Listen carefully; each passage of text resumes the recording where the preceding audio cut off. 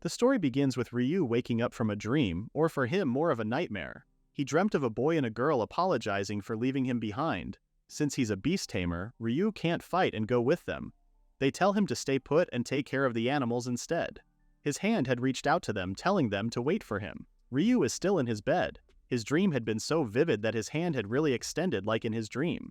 His day soon starts going out to feed the cows. Being a beast tamer has its perks, like this cow who lovingly coddles, thanking him for the feed. A girl soon arrives with a cat in her arms. She calls out to Ryu and thanks him for taking care of her cat. Thanks to Ryu, it's doing great now. Hearing this, Ryu happily gives the cat some gentle petting. The girl is pretty much impressed with Ryu's skills as a beast tamer. Not only is he running a ranch, he also does checkups for animals. On the outside, Ryu laughs the compliment off. But in the inside, being a beast tamer wasn't really his first pick at all. Like, nope, one's profession is determined at the church. Ryu was bestowed beast tamer, hence why he runs a ranch. His two childhood friends, however, were labeled Hero's Egg and a Mage. The Hero's Egg trained with the knights to eventually become a hero. The Mage started studying magic at the church's magical academy, and eventually the two of them achieved great success. So off they went on a journey to save the world. Sounds familiar? Yep, Ryu's dream.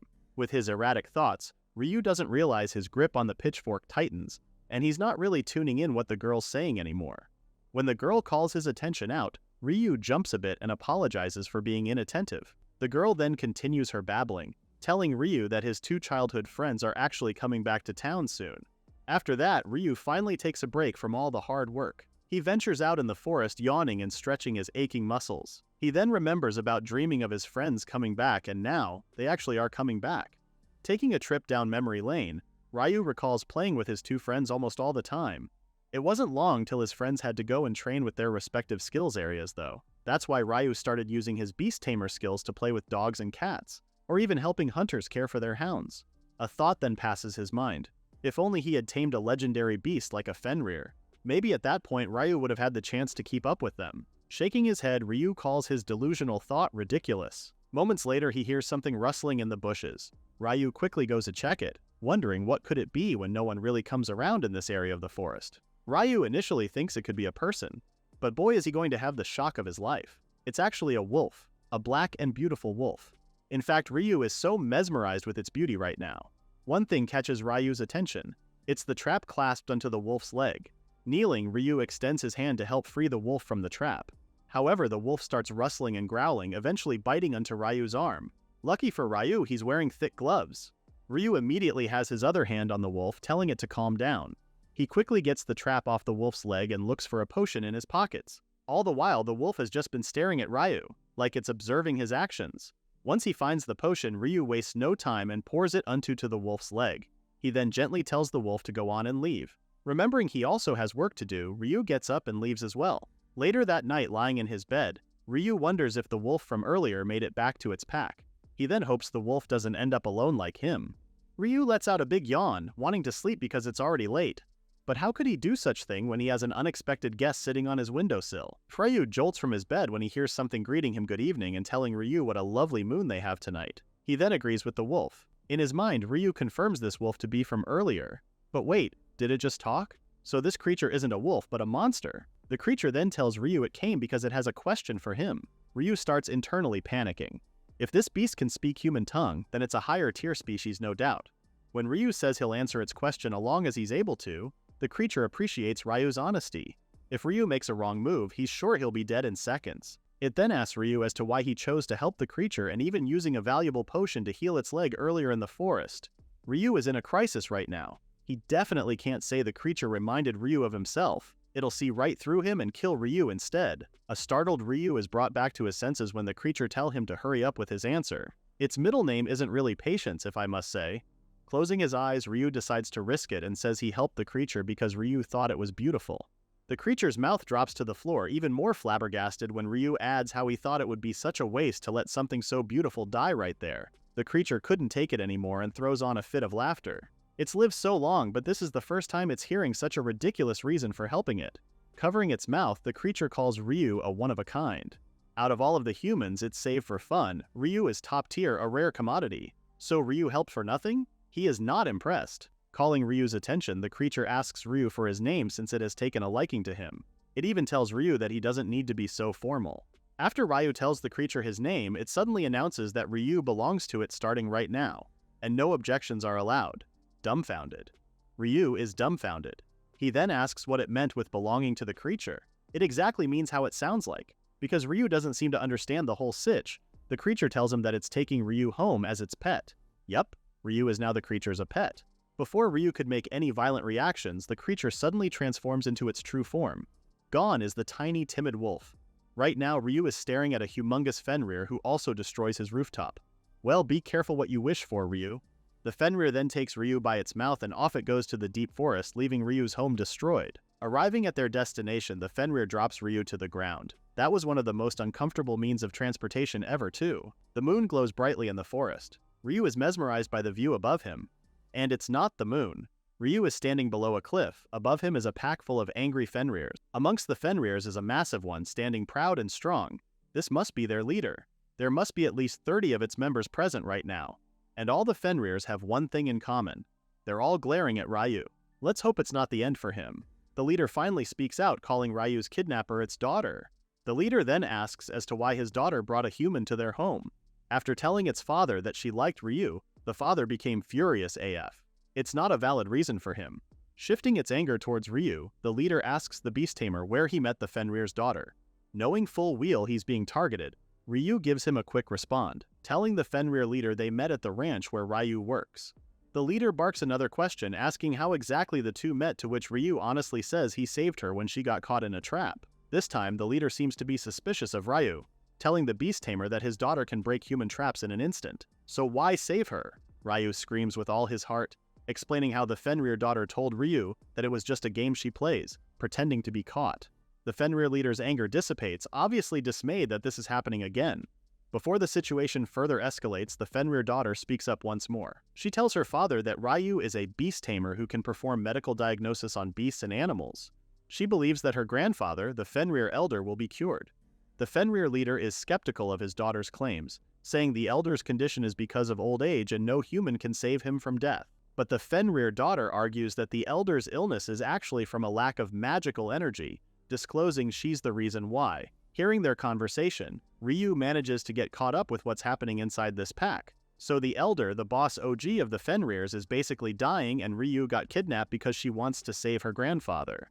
Seeing this as his window of opportunity, Ryu butts in their argument and asks to see the grandfather Fenrir so he could diagnose it. However, the Fenrir leader screams bloody profanity at Ryu, refusing to let Ryu see the old Fenrir. Pointing to the Fenrir daughter, Ryu tells the leader that his daughter wants to save her gramps. Ryu then makes a plausible argument by telling the Fenrir leader that there's no harm in letting him see the old Fenrir. If it's really dying from old age, then Ryu will gladly step back. There is no harm in trying, right? The Fenrir daughter looks at Ryu, seemingly touched by the Tamir's words.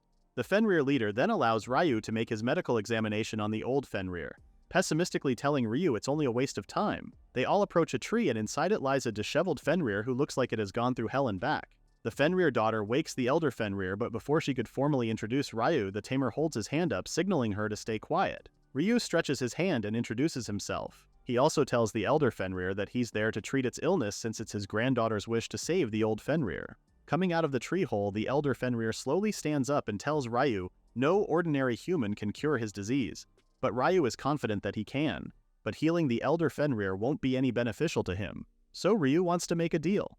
All the other Fenrirs are shocked with Ryu's bold request. The Fenrir leader is furious now, calling Ryu a lowly human and traitor. He also wants to kill him right then and there. The Fenrir daughter steps in to defend Ryu, asking her father to wait for a bit. Meanwhile, the elder Fenrir asks Ryu if he really believes he can cure him. A confident Ryu replies yes. When asked what he wants, Ryu tells the elder that he wants to become stronger. Curious, the elder Fenrir asks Ryu why, to which the beast tamer tells him that he has the same reason as the elder's granddaughter. She wanted to save the elder but couldn't do anything, so she came to Ryu for help. That alone shows how badly she wants to save the elder Fenrir. Ryu knows how frustrating it is to be powerless, remembering how he was left behind by his closest friends. The elder then makes his decision, accepting Ryu's deal. Ryu then takes off one of his gloves. All the elder Fenrir needs to do now is bite into Ryu's arm and drink his blood. Huffing, the Fenrir leader calls on Bull with Ryu's so-called cure. The elder hesitates for a second, but Ryu encourages him to have a sip. When the elder finally has his fangs into Ryu's arm, a powerful burst of energy surges throughout the elder. It's that powerful that even the Fenrir leader and his daughter barely manages to brace themselves. As soon as the elder lets go of Ryu's arm, the beast tamer dramatically cries from the pain of the bite. The Fenrir daughter is confused and surprised with Ryu's level of magic power. No beast tamer could ever be this powerful. At this rate, he's even stronger than a hero. This isn't a shocker to Ryu at all, he already knows his MP. He has reasons why, okay? To simplify things, Ryu has way too much magical energy for his body to handle. If he goes all out, his body would literally explode. In other words, his magic is so high he can't use it properly. In normal circumstances, magic grows as a person undergoes training and discipline. But Ryu hit the bingo card because he was born with it. And the older he got, the more it increased as well. Somehow. It's a waste of potential since Ryu can't properly use it. Meanwhile, the elder Fenrir is fully transformed. He is not the old, scrumpy Fenrir from earlier. Now the elder is full of vigorous energy. To say that Ryu's magic helped is an understatement. The elder somehow got an upgrade. The Fenrir daughter immediately runs towards her grandfather to give him a warm embrace. She's really happy to see that her grandfather is nowhere near death now. The elder then turns to Ryu, remembering their deal. It then tells Ryu that he'll start training with the Fenrir pack. Ryu doesn't know if it's okay, especially that there are those against it. Exhibit A, the Fenrir leader who is viciously reacting to the elder's decision. There are also others saying that Ryu is far too suspicious, especially with his power. They believe his power might be used against the pack and will put it in danger. When a Fenrir suggests they kill Ryu now, the elder then barks for them to shut up. The atmosphere suddenly goes dark as the elder is unimpressed with the Fenrir's insubordination. Anger surges through the elder, asking the pack as to where they got the audacity to say they'll kill the man that saved its life. The pack whines and bows in fear. Even Ryu is getting scared with the elder's anger. Whispering, Ryu asks the Fenrir daughter on who exactly is the elder. She casually tells Ryu that the elder is actually the very first Fenrir. Through training and evolution, the elder became what he is now. No wonder the elder is that powerful. The atmosphere soon turns back to normal and the elder asks Ryu for his decision. The beast tamer is still adamant. Will he really be able to control his magic if he trains with the pack? The elder then tells Ryu he'll need a lot of power and determination to do so. Ryu will live and eat with the Fenrirs in the forest. Eventually, he'll break through his human limits and become strong enough to wield his magic. But this comes with an ultimate price. It may all sound so easy, but it isn't. Ryu might die trying. He knows this. The only thing comforting him is the thought of being reunited with his friends. If he can be with his friends again, then he'll gladly take the risk. Resolute, the beast tamer confirms his decision on training with the Fenrir. The elder then presents Ryu with a fang. Not just any fang, but the fang of the elder himself. Ryu is absolutely thrown to the roof upon knowing it's a Fenrir fang. It's an insanely rare and valuable item. The elder explains that the fang will help Ryu control his magic. The Fenrir daughter then interrupts the men by saying she'll take care of some things too. Gripping the fang, Ryu's goal now is to get stronger in order for him to catch up with his friends. This is the start of a new chapter in Ryu's life. A month passes by so fast and Ryu is already getting the hang of his hellish training. Right now he's in the middle of battling out a pig-headed demon beast. These beasts have very predictable movements and Ryu has seen through all of them. First, dodge its club. An opening is made so Ryu then slices its arm. While it's stunned by the pain, Ryu then goes for the leg, and when it loses its balance, aim for the neck. And there you go, killing pig-headed beast 101 with Ryu. After that, he then turns to tell the Fenrir daughter, who's actually called Milady, that he's killed one beast. On Milady's side, well, she's just yawning while lying on the pile of pig-headed demon beasts she just finished. It seems that Ryu was too slow that Milady ended up taking care of the rest of the beasts, just as what Ryu would expect from a Fenrir. After training, the two start a bonfire so they could make something to eat. Ryu is wiped from training. While munching, Ryu grumbles about training. He can definitely handle low-level monsters now. However, he's got a long way to go. Indeed, he's gotten stronger from when he started. Milady even recalls Ryu's first day of training. He could barely dodge a pig-headed beast attack and now he's able to defeat one. After a solid month of being thrashed by a pack of Fenrir, that would really solidify Ryu's training. He got chased by Fenrirs to build stamina. He learned survival skills like how to start a fire. That was a rough one even for Milady. They almost died of hunger in the forest. Ryu also ate mildly poisonous berries to build up poison resistance. That wasn't fun either. It almost felt like he was more on adapting to survive rather than getting stronger. Taking out the elder's fang, Ryu is still happy about receiving this gift. It's unbelievably sharp too. Milady boasts pride of her grandfather. She's incredibly proud of him, of course. Realizing it just now, Ryu thinks it's also a pretty big deal that the elder's granddaughter is looking after him as well. Ryu's train of thought is interrupted when Milady rehashes what really happened to her grandfather before. Her demeanor suddenly drops as she remembers how she pestered the elder for a name. Naming a magical beast involves bestowing a part of one's soul and a massive amount of magic power. The elder attempted the naming ritual but suffered from magic power depletion. Ryu tries comforting Milady, giving her a gentle pat on the head. She did everything to save her grandfather. The elder even told Milady not to fret about it anymore. He would very much be happier to see Milady smiling rather than sulking. A Fenrir then butts in, rushing to call Milady. Apparently, the elder has a message for them. But before the Fenrir could get to it, the Fenrir looks at Ryu vilely. After giving Ryu a snarky greeting, it then tells Ryu that the elder wishes to discuss his training. It then orders Ryu to head over to the elder as to not keep him waiting. Arriving at the giant tree, both Ryu and Milady greet the elder. Almost immediately, Ryu voices his concerns on the elder showing him so much favor. This much attention from the elder has a lot of the pack members unhappy about it. Even that messenger was glaring daggers at Ryu. Barking out a laugh, the elder tells Ryu not to fret about those things. It won't matter because the elder's the one who brought Ryu here to train. Besides, the rest of the pack will soon have to acknowledge Ryu as a true member of the pack. With deadly seriousness, the elder announces Ryu's upcoming trial. A show of strength is the swiftest solution to those harboring discontent with Ryu's presence. If he overcomes this trial, he will become a true member of the Fenrir pack. Ryu initially shows a split second of fear, but then remembers his goal here and asks what his trial is. The elder then orders Ryu to hunt a cockatrice, the rooster fiend bird. There is only one condition to this. Ryu is to hunt the beast alone. Hearing this, Ryu is now worried. A cockatrice is a top-tier beast. Even B-rank guild adventurers hunt in parties for it. But the elder wants a novice like him to supposedly hunt it alone? Totally insane. Milady asks her grandfather if she can possibly offer assistance. However, the elder quickly disapproves. This trial will serve as a catalyst for Ryu's greatest growth. Tackling this trial alone will define the true nature of his training and hard work. Besides, the elder has noticed Ryu hasn't really mastered the power of the fang yet. Ryu then stares at the fang in his hands. He only knows it's sharp.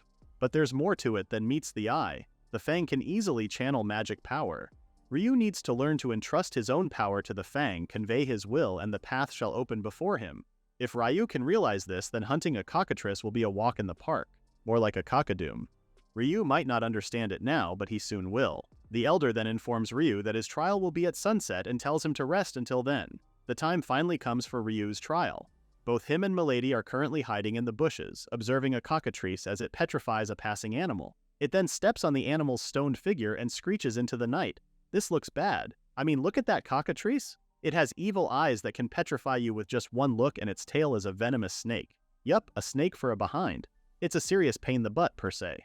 The only silver lining that Ryu can think of is that the cockatrice has poor bird-like eyesight and a narrow field of vision. Ryu also hopes that it can't fly as well. Chicken don't fly, right? Milady asks Ryu as to how he's feeling right now, to which he quickly replies that he's not okay, not even the slightest. But he has no choice but to do this. Ryu then stands up to head out and get this over with. Milady then tells Ryu to be careful not to die or get turned into stone. He'll definitely try, Milady. Hiding behind a tree, Ryu devises a plan to reduce its number of attacks first. Facing its main body and the snake tail simultaneously is risky, so right now he plans on attacking just one part. He changes his mind and quickly lunges for the snake tail, slicing it in half. The cockatrice bellows in pain, but Ryu isn't finished yet. He dashes for the cockatrice's legs to stop the main body from moving. But before Ryu can slice its legs, it manages to flick Ryu to the side before running away. Nobody said it was going to be easy. Ryu can't stop now though. Seeing that the beast has lost sight of Ryu, he then plans on attacking the cockatrice on its blind spot. An opening from behind the beast's head is where Ryu is jumping onto. But before Ryu can successfully land his attack, the cockatrice flies towards the sky. Yep, you heard me, it can fly. At least this chicken can fly. Flabbergasted, Ryu wasn't expecting such turn of events. And now he is cornered. His attacks can't reach the cockatrice now that it's up there. While Ryu plans on waiting for the cockatrice to come down, it suddenly flaps its wings and sends out a slicing attack at Ryu. He barely manages to dodge the attacks, while the surrounding trees are already cut in pieces. At the side, Milady worriedly asks if Ryu is alright. He is somehow. That gust of wind did manage to slice Ryu's skin on his arm. Ryu didn't expect this beast to be able to do magic as well.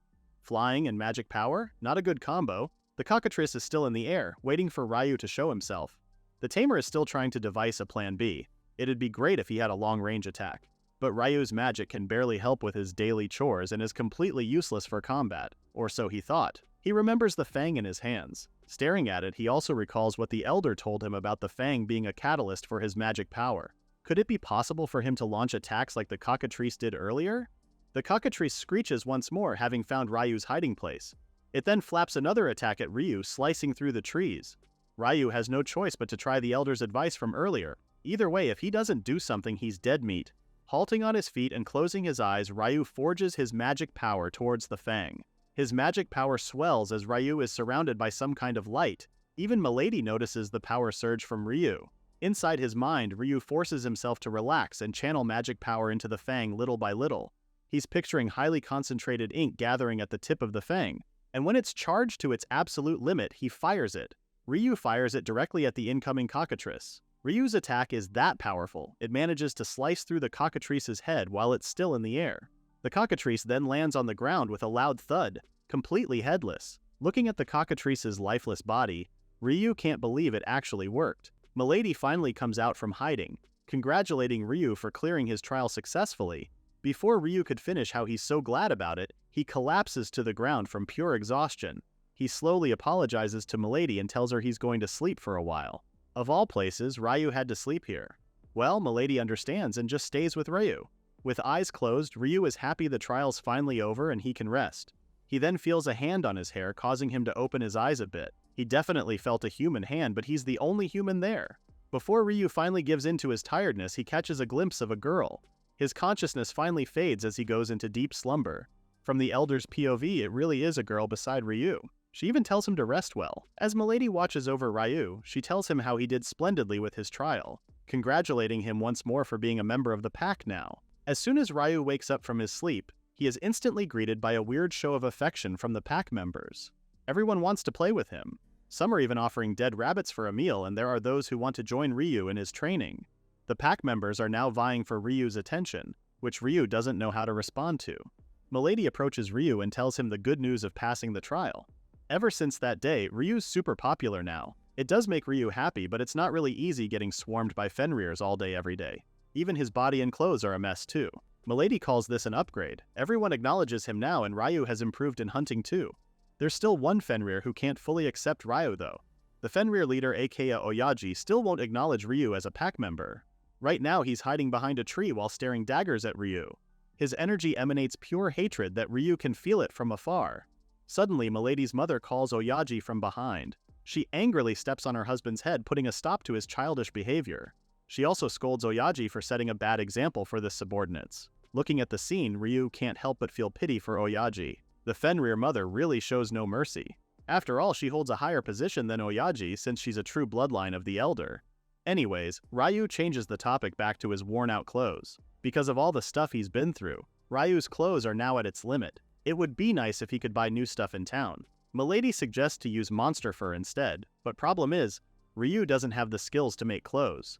Plus, whether he buys them or asks someone to make the clothes, Ryu still needs money for it. Either way, Ryu has to go to town for it as well. Milady then suggests they ask her grandfather for help. A now beaten up Oyaji stops Ryu from his plans, accusing the Tamer that he's gonna sell information to the humans. Mother Fenrir isn't happy at all. Ryu understands Oyaji's concerns though. If the info about Fenrir's leak, it'll put the whole pack in danger. Thinking about it, this won't be an easy task to deal with. Meanwhile, Milady asks her grandfather if he has any human acquaintances they can approach. The elder gives it some thinking, but before he can think of anyone, Grandmother Fenrir arrives and reminds the elder of someone who isn't necessarily human. The elder then remembers who it is his wife's referring to. The elder then shares to Ryu about a dwarf who happens to be his acquaintance. Dwarves may be short, but they are incredibly strong and skilled with their hands. As long as they have the materials, they can surely make Ryu some clothes. The elder's acquaintance lives in the land of the dwarf. If he asks him personally, they should agree to help Ryu. With this information, Ryu happily thanks the elder. Oyaji butts in once more, warning the elder that Ryu might speak to humans along the way and betray the pack. Grandmother Fenrir then suggests they send Milady with Ryu to keep an eye on things. This doesn't bode well with Oyaji, but it's high time Milady saw more of the world. Grandmother Fenrir then asks both Ryu and Milady if the idea is okay with them, to which they agree to. Milady kinda blushes and avoids eye contact with Ryu. Seems like our girl has a little crush on the beast tamer. Oyaji dishearteningly disagrees with his mother-in-law's plan. His face is met with a loud smack from his wife. The women of the pack quickly change the subject while Oyaji is knocked out on the side. Grandmother and Mother Fenrir both tell Milady that she needs to look extra cute. Ryu can't really hear this part, but he's getting suspicious as to why they're awfully in a good mood. The elder then catches Ryu's attention, telling him about a handy spell for carrying material. The elder will teach him this spell so he can carry monster material Ryu can sell for cash he will need there. Holding a hand to his chest, Ryu is thankful to have managed to work something out.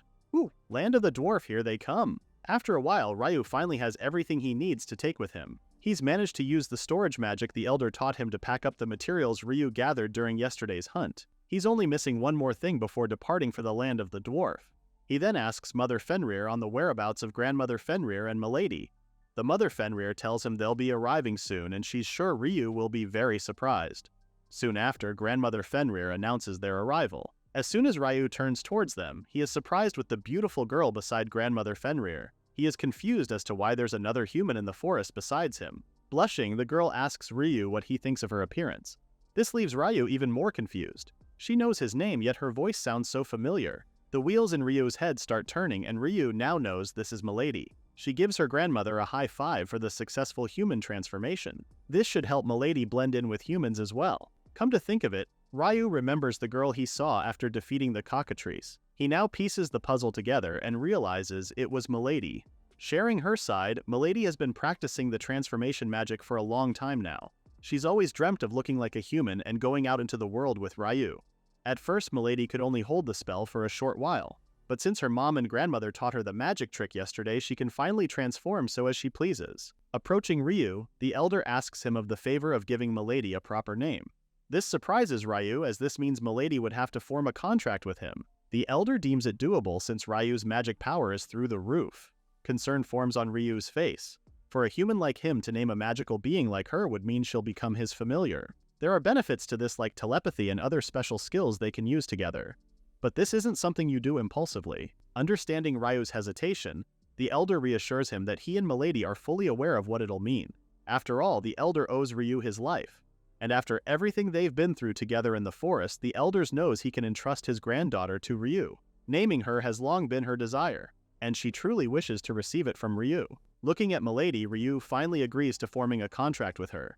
He places a hand above her forehead and light begins to glow. The contract is sealed once Ryu calls out the name he picks out for her and if she gladly accepts it. Closing his eyes, Ryu gives Milady her proper name. Now she is known to be as Ruri. The naming ritual is successful as Ruri accepts her new name. She keeps on repeating her name, making Ryu overthink that it's not a name good enough for her. He only wanted it to be something simple. Happiness radiates all over Ruri's face. Thanking Ryu for the perfect name, she then hurriedly grabs Ryu's hand so they can finally head towards the land of the dwarf. Ruri then bids farewell to her grandpa, grandma, and mother, leaving her father in total abandonment. On their journey, both Ryu and Ruri are having a great time. Ruri gets to see new places, eat human food, and even experience sleeping on Ryu's shoulder. At one point, Ruri asks about dwarf country. Ryu only repeats what the elder told him. It's a nation at the foot of a mountain mine. They grew big by making weapons and armor. Ryu believes they're almost there, but he wants to voice out something that's been bothering him. It's a bit hard to say, but he needs to say it. Blushing, Ryu tells her she's a bit too close. Like right now, Ruri has her arms around Ryu's arm. That kind of closeness is making Ryu a bit conscious. He then hashes out that Ruri wasn't this clingy back in the forest. In Ruri's defense, she had to act all serious in front of everyone. She's always wanted to be lovey-dovey with Ryu. Seeing Ruri's pensive look, Ryu gives her a pat on the head, to which Ruri really liked. In Ryu's mind, he never knew Ruri is actually pretty clingy. Ryu can't really take a hint at all. They soon arrive at dwarf country, but before they could enter its enormous walls, Ryu asks Ruri if she could change into her wolf form. With no identification card to show the guards, it'll cause problems for Ruri. Showing his card, Ryu explains how most countries require identification upon entering. If Ruri's in human form, they might get caught at checkpoint. If she was in wolf form, Ryu can tell them she's his familiar. Releasing the spell, Ruri is now in her wolf form. They then start walking towards the line to enter the country. Ryu then calls the attention of a man ahead of him to ask if they're in the correct line for immigration inspection. The man confirms this, then asks Ryu if it's his first time in the country. They both get into a conversation, with Ryu telling the man about his plans on selling some monster material as well as having some clothes made. The man agrees that Ryu went to the right place and that there are many skilled craftsmen here. Interrupting them, a guard calls them to step forward for inspection. Before doing so, the man introduces himself as Mark, a traveling merchant, who believes they'll meet again somewhere inside the country. When it's finally time for Ryu's turn, the inspector asks him what purpose he has inside the country. Ryu then explains that he's there to sell some materials and also requests some tailoring work for some new clothes. After hearing this, the inspector asks if he's registered with the Merchant Guild. Unfortunately, Ryu isn't a member, but he tells the inspector he thought of selling the materials though the Adventurers Guild instead. The inspector then asks to bring out the materials just for a simple check. Ryu happily heeds the request and takes out the hide he's kept in his storage magic. The inspector seems surprised to see the materials and asks Ryu to wait for a moment before he leaves to discuss something with the dwarves from the guard post. The dwarf from the guard post then tells Ryu they need to talk for a bit. Taking Ryu to the guard post, the dwarf explains that Ryu's detainment is only because they would really like to purchase the hides for the country. Yep, for the country. Apparently, upon checking the materials, the dwarf can confirm that these hides are high-quality materials. For sure, the higher-ups want to buy them for the country, but Ryu already has plans to meet with the elder's acquaintance first. So he tells the dwarf something like that. Ryu wants the craftsman of this country to take a look at the materials first. Curious, the dwarf asks who this craftsman is, to which Ryu casually replies by saying the craftsman's name, Dwar Crown. The dwarves are left speechless, and silence fills the rooms. Noticing their demeanor, Ryu asks them if Dwar Crown is famous or something. He then explains that he was just introduced to him by an old man Ryu knows. Famous is a mild term to use. The dwarf then tells Ryu that the craftsman he's looking for, Dwar Crown, is acutely the king of this country, Fall Crown. Mind blown. After being released, Ryu can't wrap his head on what he just learned. He never thought the elder's acquaintance would be the king. Using their newly acquired telepathic skill, Ruri asks him on what their plans are now. Ryu gets startled by this, forgetting about telepathy between familiars. Anyways, Ryu informs her that they'll go and see the king after going to the guild to exchange the materials they can sell. Ryu hears his name being called and sees its mark waiting for him to finish the inspection. Scratching the back of his head, Ryu apologizes for the wait and explains how it took time to check the materials he has. When Ryu asks where the Adventure Guild is, Mark politely leads them towards the direction of the place. This merchant is also interested to see what kind of materials Ryu has. It was actually pretty close from the country's gate. Once inside, Mark explains that it was meant to be close enough so completed quests can be reported directly at the guild once the adventurer enters the country's gates. Giving Ryu a tour, Mark gladly tells him the areas of the guild such as the reception at the back area. There are 3 reception desks in total consisting of the general reception for non-guild members to submit requests. Adventurer reception is where adventurers report or complete requests, and the purchase reception, which is where they buy monster or animal materials unrelated to quests. Since Ryu is there to sell his materials, he'll go to the purchase reception for that. That's exactly what Ryu does. He doesn't waste time and quickly gets a piece of low-grade material from his storage. As for the high-grade ones, Ryu will reserve those for the king's eyes. Ryu finally gets the material from his storage, announcing he wants to sell this giant boar's hide. The receptionist quickly heads to the back and asks Ryu to wait for a moment. A lot of bystanders are awestruck with Ryu's material. Even Mark asks where Ryu got the hide from. People start gathering around Ryu, giving out their compliments for an amazing hide. It's pretty rare to see such a big catch plus of superb quality. A humble Ryu isn't used to such attention, telling the crowd it's just boar's hide. But Mark refuses to call it just boar's hide when a giant boar is, in fact, an A-rank monster. Ryu never knew a giant boar is an A-rank beast, so he doesn't really know how to react. Living in the Great Forest must have messed up Ryu's sense of reality. The receptionist finally comes back to tell Ryu that they're willing to pay him 62 gold coins. Jaw-dropping information. 62 gold coins is enough to live comfortably for a while, so it's a not joking amount. Ryu recovers from his reaction, telling the receptionist he's fine with the amount. Getting the bag of gold coins, the receptionist thanks Ryu for the successful deal. Everyone is elated for Ryu. One even hugs him since it's the first time he's seen such a huge amount of money just from selling materials. Another even comments that Ryu may become an exclusive merchant for the country, or even become an S-rank adventurer. Thinking about it, Ryu can't seem to wrap around his head on the idea of being strong now. He's strong enough to defeat monsters that are rare and valuable. Ruri, who's been listening on Ryu's thoughts, lifts her chin up, proudly telling him she's the reason why he's become stronger. Anyways, Ryu and Ruri finally has the money needed for his clothes. Now they just need to go and meet the king. Hopefully nothing goes awry. Meanwhile, at the castle, a guard hurries to report to Lord Dwar about a man who wants the king to examine some monster materials. Not just any materials, but super valuable materials like the hide of an A-rank monster. The guard calls it suspicious, asking the king as to what he wants them to do with the man. The king then orders the guard to bring Ryu in the castle tomorrow, thinking Ryu might have good use to them. No matter what, they must bring Ryu to the king. Smells trouble, don't you think? After a long day, Ryu and Ruri found themselves a nice inn to stay at. The owner is even kind enough to wash Ryu's clothes. She also patched up the torn parts of his clothes, especially the part around the sleeve. Ryu was grateful for the owner's kind gesture, especially for letting him borrow some pajamas. When Ryu first came to the inn, the owner really thought he was either a vagrant or a robber judging by his clothes. She wonders how one could be doing to have his clothes in such a state. Dryly laughing, Ryu doesn't answer her. What is he supposed to say? That he's been training with Fenrir? Ruri confirms their destination for today, which is the castle. Ryu did promise the guard post yesterday when the king's messenger arrived at very inconvenient moment. The messenger, aside from relaying the king's message, also introduced the inn to Ryu. But the adventurers at the guild took it as a direct summon from the king, saying Ryu must be a total celebrity and all. They soon arrive at the castle, with guards lined up all the way to the doors leading towards the throne room. Ryu takes note of such an extravagant welcoming for an ordinary guy like him. More like a way to trap someone, Ryu. Before opening the doors, the guard warns Ryu not to do anything disrespectful towards the king. Inside, another batch of guards are lined up on both sides of the room, with the king sitting at the center end. Ryu can already feel the intense energy radiating just from the king's gaze. He knows this dwarf is no ordinary being. Judging by the king's aura, Ryu can tell the king's not quite the same level of the Fenrir elder and leader, but this king is definitely up there in the ranks of high-tier monsters. Kneeling down, Ryu gives respect and honor to the king before introducing himself as a beast tamer. The king then goes straight to agenda, relaying how he's heard from his soldiers about Ryu and his desire to have his clothes made by the king. Ryu takes out the hide from his storage, politely confirming his plans. But the king rudely asks him if Ryu stole the hide he just presented, leaving Ryu stunned by such accusation.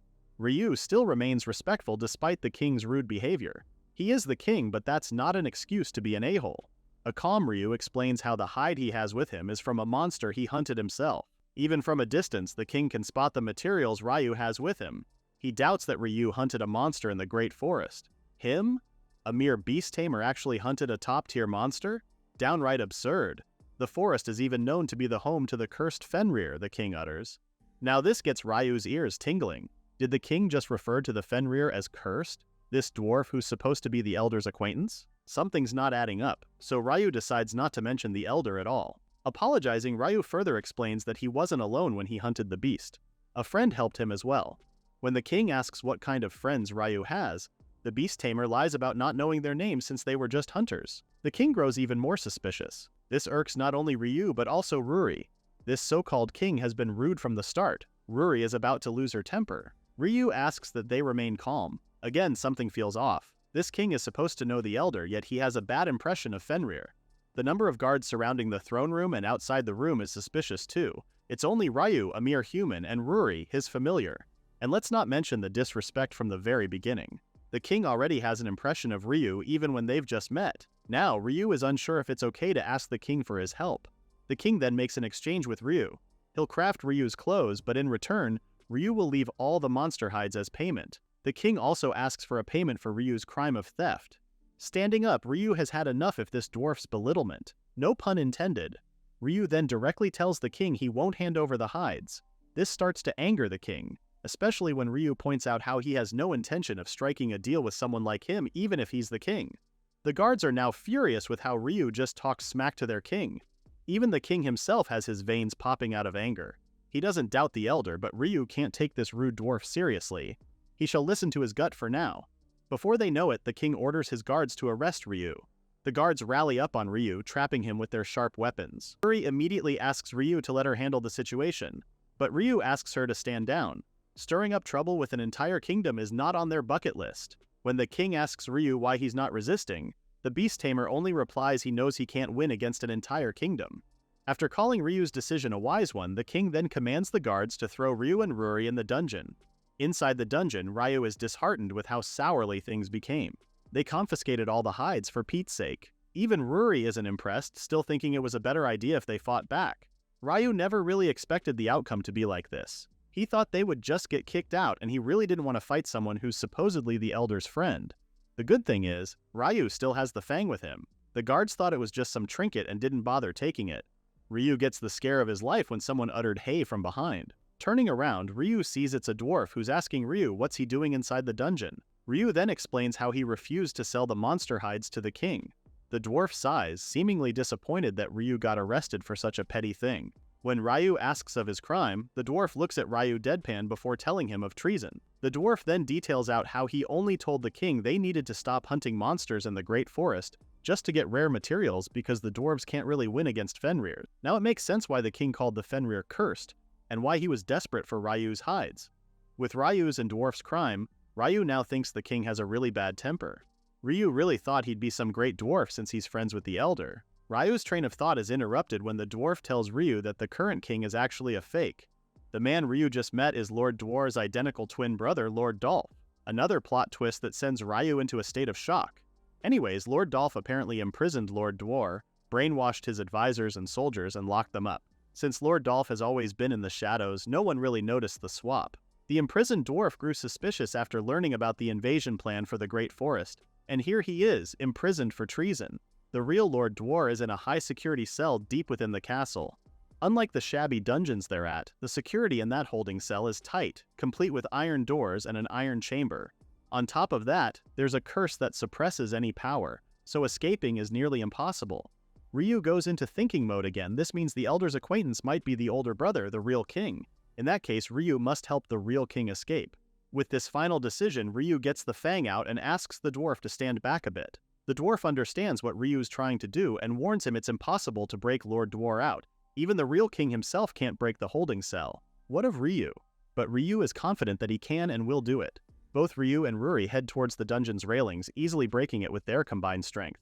It's not impossible if it's Ryu and Ruri we're talking about. Amazed, but somehow a bit petrified, the dwarf asks Ryu of their identity, to which Ryu gladly tells him they're beast tamers with their familiars. Ryu extends his hand, helping the dwarf stand up. Together, they venture out to save the real king. Hiding behind a wall, the dwarf tells Ryu that Lord Dwar is imprisoned at the end of the hall where 2 guards stand by. The dwarf is still a bit doubtful if they can really save Lord Dwar, but Ryu reassures him they can. They have business with the real king, they'll definitely save him. Ryu then asks the dwarf if he can somehow fight, to which the dwarf shares he's actually a warrior but without a weapon. That's sort of impossible. No worries. Ryu and Ruri will take the lead while the dwarf can stay back and keep an eye on things. Before you know it, Ryu and Ruri are already running towards the guards. The guards are now on their feet, commanding Ryu and Ruri to stop or they'll get killed. Ryu doesn't want a bloodbath and tells Ruri exactly that. Their goal is to knock them out. Right now, Ruri's role is to keep them distracted while Ryu attacks them. A guard aims his weapon at Ryu, which he swiftly dodges. Their combat style is totally different from other monsters. Dwarves move slower even in comparison to Fenrir. The dwarves' presences and actions are so much easier to read than other monsters too. Ryu easily blows an attack on the guard's nape, knocking him out in the process. The other guard is swinging his sword at Ruri, expecting to defeat a mere wolf with one swing. However, the guard's sword gets spliced in half. Ryu quickly sees an opening and kicks the guard straight in the face. Now that that's over, Ryu calls the dwarf out. The dwarf is actually surprised to see the 2 guards completely defeated. Their country's soldiers shouldn't be weak at all, but they're no match for Ryu, who's been training hard to get strong. Now their problem is this door. Ryu gives it a solid knock. Yup, that's a solid iron door. It's cursed too. It's impossible to get out from the inside. But what if the curse doesn't affect the outside of the door? Giving it one slash, Ryu is able to easily break the cursed door, revealing Lord Dwar, who's just been sitting in isolation. The real king immediately opens his eyes, asking who Ryu is. The beast tamer immediately introduces himself as well as being a beast tamer. Lord Dwar is indeed surprised that a tamer made it all the way inside his cell. Ryu then shares how he was treated badly by the fake king. Hearing this, the real Nig immediately apologizes in behalf of his foolish brother. Ryu gets down to business and asks Lord Dwar if he could craft some clothes for Ryu. When the king asks why it needs to be specifically made by him, Ryu tells him about being referred by the elder. This somehow angers Lord Dwar a bit. He doesn't believe Ryu's words since he knows the elder shouldn't have any human acquaintances. But Ryu assures him, even taking out the fang and showing it to Lord Dwar. Aside from that, there's Ruri, who magically turns herself into a human again. Lord Dwar now believes Ryu, especially witnessing the Fenrir's human transformation magic. Ryu then explains that Ruri is actually the elder's granddaughter, making her solid proof to Ryu's statement earlier. Even examining the fang, Lord Dwar knows it's the real stuff. He then apologizes for doubting Ryu before he grants the beast tamer's request. Then they went to the other holding cells where other dwarves are imprisoned. Ryu immediately gets busy, breaking the cells so the dwarves can escape with Lord Dwar. After everyone is freed, there's only one task left for Ryu and everyone else. to defeat the fake king and take back the crown. However, Lord Dwar asks for Ryu to stand back. This deflates Ryu's excitement from just seconds ago. Looking at his men, Lord Dwar explains how he was ambushed before and ended up losing. Today they'll surely win if they go head-on. So at this point, Ryu and Ruri have done their parts. Lord Dwar knows he needs to finish this battle by himself. It's a mess his little brother made. It's only fair as the eldest to clean it up. Ryu fully understands the king's sentiments and tells them to take care. Lord Dwar then points to the direction of an exit route at the left end of the hallway. The king promises to reach out once they've successfully dethroned Lord Dolph. With the true king's command, every single dwarf cheer out as they run towards the throne room. After they've left, Ryu also tells Ruri they'll head back to the inn for now. As they're walking down the hallway, Ruri hears something nearby. Her ears have picked up a sound of a crying animal. Could it be an animal they've kept for materials? Ruri's not sure either, but they'll have to stay alert just in case. The cry comes from around the corner of the hallway. Leading the way, Ryu prepares to meet the so-called monster. Both Ryu and Ruri are shocked to see a chick lying on the ground helplessly. Crouching to the ground, Ryu tries to touch the little bird, seeing that it looks very weak.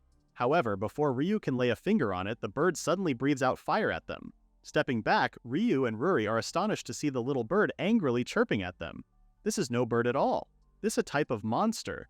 The bird is still lashing out at Ryu. The beast tamer tries his best to call it down by saying they're not its enemies. Sometime later, the bird goes quiet and faints from exhaustion. Ryu finally has the bird in his hands, and judging by the looks of it, it's not injured at all. Ruri believes it's just hungry since there seems to be no signs of food inside the premises. Ryu tries rummaging inside his pockets but comes out empty. Everything he has was confiscated when they got captured earlier. Having no other choice, Ryu decides to take the bird with them so they can feed it outside. They stop by at a restaurant and immediately give the bird a piece of meat. It sure can eat plenty for something so small. They're both glad to see the bird looking much more alive now. Ryu takes it in his hands, happy that it'll surely survive in the wild now. He then nudges the bird to go and be free. However, the bird only stares at Ryu before it coddles his hands. Seeing this, Ruri isn't happy to see the bird's gotten attached to Ryu now. Ruri then asks Ryu if he plans on making it his familiar as well, to which the beast tamer says no. He didn't save it for that. If the bird wants to live in the wild, Ryu's fine with that. If it wants to stay with Ryu, he'll gladly take it in. This doesn't bode well with Ruri, who's very jealous right now. She's sure the bird will make the choice of staying with Ryu. The idea has her sulking even more. Anyways, the duo decide to rest at the inn tonight and wait for King Dwar's message. If they don't hear from him tomorrow, Ryu plans on heading to the castle to help him. But for now, they'll recover their strengths. The following day, Ryu wakes up from the feeling of getting squished, like something heavy is on his stomach. Groggily sitting up, Ryu suspects it's Ruri who might have slept walk last night. Without opening his eyes, Ryu asks Ruri to move away. But he's surprised to see that it's not Ruri.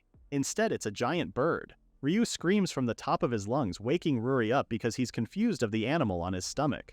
Ruri calmly tells him that the bird is the chick from yesterday. Confused, Ryu looks at the bird again. If it's really the chick he saved, boy did it grow big so fast. Maybe it grew by feeding off Ryu's mana, is what Ruri suspects. There are monster species that grow by absorbing magic power. But it's also pretty rare for a monster to grow this fast. Ruri already has a hunch on what this bird is.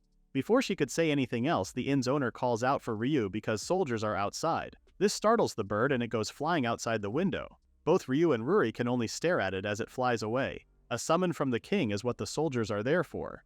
Ryu and Ruri immediately set off for the castle. The issue with Lord Dolph has been properly dealt with, and the king cannot thank Ryu enough. Before discussing Ryu's clothes and weapon, Lord Dwar calls out his little brother to come out from hiding. Apparently, there's something Lord Dolph wants to say to Ryu. A remorseful Dolph slowly approaches Ryu and Ruri, bowing down as he apologizes for his misdeeds. It's a surprising scene because Lord Dolph's aura has completely changed. Ruri is still a bit angry at Lord Dolph for pretending to be king. The fake king explained how he was just jealous of his older brother since he's known to be the most skilled craftsman in the country. Because of that, everyone only gave jobs to him. Lord Dolph never got the chance to even touch materials. It was degrading as a fellow craftsman. So, Lord Dolph tricked his older brother, telling him about rare materials and locked him up in secret. Lord Dolph figured if he became king, he could command soldiers and secure materials. People would commission him work without finding out the truth of his identity. Everything was going according to plan, until Ryu showed up. When Lord Dolph saw the materials Ryu brought, he knew they were A-rank to S-rank quality stuff that's never seen on the market or at the guild. Lord Dolph thought Ryu was just an ordinary beast tamer that can easily be blinded with money. But then Ryu wasn't that kind of person at all and refused to sell. That made Lord Dolph think Ryo saw right through his facade. He got overwhelmed with anger and did the awful things he did. Lord Dolph once again bows down, apologizing to Ryu. The king also bows down to Ryu, apologizing for being partly to blame for his little brother's actions. If Lord Dwar had been considerate of Lord Dolph's feelings, none of this would have happened. Lord Dolph disapproves with the king's actions, quickly telling Lord Dwar he isn't at fault. The king then makes the suggestion of having Lord Dolph make Ryu's outfit. When Ryu asks him why, the king details how Lord Dolph is more skilled with his hands than him. Lord Dolph will and can make the best outfit possible for Ryu. And this is also part of Lord Dwar's atonement. He always knew his little brother was a talented craftsman, but because he felt responsible for the orders the king accepted, Lord Dwar never let his little brother touch any of the work. It's only now that Lord Dwar realizes how his actions had wounded Lord Dolph's pride. If her had just acknowledged him from the very start, if they had worked together, this wouldn't have happened. Vouching for his brother's skill, Lord Dwar asks Ryu to please let Lord Dolph make his outfit. Ryu happily agrees with Lord Dwar, earning thanks from the king and a sounding why from Lord Dolph. Smiling, Ryu tells Lord Dolph that he's being acknowledged by the best craftsman in the country. If Ryu can get a quality outfit from him, Ryu's got no complaints. Lord Dolph can't believe that Ryu would trust him after everything he did. The king sees this as a way to prove to Ryu how he's terribly sorry for his mistakes. Plus, it's always been Lord Dolph's dreams to be recognized as a true craftsman. Now is the best time to show his skills with his hands. Lord Dwar looks at his little brother with so much love and pride, telling him how he believes in Lord Dolph's skills. Extending his hand, Lord Dwar promises they'll work together this time around. Tears start spilling out of Lord Dolph's eyes while taking his older brother's hand with firmness. Lord Dolph promises to make Ryu the best outfit in the world. Case closed for the dwarf brothers. Meanwhile, back at Ryu's hometown, his close friends have finally come home. Both Tia and Taiga are excited to go and see Ryu already. It's been ages since the three of them got together. Tia hopes their friend is doing okay too. However, they arrive at Ryu's home only to discover it destroyed. A villager arrives and Tia immediately asks where Ryu is. The villager doesn't get a chance to answer her quick because she bombards him with worried questions. Taiga asks her to calm down before asking the villager what had happened to Ryu's house. The villager then tells them that Ryu is missing and has been missing for over 2 months now. There was a loud noise on the night of a full moon, but when they came to see what was happening, they only found Ryu's home in disarray. No one knows why Ryu would just suddenly disappear. Tia knows their friend wouldn't just leave. He works hard every day, tending to horses and cows that liked him. The villager that tells Tia and Taiga they did find animal fur inside Ryu's home. At first they thought I was livestock fur, but now they think it might have been a monster that attacked Ryu. Determined, Tia turns to her horse so she could start looking for Ryu. A hero can't possibly just forget about her responsibilities, so she plans on looking for Ryu during their travels. Taiga wants to as well, but they really have no idea where to start. On her horse, Tia vows to find Ryu no matter what, and if he's dead, she's determined to punish those responsible. Tia's resolve might have reached Ryu because he just sneezed out of nowhere. Let's go back to dwarf country, shall we? Lord Dolph is working tirelessly to forge a weapon out of the Fenrir fang, but no amount of hammering and heating can break through the fang, deflating Ryu and Ruri's spirits along with the dwarf brothers. Ryu is losing hope for the fang. They've done hundreds of attempts and still no luck.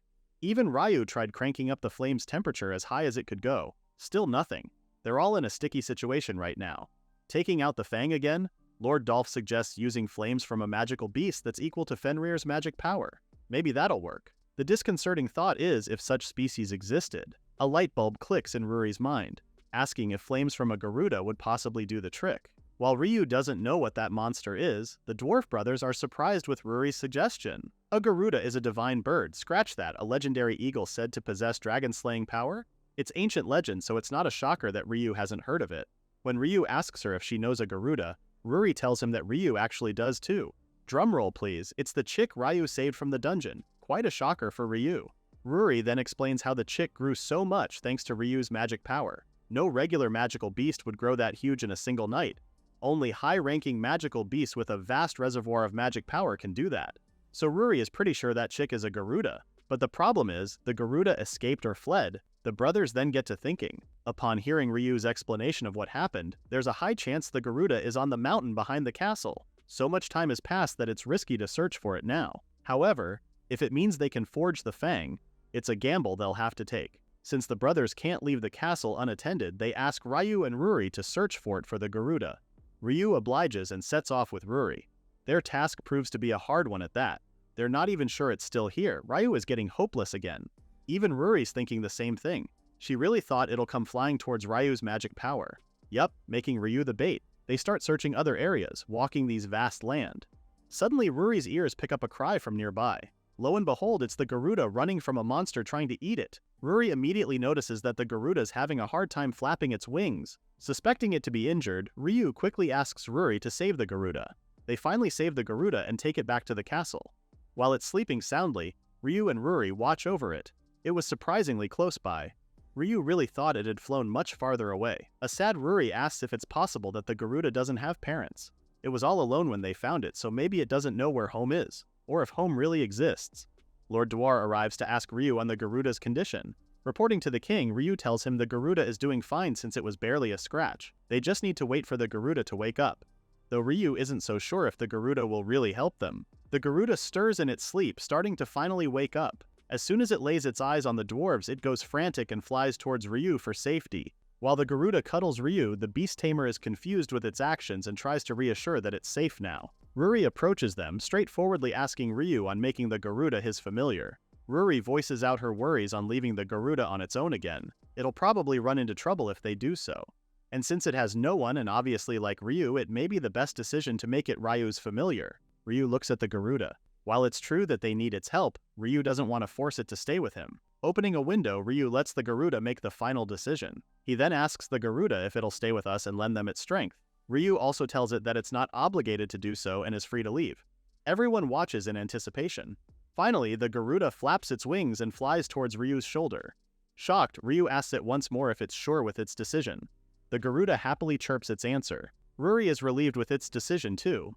Both Lord Dwar and Lord Dolph are astonished. A familiar contract with a Garuda? An opportunity like this is incredibly rare. Since it's a momentous occasion, the king suggests they hold the Nan ceremony in the town square where everyone can witness it. Everyone gathers in the town square, and by everyone I mean there's a huge crowd. Gorads, civilians, even Mark the merchant is here. Lord Dwar apologizes for the huge crowd.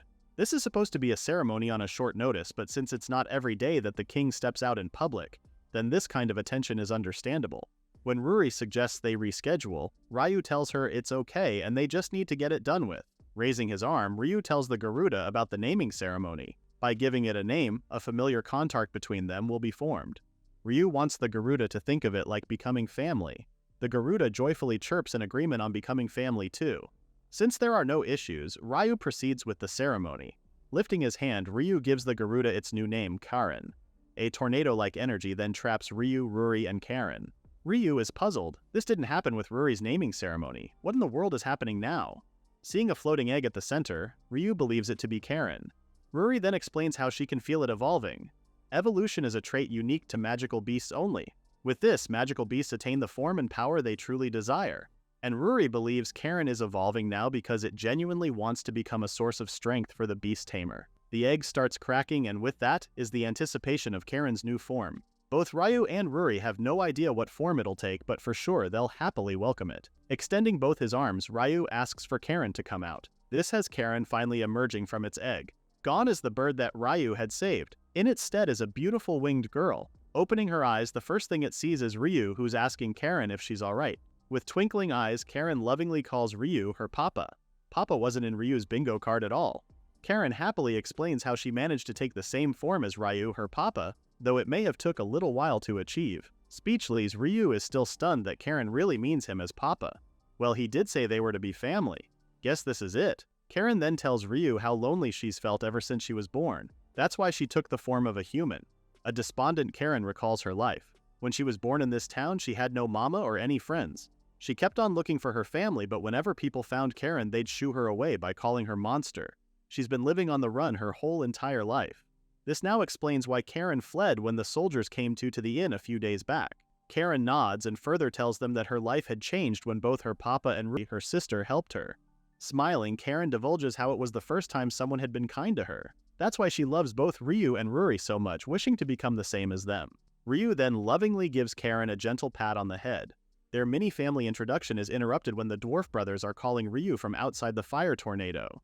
Ryu immediately asks Karen to put out the flames around them, to which she gladly does so. The dwarf brothers rush towards Ryu, who tells them the naming ceremony went well.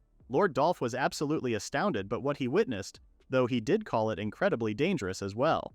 Their king then notices Karen and asks who she is. Ryu quickly introduces her to the brothers as the Garuda, but in human form. Both brothers are amazed that something like this is possible. Well, what can they expect from a divine bird, right? Now, Ryu worries this might cause an issue in forging the sword. The king reassures him that everything will be fine as long as Karen can handle the flames. Before heading back to the workshop, the king orders his soldiers to explain the situation to the townspeople as not to worry Ryu. As they head back to the castle, Mark the merchant picks up one of Karen's feathers. An all-knowing smile forms on his face as he calls Ryu different from other humans. Whether this dude is a friend or a foe remains to be seen. A month later, Lord Dolph presents Ryu his new leather armor, his finest masterpiece to date. Ryu is instantly floored with how amazing it is, calling it a magnificent and fine-crafted armor. Lord Dolph can't take all the credit. Ryu did provide him with excellent materials. Lord Dolph then further tells the beast tamer that his new armor also comes with a heat fluctuation nullification effect. This means that fire and ice attacks are useless against the armor. Lord Dolph made this possible by weaving in Karen's molten feathers on the armor. Garuda feathers actually possess both heat resistance and heat absorption properties. The armor also offers protection against both heat and cold, making it even more useful for Ryu. Lord Dwar then arrives to announce that the sword is now ready. They've finally managed to forge a sword from the Fenrir's fang. Ryu takes notice on the unusual blade design. Lord Dwar calls this a special type of sword known as a wakizashi.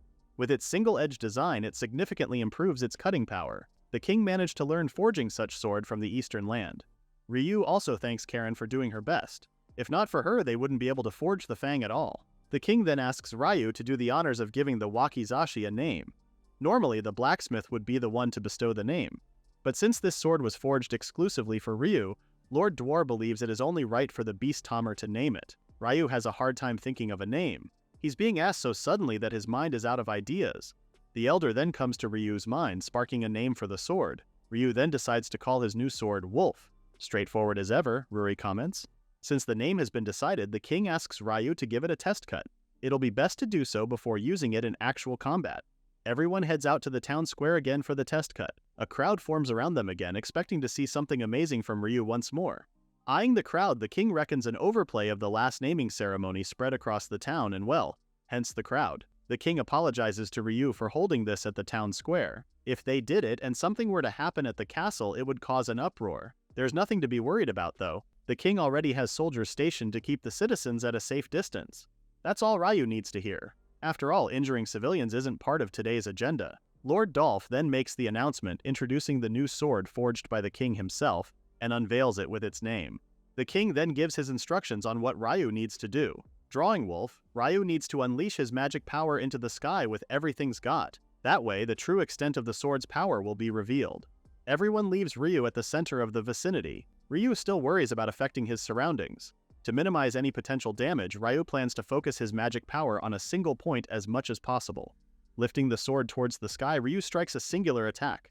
The sky seemingly explodes with so much intensity and force, leaving everyone utterly shocked and mind-blown. The crowd cheers in excitement, incredibly amazed with what they just witnessed. Karen is very proud of her papa slicing the sky too.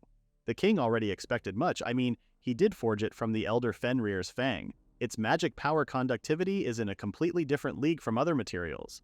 No further adjustments are necessary. Their little chit-chat pauses when a citizen screams to look at the sky. Looking up, Ryu is yet again surprised. He can't believe he's seeing a dragon right now, and it looks like there are people aboard it. The dragon soars the vast sky circling the town square. Ryu and the others are taken aback when the people riding the dragon jump and land in front of them. The four people headed by an old man greets Ryu, leaving the beast tamer confused AF. These strangers' arrival only makes sense when Ruri enthusiastically calls the old man grandfather. Yep, that's the elder all right. So the others accompanying him are Ruri's mom and dad, of course. Ruri's grandma, who looks pretty young for her age too. Lord Dwar approaches his longtime friend, asking the elder on his well-being. The two exchange pleasantries before the elder tells them the reason why they're here. The Fenrir pack has a small favor to ask Ryu and his familiars. Spotting Karen, the elder is also curious with the Garuda's identity, but they have more pressing matters to discuss for now. The elder then tells Ryu about a troublesome beast that's about to reawaken. Its name is Evil Dragon, the sorceress Evil Dragon. This beast has 3 serpentine heads and a colossal chalk-white body.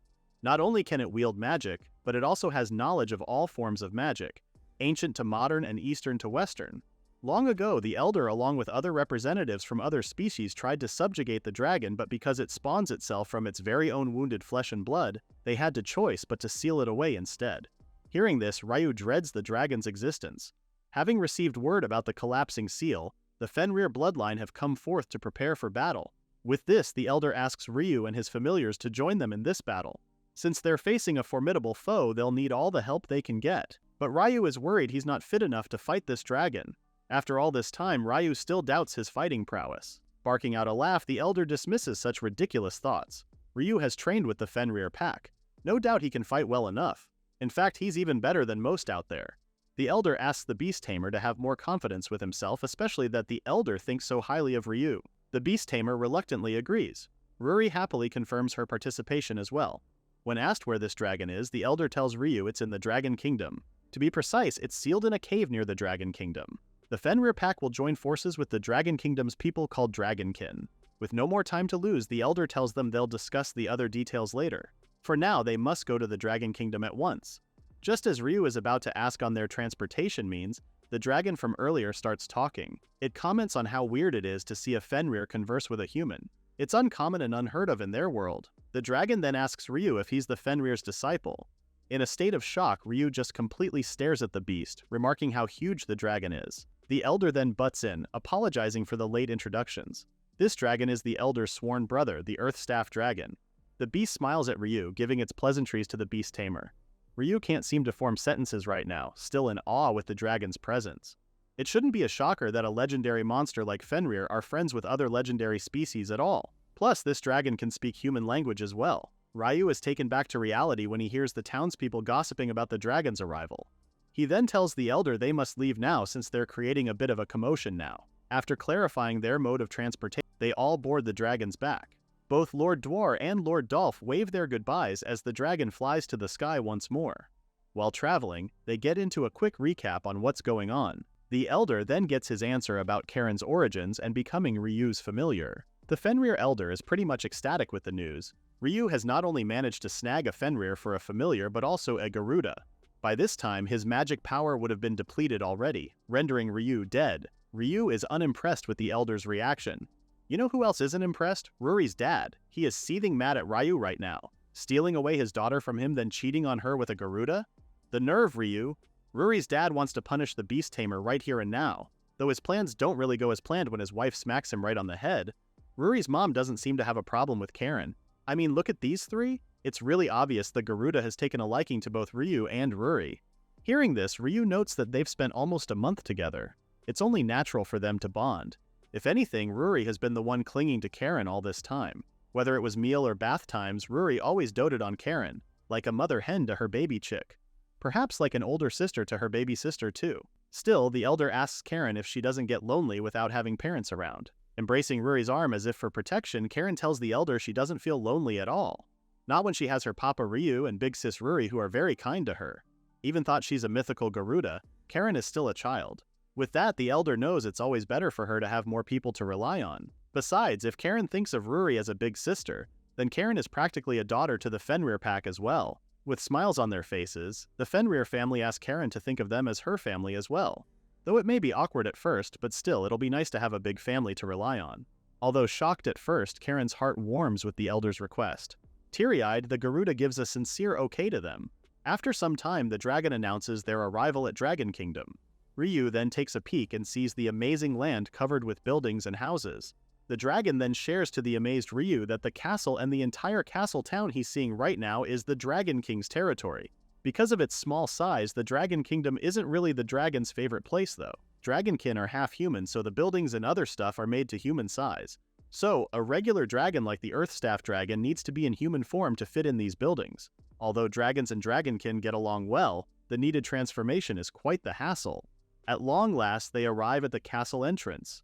The dragon then transforms into his human form, catching Ryu off guard. Even in its human form, the dragon is still huge and tall. In human form, the Earth Staff Dragon is referred to as Lord Midgardsormr. He is immediately greeted by the castle guards. Lord Midgardsormr then introduces his sworn brother and the Fenrir family to the guards, who are happy to see legendary magical beasts that will aid them in defeating the evil dragon. The other guard notices Ryu as the only human present. Lord Midgardsormr clears the air by telling the guard that Ryu is actually the Fenrir's disciple. The guards seem baffled. A human as a disciple? Unheard of. They're quite hesitant with Ryu's involvement in battle.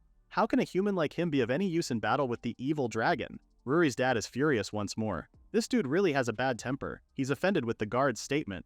Are they saying the Fenrir pack trained someone weak? The guard immediately tries to clarify his words, but Ruri's dad is already pissed AF and wants Ryu to show these guards his true strength.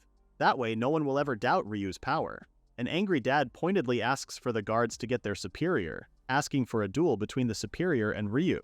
Well, Ryu looks like he's stuck in a situation that's unwanted for. The superior soon arrives and the two get in position for battle.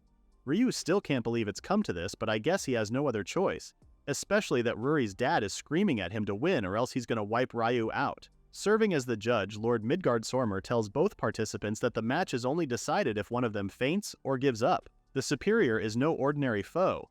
He's actually the military commander of the Dragon Kingdom. Just because Ryu looks like an ordinary human to him, the commander won't be holding back. As soon as the commander gets into a fighting stance, Lord Midgardsormr gives the go signal for battle.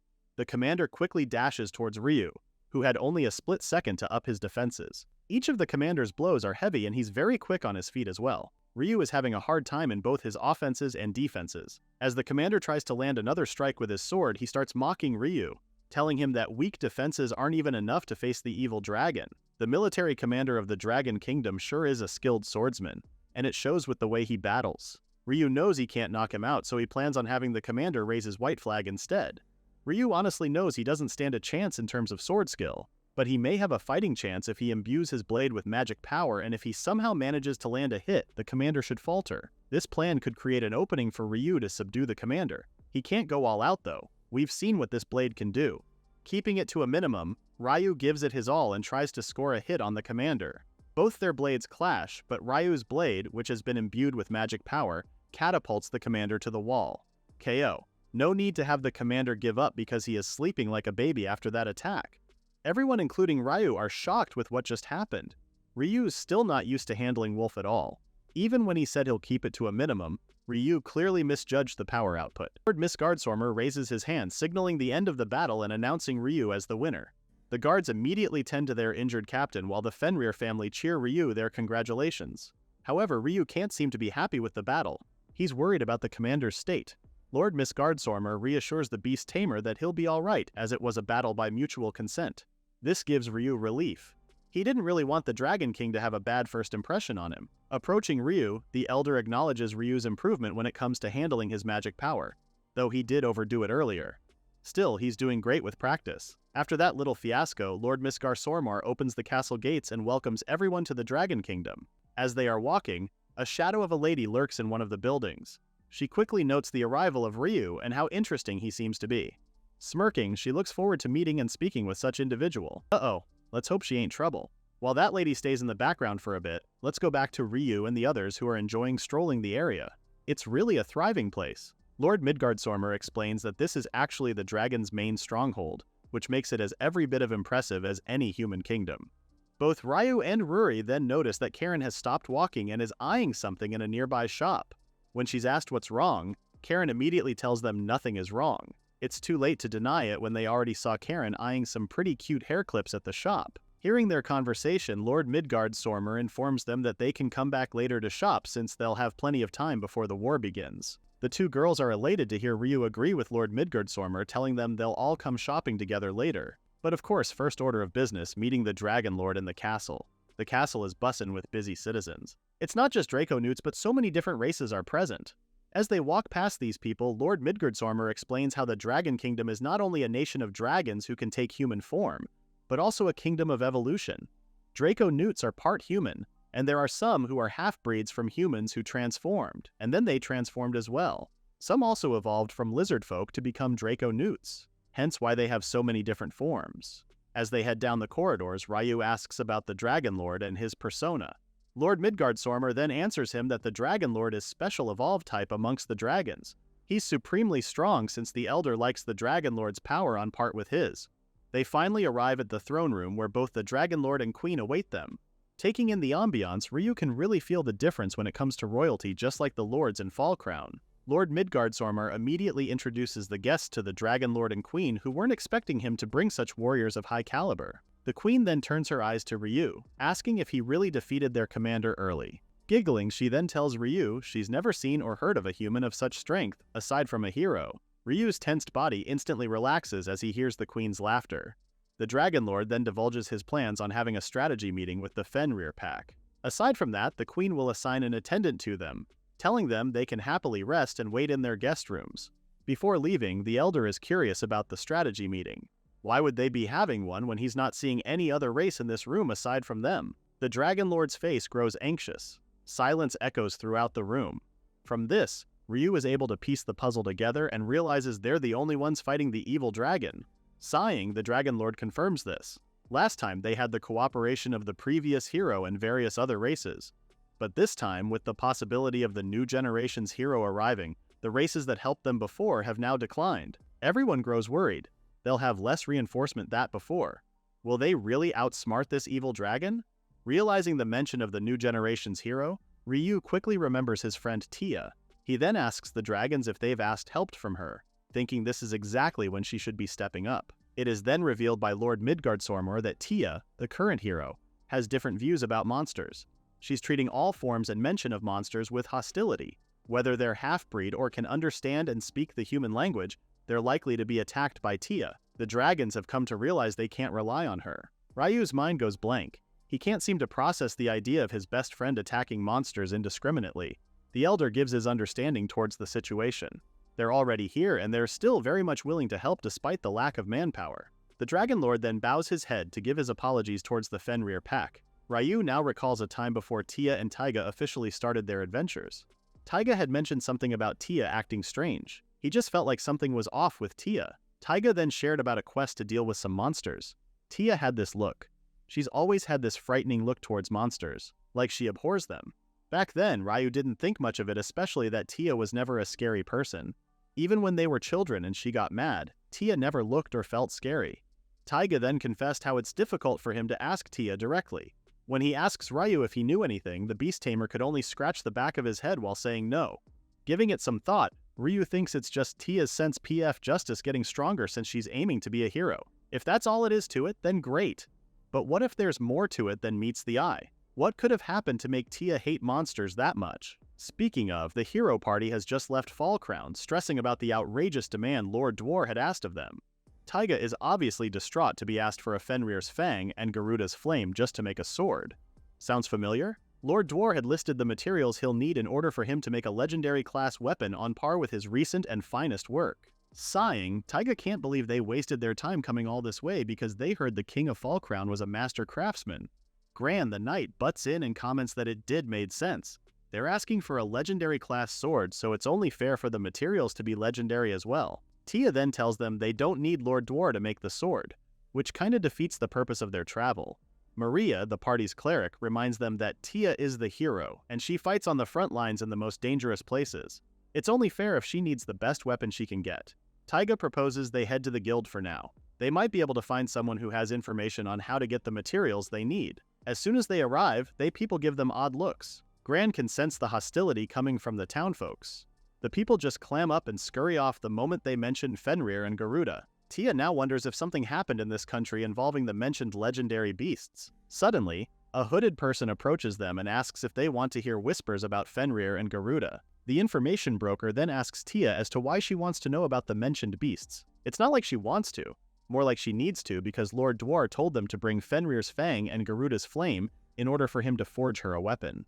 When Gran presses the information broker to spill the beans, the hooded man then tells them about what happened a month ago. A man had appeared accompanied by a Fenrir and Garuda. He was able to restore peace between Lord Dwar and his younger brother Lord Dolph. In short, he is something of a hero to this country. It is rumored that Tia, the hero, despise monsters, and because the man's familiars are Fenrir and Garuda, both legendary beasts, the townfolks fear that Tia would go off and kill them. Furthermore, if information leaked and those legendary beasts sought revenge, it could ruin Fallcrown all at once. This is why everyone doesn't want to speak to the hero's party. Taiga then notices Tia going awfully quiet. With her back turned towards them, Tia bleeds in anger as she vows to kill all the monsters. She can't allow monsters possessing such terrifying power to roam free. With this, she thanks the information broker for what they just learned and hurries to leave.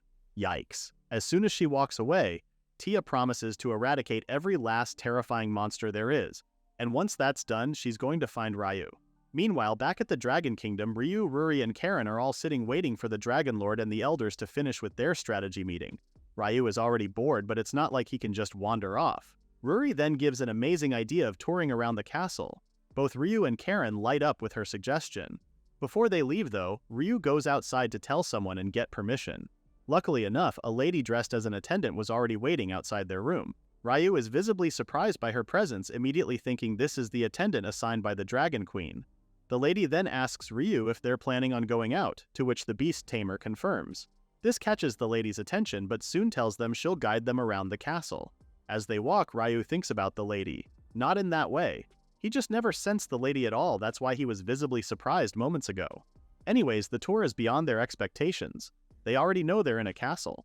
But wowza, it is an opulent one at that. Look at this splendid dining hall. And there's a huge library with a showcase of books from all genres and times. The Dragon Kingdom also has training grounds for everyone to use. And of course, the creme of the crop, the kingdom's pride, the central courtyard. Such an immaculate display of royalty, even Ryu, Ruri, and Karen are amazed. They all give their compliments with everything they've seen. The attendant is also pleased with their kind words and will make sure it reaches the Dragon Queen and the Dragon Princess. She'll be thrilled to hear such wonderful compliments. At the mention of princess, Ryu's ears perk up. He never knew there was a princess here. The attendant does tell him it's vital for the future of the kingdom, which makes sense. Scratching the back of his head, Ryu then asks a question he's been meaning to ask the attendant all throughout their tour. Pointing towards the person hiding behind a nearby pilaster, Ryu asks the attendant who is it that's been following them. Now that the cat's out of the bag, might as well show herself.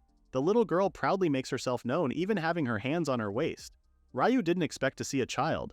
He then asks her if she needed something from him. Taken aback, the girl starts fidgeting as she doesn't know what to tell Ryu. Spotting Ryu's sword, she quickly points out to it and commands Ryu to hand it over. Without any slight hesitation, Ryu immediately tells the little girl he won't. And everything goes quiet. Did he just say no to this little girl? Mouth agape, the little girl asks him why not. Ryu then explains to her that the sword is important to him. Pulse, he wouldn't just hand it out to a kid. That's very dangerous. This infuriates the little girl, who instantly has a temper tantrum. The attendant then approaches Ryu, apologizing in behalf of the girl. She then leaves for a moment so she could call for the little girl's guardian. Ryu tries reassuring the girl that her parents are on their way. Karen also approaches the little girl, asking if she's lost. Karen is also happy to stay with the little girl for the time being. The girl clenches her teeth and her fists are now shaking from seething anger. She quickly jumps towards Ryu's sword, screaming of her plans of taking it by force. Good thing Ryu's quick on his feet and is able to dodge the girl's attempts. Ryu is now stressed with this little girl's antics. She even explains that she's only doing it because Ryu won't give her his sword. Emphasis on his sword. The little tries snatching the sword again, but to no avail. She's pretty quick for a kid, but Ryu is just quicker. Plus, this girl's moves are quite simple, so Ryu can easily dodge her. Now the little girl screams at Ryu to give her the sword. When Ryu asks for Ruri and Karen's help, the two girls only tell him he can dodge the little girl just fine. Karen also wants to play tag with her papa later. Well, you're not expecting help from these two, Ryu. The little girl's body starts shaking. She's definitely mad now. How dare this human defy her? The girl's fingernails turn into sharp-like claws. Reminds me of Wolverine. Huh. She then points out it's Ryu's fault for not doing what she says, and that the beast tamer will regret underestimating her in the first place. The little girl lunges at Ryu, claws first. Before she could reach him, Ryu manages to dodge her once more. This earns the girl a solid thud on the pilaster. Worried, Ryu quickly asks if the girl's okay. Wincing from the pain, the girl starts bawling her eyes out. That really did a number on her.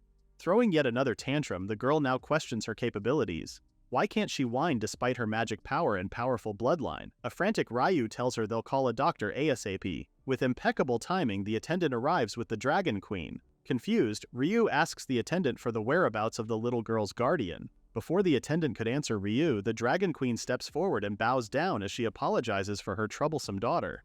Ryu just felt his soul fly away to outer space. The Dragon Queen apologetically confirms the little girl to be her daughter. Not only that, but she's also the grandchild of the supposed attendant. Shocking, isn't it? Ryu needs to close his mouth or else a horde of mosquitoes are coming right in. Being the child's grandmother means that the lady is totally fine to be the little girl's guardian. But Grandma doesn't want to claim such an ill-mannered grandchild. Ryu's head begins spinning from this confusing royal dragon family tree. Yes, Ryu. The person you thought was your attendant is actually the Empress Dowager, and the little girl is the Dragon Queen's daughter, which makes this spoiled brat the Dragon Princess of this kingdom. What a plot twist this has been for a simple castle tour. Their little commotion gets interrupted with the arrival of Gramps. He already heard the noise from nearby and has now discovered that it's Ryu. Gramps also greets the Empress Dowager and longtime ally, Tiamat. After asking for a 411 on their little argument earlier, Gramps understands the root cause of the problem. The Dragon Princess Uka wanted Ryu's sword, but the Beast Tamer didn't want to give it at all. Uka gets angrily defensive about it, calling Ryu a presumptuous human for dodging her attacks. Uh-oh, tantrum time for the princess. Uka continues to ramble about her momentary loss when Tiamat furiously scolds her. The Empress Dowager then explains to Uka that it was an inevitable loss because of the princess's spoiled attitude and lack of daily training. Tiamat then turns towards Ryu, bowing as she apologizes once more for her granddaughter's behavior. With Tiamat's apology also comes a favor she'd like to ask Ryu. The Empress Dowager wants Ryu to be Uka's training partner. This surprises Ryu, of course. Why would Tiamat want him to be the princess's training partner? Wouldn't it be better if it's someone stronger? However, Tiamat knows Uka too well. She knows the princess would simply run away if it's someone else. Tiamat has observed Uka's keen interest in Ryu. In this case, Uka would dedicate her time and effort in training if her partner was the Beast Tamer. Uka doesn't seem too impressed with her grandmother's disclosure. It's not only that Uka's training relies on Ryu's participation, but also her assurance of becoming the next queen. After all, she is the only heir to the throne. Ryu seems to be pressured with Tiamat's request. He's ready to turn her down, but Gramps sweeps in and puts a hand on the Beast Tamer, assuring him that this is the perfect opportunity to get stronger. It's hitting two birds with one stone. Plus, isn't it a boost of confidence that the Dragon Royals are seeking Ryu's help? Ryu gets into thinking mode. After a while, Ryu changes his mind and accepts Tiamat's request. He then asks Tiamat for something in return, for her to be Ryu's training master. Surprise etches Tiamat's face. Ryu then tells her that she's the perfect training master since she's the Empress Dowager. That title alone gives Ryu enough reason to know that she's someone of formidable skill. To get stronger as much as he can, Ryu wants Tiamat's guidance. A smile then replaces the confused look from earlier as Tiamat gladly takes Ryu's request. The Beast Tamer is beyond grateful for the opportunity too. Turning towards Karen, Ryu tells her to take it easy for a while, but Karen adamantly refuses to do so. She wants to train so she could be useful to Papa and her newfound family. Ryu is only worried that it'll be too dangerous for Karen. Worst case scenario, this war might leave them in their deathbeds. However, Karen really can't take the fact of being left out, of being alone. She wants to help in any way she can. Hearing their conversation, Gramps chimes in and volunteers to train Karen. He's more than happy to train a willing participant, and it's always better to have more strength on their side. At some point, Ryu talks to the animated Karen. Meanwhile, Gramps suspiciously approaches Tiamat, whispering to her about a trial. Tiamat's eyes begin to squint, knowing full well what Gramps is talking about. Both elders then face Ryu. Tiamat informs him that training will start immediately the next day while Gramps asks Ryu not to die. Hee. That's not a bad omen, right, Gramps? The beginning of their training sets off the next day, and it is nothing short of brutal combat training. Ryu is getting his ass kicked by Tiamat. He's shaking on the ground, unable to move, while Tiamat looks like she's having the time of her life ordering him around. Ryu now understands what Gramps meant yesterday. That sneaky old Fenrir knew exactly what Ryu was getting into when he offered to train Karen. As soon as Ryu gets back on his feet, he's immediately met with fists and kicks once more. Tiamat has seen that Ryu's fundamentals are in place. The problem is Ryu has too much wasted movement. Tiamat then instructs Ryu to minimize exhausting his stamina as much as he can so he can move more efficiently. Another round of kicks sends Ryu flying. With his potential right now, Tiamat tells him he won't be able to defeat the Dahaka. The gravity of his training starts to weigh in on Ryu. This is much tougher than he expected, but knowing Ruri and Karen are also trying their best at training has his hopes high up. With a determined look, Ryu readies his fists. He's already reached this far to catch up to the heroes. He has to get stronger. But once again, Tiamat easily sends him flying back with just a simple swish of her fists. Ultimately, Tiamat calls it a day. It was a long, good first day, especially for Ryu and Uka, who are wobbling from the brutality of their training. They're just glad it's finally over. Correction. It's over when they finish the 100 laps of running Tiamat just told them to do. Oh, poor little trainers. During dinner time, both Ryu and Uka are looking pretty exhausted. Tiamat isn't done too, as she tells the two that their meals will be managed starting that night. With this, leftovers aren't allowed. After Tiamat leaves, Ruri and Karen finally ask them if they're okay since they sense their tough time at training. These two better brace themselves, cause this is just the beginning. A few days later, Ryu and Uka are having a one-on-one combat battle. Ryu is clearly taking the defensive side, waiting for an opening to land a hit on Uka. As soon as he sees it, Ryu immediately grabs Uka by her arm and throttles her to the ground. After Tiamat ends their battle, Ryu is already exhausted. Uka, on the other hand, is whining for losing again. Tiamat then gives her observation on the two. Uka's movements are too monotonous that it's easily predictable. She needs to think of her offenses first before she attacks. Meanwhile, Ryu's moves are okay, but his reaction time is a bit slow. He relies too much with what he sees, that he's not able to gauge movements with instinct. At that rate, Tiamat tells him that an agile enemy would render him dead. Ryu needs to work on being able to perceive his enemy's attacks using instinct. Scratching the back of his head, Ryu renders this impossible to do, but Tiamat tells him otherwise. Ryu just needs to be able to read his opponent's magical power. Magical power, accompanying battlefield strategy like your next attack or next target, moves faster than the physical body. One is able to sense that magical power and grasp their opponent's movements in the process. Confusion clouds Ryu's head. He doesn't get it at all. Sighing, Tiamat understands it's a bit difficult to just explain it through words. She then asks Ryu if he's ever felt overwhelmed during a face-off with an enemy before, and then Ryu instantly thinks of the Dwarf King. This reaction alone is enough for Tiamat to know that Ryu has indeed the ability to sense magical power. In that case, what better way to teach this beast tamer than to apply it in actual combat? Tiamat starts undressing herself. As soon as she starts unbuttoning her shirt, Ryu instinctively covers his eyes, telling the Empress Dowager to cover herself up. However, a shadow quickly hovers over Ryu. Looking over, Ryu is met with Tiamat in dragon form. Now a trial shall commence for the beast tamer. If he can land a single scratch on her, then Ryu passes the test. He's also free to use weapons. While he combats Tiamat, Uka will also need to land an attack on Ryu.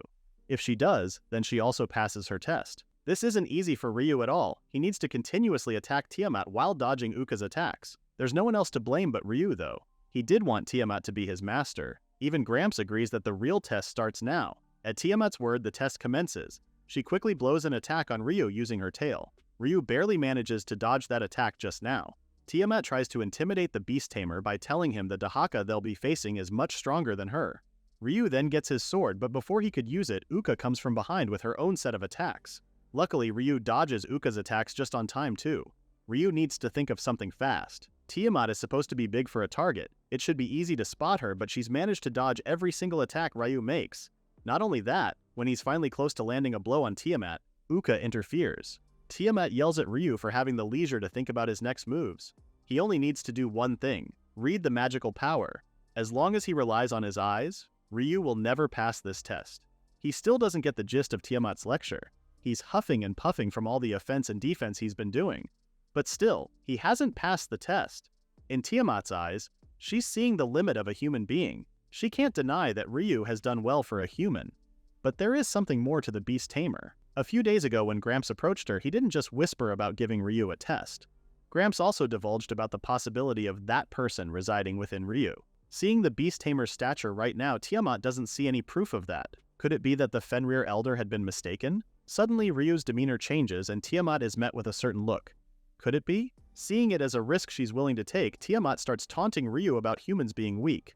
Meanwhile, Uka has been planning on attacking Ryu while he seems distracted enough. She stops her tracks when she hears Tiamat tell her about killing Ryu instead. Tiamat then shifts her taunting towards Uka, telling the princess that failing in this test is as good as being killed by Dahaka. So why prolong the agony, right? Ryu, who's been on his knees all this time, awaits Tiamat's final blow. Tiamat's enormous claws are about to squish the life out of Ryu when the something in him shifts.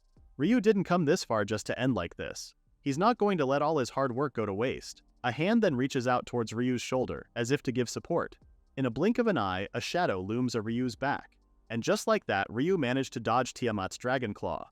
Not only that, but he also managed to scratch her. He never knew it hit Tiamat's claw. For an instant there, before Tiamat's claw could reach him, Ryu was able to sense a large mass approaching him. He acted on instinct and dodged before he giving a counterattack. Is this the sensation of reading magical power? Just as Tiamat had told him, it's not impossible at all. All he needed to do was try. Tiamat is indeed happy to know it was worth putting on an act for Ryu and Uka. Not like she was really going to kill their guest, right? Ryu sighs in relief upon knowing this. Well, Tiamat was half serious though. The poor beast tamer is in a loss for words yet again. Smiling, Tiamat then informs Ryu that he passes the test with flying colors. An ecstatic Ryu immediately thanks his master. While these two are in a state of joy, Uka is yet again throwing a classic temper tantrum. She doesn't see it fair that only Ryu passed the test. She's not giving up until she passes as well. Tiamat reprimands her granddaughter for being selfish. Uka can always try again another day. Before their argument could get any worse, Ryu butts in to tell them that the princess did indeed pass as well, pointing out to his loose shirt button. Ryu explains how he didn't really notice it until much later. He guesses it was from Uka's sudden attack from behind. Tiamat has no choice but to mark this as passed, since she never really specified anything about landing the attacks on the body. Hearing that she also passed, Uka's eyes twinkle in pure joy. She finally did it. Uka also congratulates Ryu for passing, earning her a pat on her head. Ruri and Karen finally join them, expressing their heartfelt congratulations to the duo. They can finally eat dinner together. Nighttime finally falls. Tiamat and Gramps seem to be in the mood for a drink or two. They have plenty to discuss aside from their golden days. They sure both miss the days when monsters were all vying for power. Back then, these two legendary beasts were so power-hungry. To be able to catch a glimpse of young Tiamat and Gramps. On a serious note, Gramps then asks Tiamat about their training, to which the Empress Dowager shares how it's all going smoothly, and her impression of Ryu as a good person. Barking out a laugh, Gramps can't believe this dragon is praising a human. He never thought this day would come. In Tiamat's defense, she never thought a human could really keep up with her training. Props to Ryu and all his determination. Even Gramps believes he'll be able to surpass the elders soon. Tiamat agrees with Gramps. She's really impressed with how open-minded and patient the beast tamer is. I mean, he had to endure Uka's selfishness and brattiness, but he's never ever winced or grimaced at her at all. Perhaps this could be a chance for Tiamat to set up an arranged marriage between Ryu and Uka? With Tiamat's sudden idea, Gramps isn't able to control himself and merely choked on his drink. Truly, the Empress Dowager is joking. Can she really handle the thought of giving the dragon throne to a human? Come to think of it, Tiamat really doesn't mind at all. Some problems might arise, but with Ryu's skill, solving it won't be an issue. Tiamat is more than willing to welcome the strong rather than just rely on bloodline. And besides, it seems that Ryu really is the chosen one by that person. This statement alone has Gramps in a serious tone. He was right all along. He already had a hunch when he found out Ryu had magical power surpassing that of a human. Gramps had also been suspicious of Ryu being the chose one by their god.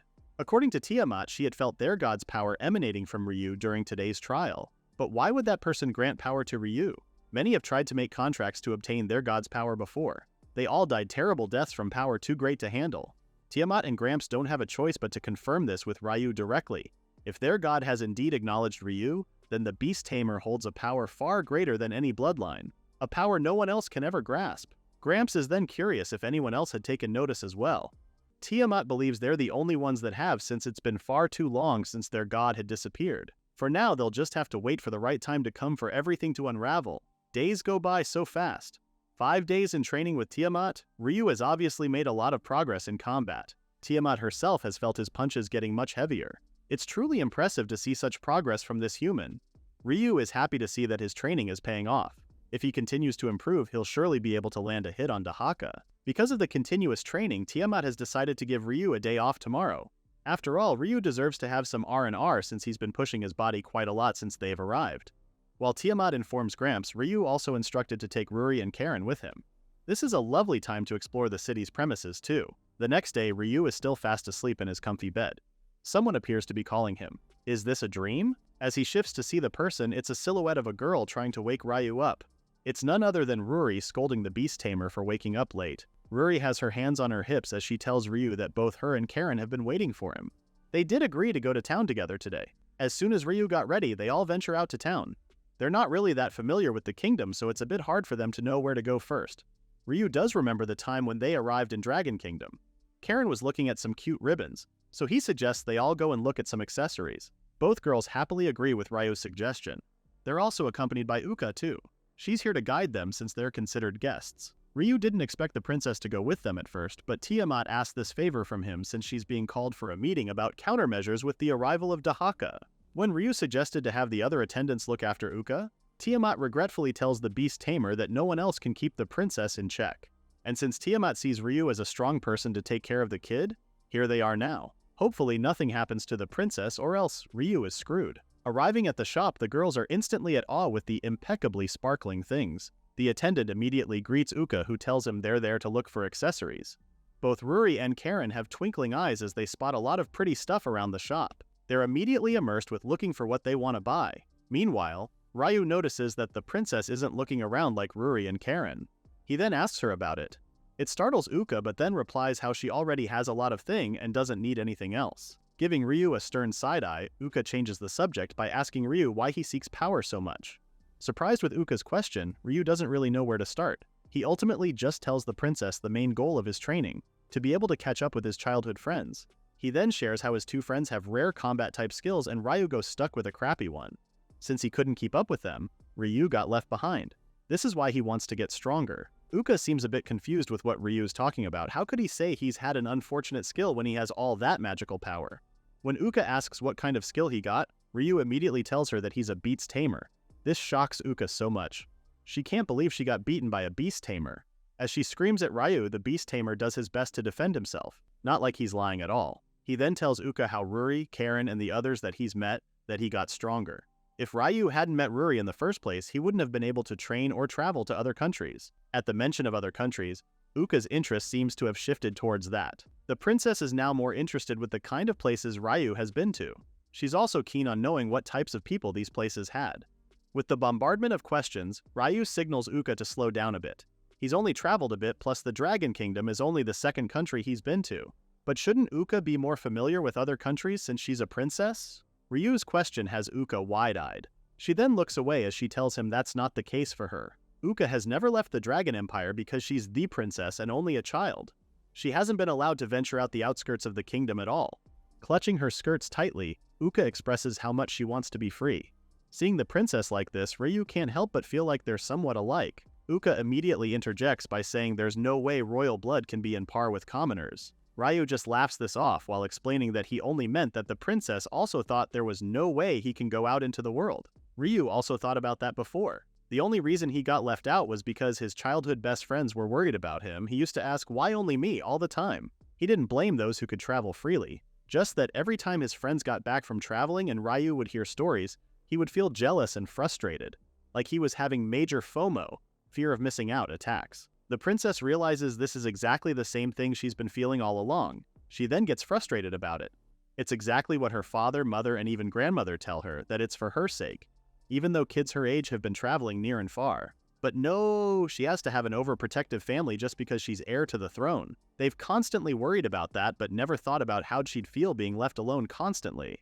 If Uka has the chance to go on a journey, she'd visit places no one else has been and boast about it.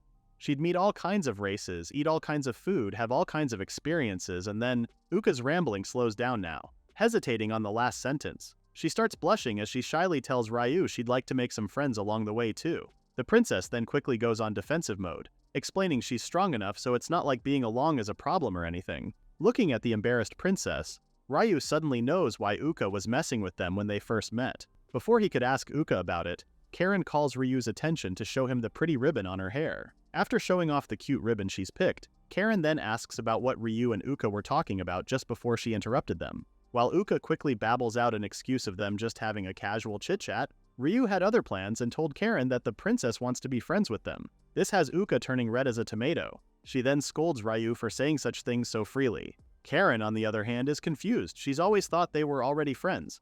Now Uka is screaming. Her reaction might be that booming it has Ryu flying away. Uka tries to clarify the situation by asking when did that happen exactly. Thinking about it, Karen casually tells the princess that they've already talked, ate, and trained together. A happy Karen then tells Uka that you only do such things with friends. Uka is not having it. Oh boy. Just how complicated is Uka's definition of friendship? Karen takes Uka's reaction the wrong way. She already has her papa and sister Ruri.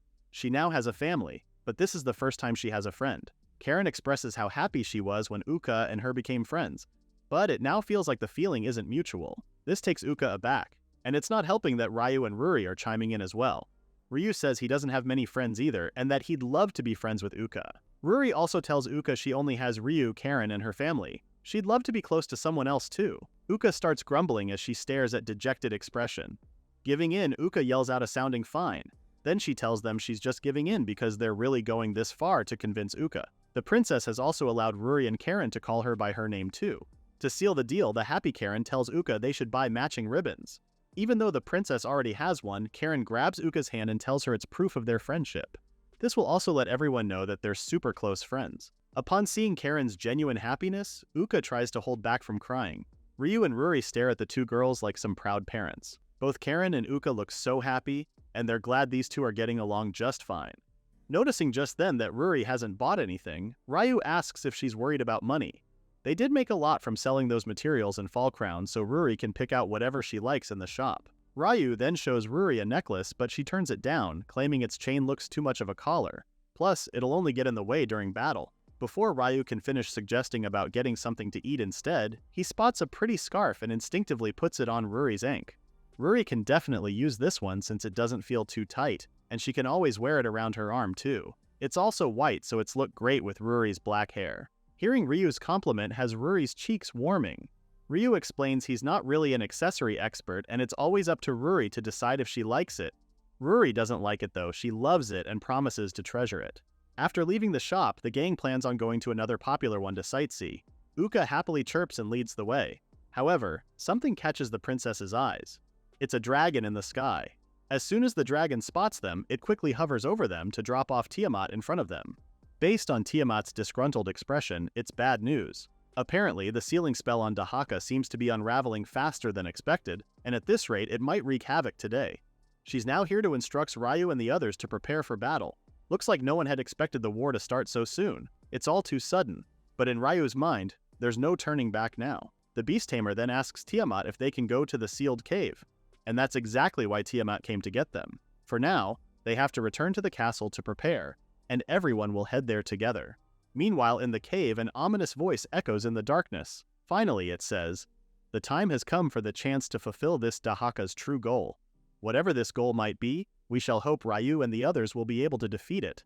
While heading back to the castle, everyone can't help feel the heaviness of what they're about to face. It's finally time for the showdown, as per Ruri. Turning to Tiamat, Ryu is curious if she's ever faced the Dahaka before. Turns out the Empress Dowager did assist in the battle before. Back then, she was still young and inexperienced, so she only fought the Dahaka's underlings. Even those were already considered formidable foes. This has Ryu mulling over his capabilities in facing the Dahaka later. If Tiamat has considered such underlings strong, will Ryu be able to fight against the Dahaka itself? Staring at Ryu, the Empress Dowager already knows what the beast tamer is thinking about. She gives Ryu some advice. The boy's weakness isn't that he's human, it's that he doesn't have confidence in his own skills. Tiamat then reassures Ryu that his training has definitely honed his skills in becoming stronger. With a hand to her heart, Tiamat tells Ryu that she, his training master, would be the one to believe in him instead. Giving him a warm smile, Tiamat asks Ryu to have a little confidence and believe that he is strong. This does wonders to Ryu as he agrees with Tiamat. Uka then butts in this heartwarming moment, shoving Ryu aside as she promises to do her best as well. The gang then have a little laugh. They surely need this to ease those racking nerves. Time passes by so quickly, and before they know it, everyone is already headed towards the Dahaka's location. At the end of the cave, a group of mages are casting a spell on the concealment. The Dragon King immediately gives his praises on the mages' good work. According to Tiamat, they've been pouring mana into the seal to keep it from breaking too fast. But she spoke too soon.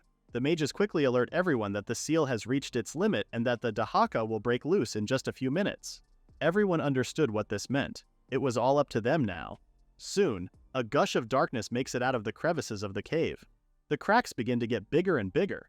In no time, the mage's concealment spell has also faltered. Witnessing this, the Dragon King rushes everyone to evacuate the premises. Darkness envelops the cave's surroundings. Everyone can feel the ominous energy emanating from the Dahaka. A booming voice then rings throughout the room, telling everyone how it's been waiting for this moment to finally come, all because it wants to face a certain foe. The Dahaka narrows its eyes on the species in front of him. Dragon Newts. Fenrir. Its eyes soon fall upon Ryu and the others. The Dahaka then asks if Ryu is this era's hero, to which he quickly denies. When the Dragon Lord commands everyone to fall into battle position, the Dahaka gets annoyed and calls him an annoying little insect. Lifting its huge hand, the evil dragon casts an incantation to remove the Dragon family and Fenrir clan from the area. This evil dragon isn't interested in them. Its eyes are all set on Ryu and his companions. Ryu dreadfully looks around, but alas, his allies have really disappeared. Even Ruri and Uka are frazzled by their family's disappearance. When asked of their whereabouts, the Dahaka only tells them that the missing species have been transported to a different place because they would have ruined the fun for the evil dragon. By fun, it meant fighting with whom it thought is the hero party. Yup, Ryu and his companions. Meanwhile, Ruri's dad has transformed into Fenrir form and is trying to break the wall, barring them from interfering with the battle. The wall does crack, but it eventually goes back to normal like nothing really hit it. Rory's dad screams in frustration. Grandma Fenrir believes the whole place is part of Dahaka's magic. Well, it's that powerful that it can really cast a spell this level. Rory's dad is already on edge because his daughter is elsewhere fighting a powerful foe. Gramps interjects, telling his son-in-law to calm down. He reassures his son-in-law that Ryu and everyone else have trained hard for this day. He knows they won't lose so easily. As Gramps tells everyone to focus on finding a way to escape, Grandma Fenrir notices something lurking from behind him. She immediately alerts her husband, who in turn slings the black snake away. Now, a lot of black snakes from Dahaka have emerged, surrounding the Fenrir and Dragon family. Seeing their enemy's countermove, this is going to take them a bit more time and effort than they initially thought. While they're busy dealing with the Dahaka's spawns, Ryu and the others are trying to subdue the Dahaka. The Dahaka is just casually standing on its feet as it casts spells of attacks on them. They all manage to dodge the Dahaka's attacks, but the evil dragon makes a snide comment saying dodging won't be enough to defeat it. It then taunts Ryu to come at it already. Ryu is already in form, quickly lunging himself towards the Dahaka with his blade. Ryu manages to land a slice on the Dahaka's arm. Confusion and surprise paint Ryu's face. Why isn't the Dahaka dodging and merely took the hit? Tiamat then reminds the beast tamer that the Dahaka's flesh and blood can actually spawn underlings. Attacking this evil dragon recklessly will only make matters worse for them. And just like what Tiamat had said, underlings in the form of black snakes have spawned. Ryu does manage to slice it dead before it can actually bite him. Looking at them right now, Tiamat knows they can't afford to have any more spawned underlings, especially that most of their forces have disappeared. Right now, they'll need to land a decisive blow in just one strike. Tiamat immediately thinks of how to do this, or more on who will do this. The one she knows that can pull this off is herself, since she's faced the Dahaka before. Turning her eyes at Ryu, Tiamat also knows this beast tamer can pull it off since he carries the person inside him. The Dahaka then recites another incantation, which Ryu confidently says it's the same move as earlier. Unfortunately, it's not. Imagine that spell but 100 times more. That's how powerful this Dahaka is. Everyone is shocked with the number of magic circles that have appeared before them. And judging by the blow it just made, this spell is way stronger than before. They're definitely not facing an ordinary mage. The evil dragon laughs at Ryu and the others, taunting them for being weak. Is this all they've got to defeat a mighty enemy like him? In Ryu's POV, he's a bit lost at what to do next. The Dahaka keeps on casting spells non-stop, and even if they manage to hit it, underlings would just pop out. As their spirits begin to lose hope, Tiamat tells them not to panic. She then instructs everyone to watch the dragon's movements and to stay calm. They need to turn the tables around. The Dahaka shouldn't be the one controlling the pacing of this battlefield, or they'll eventually lose. Even if Ryu and the others are stronger now, they still lack the experience of a real battle. All they can do is believe the Dragon Lord and Gramps will return. Tiamat's plan now is to buy them time till they return. In fighting stance, Tiamat takes over command. She's now in forefront as if a mother protecting her children. However, not all her children are smart enough to read the room, I guess. Uka steps in confidently saying they only need to end this in one hit and that she'll be the one to do it. Oh boy, this does not sound good. Uka doesn't waste time and immediately transforms into a dragon, deliberately ignoring Tiamat's warning. The princess swiftly flies towards the Dahaka, wanting to end this battle once and for all. But this is just a foolish move on Uka's part. The Dahaka already has a spell ready to annihilate Uka's existence. The evil dragon didn't even have to recite an incantation. It managed to cast a spell without a chant. Everyone screams in panic as they watch the whole thing play. A loud crash booms the place, dusting the place where the Dahaka and Uka were. As it clears, Uka is surprisingly fine, but not her grandmother.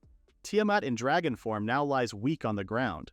A shaking Uka doesn't know how to react with the scene before her. The Dahaka praises Tiamat for caring for her friends, but it really doesn't have any use for the weak.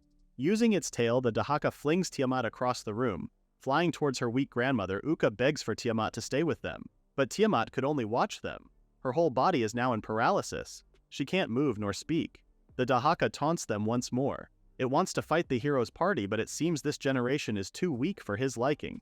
The last hero was more bloodthirsty in putting up a fight. Screaming its lungs out, the Dahaka viciously commands Ryu and the others to fight him some more. This time, a real fun fight. Meanwhile, the Fenrir and Dragon families are still dealing with the Dahaka's underlings, but no matter how much snakes they squish and splatter, they just keep on spawning like there's an endless supply of them. Worry grows in Gramps' mind. It's been a while since they've been separated from the kids.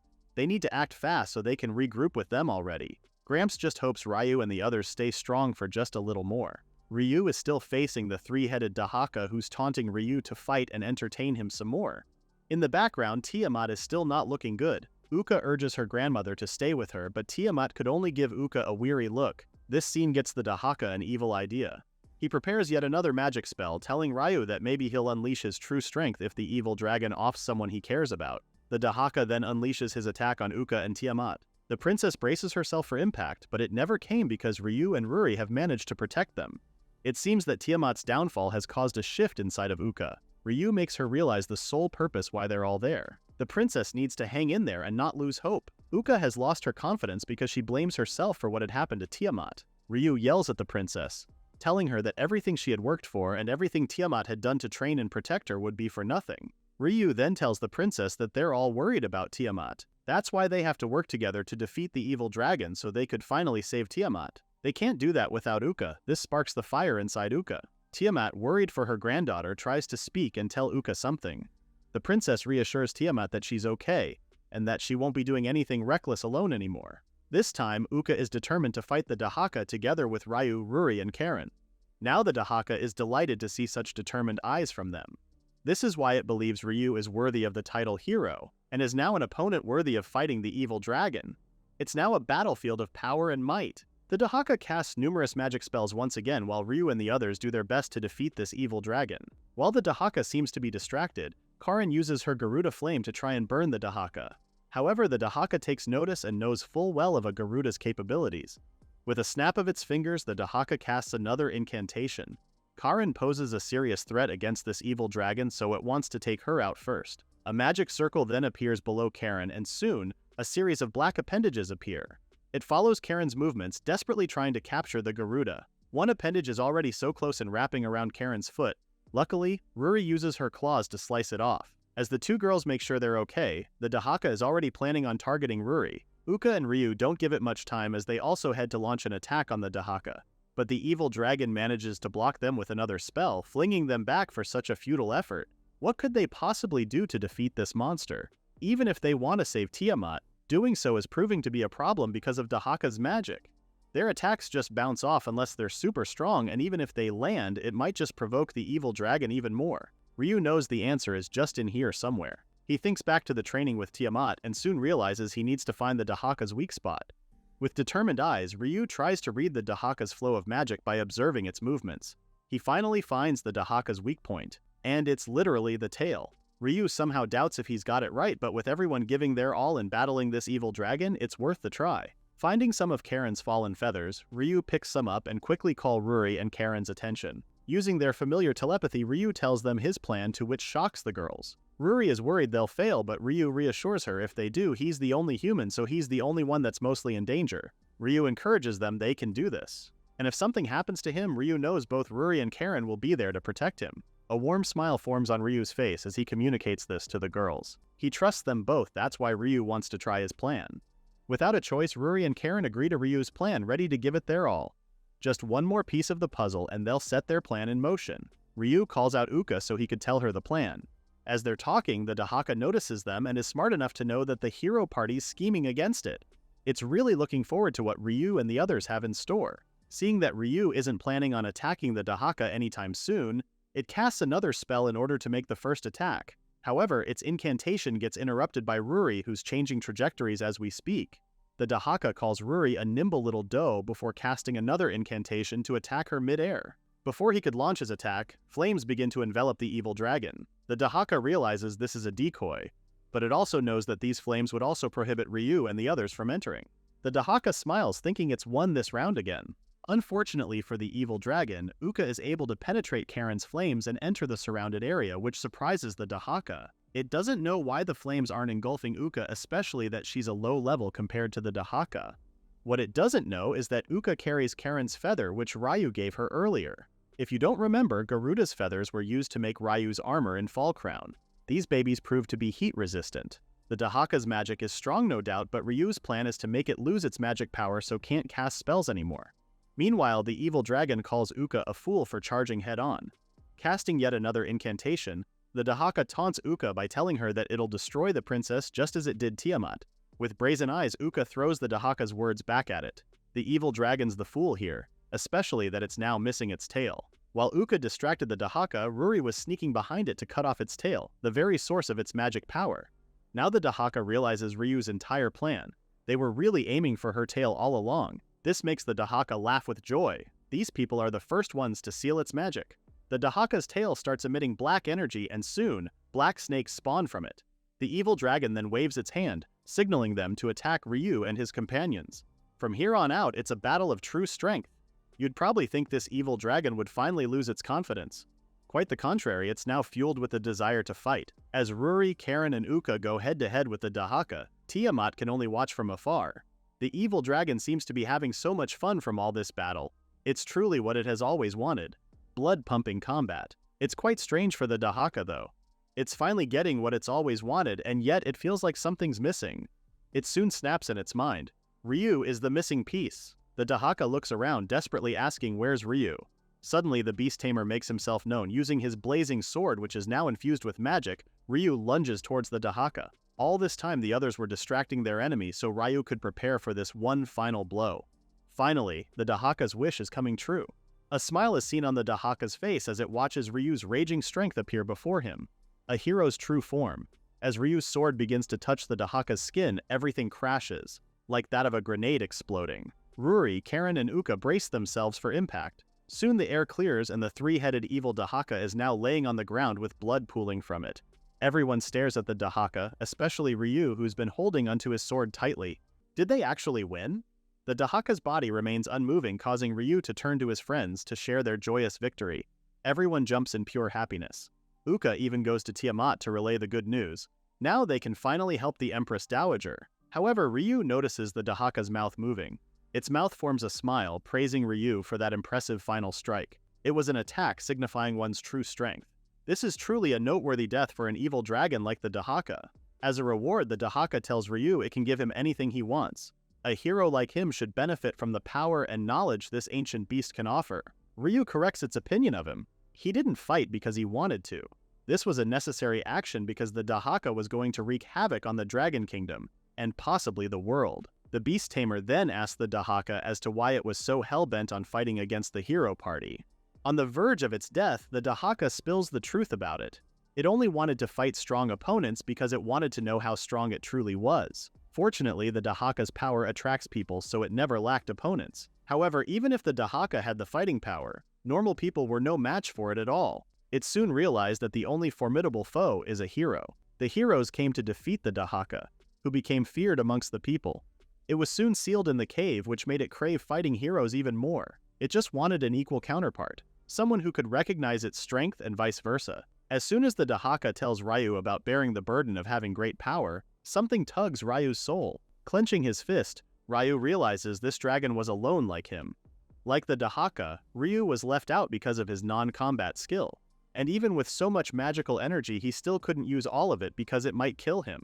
The Dahaka notices Ryu's silence and quickly asks the Beast Tamer to decide on his reward. If not, it wants a swift death by Ryu's hands. Ryu has already decided on his reward though. A determined Ryu asks the Dahaka to become his friend, shocking the others, even the evil dragon.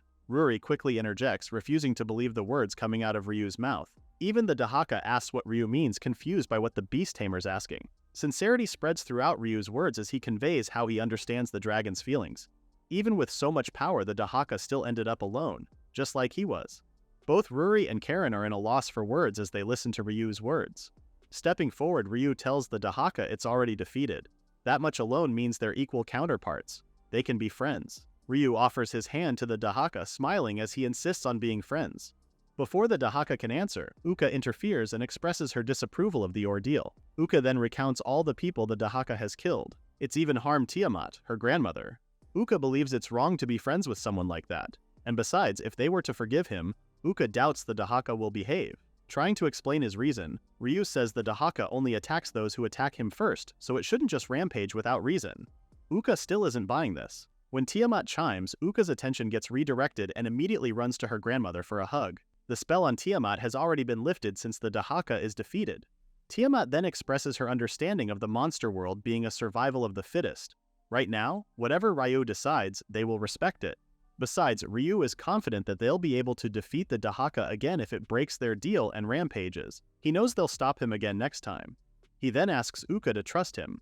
The princess doesn't have to trust the Dahaka, but as a friend, Ryu asks Uka to believe in him instead. This has Uka thinking about all those times with Ryu, Ruri, and Karen. It doesn't take long for the princess to agree, telling Ryu that this is a one-time only thing, and that she hopes he doesn't regret it. After thanking Uka, Ryu goes back to the Dahaka. Laughing weakly, the Dahaka calls Ryu's wish strange. He's been labeled as a wicked dragon. Now Ryu is asking to be friends with it, but it does somehow accept Ryu's friendship, healing the wounds inside of Ryu. As the Dahaka says this, a ball of magic forms in its claws and gently transfers to Ryu's hands. This is the Dahaka's token of friendship.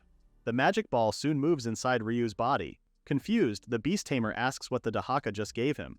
Apparently, it is a piece of the Dahaka's soul, now residing inside Ryu's body. After the Dahaka bids the beast tamer goodbye, Ryu's body completely freezes, causing him to black out and collapse to the ground. Inside Ryu's consciousness, he's laying on a lady's lap. As the mysterious woman strokes Ryu's cheek, the beast tamer wakes up and immediately asks where he is. The woman tells him he's inside his own consciousness. It then dawns on Ryu who this woman is. It's none other than Uru. Like that of a longtime friend, Ryu tells her it's been a while. He also asks Uru if she's okay being awake since she hasn't fully recovered yet. Uru reassures the beast tamer that she's okay. They rarely get to meet, so this much is fine. Without hesitation, Uru calls out Ryu's recklessness over the past days. The fight with the Dahaka and the training that transpired before that were all dangerous. Uru knows Ryu wants to get strong, but the woman asks Ryu not to make her worry. Staring at Uru, the beast tamer now realizes she helped him during training. With that realization, he assures Uru he'll be careful from now on. Uru isn't that hard to please at all and gives Ryu a warm smile, telling him she forgives him. Staring into Ryu's abysmal consciousness, the beast tamer mentions of the Dahaka's gift to him, the piece of the evil dragon's soul that's now inside him. Extending her arm, Uru shows the black egg afloat nearby. Upon closer look, Ryu is amazed with how pretty it looks. Uru then proceeds to convey how wicked dragons weren't really born wicked. The Dahaka only became evil after exposure to forbidden magic and research. Originally, they were just ordinary dragons that had potential to become powerful. Does Ryu empathize with the Dahaka? Or is because Ryu is just like Uru and couldn't bear killing the Dahaka? Forlorn, Ryu expresses how Uru's correct. But more importantly, he doesn't want to kill recklessly as well. This is a part of Ryu that Uru admires. Anyways, Uru takes the egg in her hands so they could both see what's growing inside. It's a baby dragon in soul form, healing its damaged body for now. This means the dragon will revive again, but if anything happens, Uru's there to take care of it. Uru then reminds Ryu that he'll have to leave soon. Now that he's here, might as well ask an important question he's been meaning to ask. When can Uru leave Ryu's body? To Ryu, it must be lonely living inside a space where Uru's all alone. When asked if it makes her feel lonely or sad, Uru tells the beast tamer she doesn't feel either way. With her hands to her chest, Uru sincerely shares how staying inside Ryu is both warm and comforting. The beast tamer doesn't need to worry about it, but Ryu doesn't seem convinced based on his despondent look. Hypothetically, will Uru be free if he becomes the Demon King? Ryu's question shocks Uru, who honestly tells the beast tamer that it is possible. However, Uru doesn't want Ryu to become the Demon King. They're monster-like beasts that are too dangerous to meddle with. Before Ryu can ask or say anything else, Uru uses her magic to transport Ryu back to reality. They'll both talk again soon. For now, it's time for Ryu to wake up. Everyone is beyond happy to see Ryu finally wake up. After Ryu collapsed, the Fenrir and dragon families were finally reunited and headed back to the castle to take care of Ryu. Holding his head, Ryu thanks everyone. He's had a lot of time to rest. Tiamat then urges everyone to leave so Ryu can rest some more. Ruri also tells Ryu to call them if he doesn't feel any good. Now alone in his room, Ryu's smile disappears as he thinks about his conversation with Uru. He realizes there must be something wrong with him becoming the Demon King. Otherwise, why would Uru suddenly cut off their conversation? Meanwhile, Uru knows she'll be free if Ryu becomes the Demon King, but those with too much power always end up lonely. Even the friends Ryu made might turn on him. Will the beast tamer be able to bear that burden? Let's skip the serious stuff for now and enjoy the joys of victory. The streets are buzzing with festive music and dancing. The dragon people are drinking their hearts out, celebrating the defeat of the Dahaka. Ryu can even hear the townspeople chant their praises for the Dragon King from inside the castle premises. Ever since the victory, Ryu has become quite popular, making it harder for him to go into town. Sometime after, the Dragon King and Queen call on Ryu, Ruri, and Karen in the throne room to thank them for their invaluable efforts that led them to defeating the Dahaka. The Dragon King then asks Ryu if there's anything he wants as a reward, which the beast tamer quickly turns down. But the Dragon King insists on it. If they won't be able to give Ryu his reward, it would reflect poorly on the nation's honor.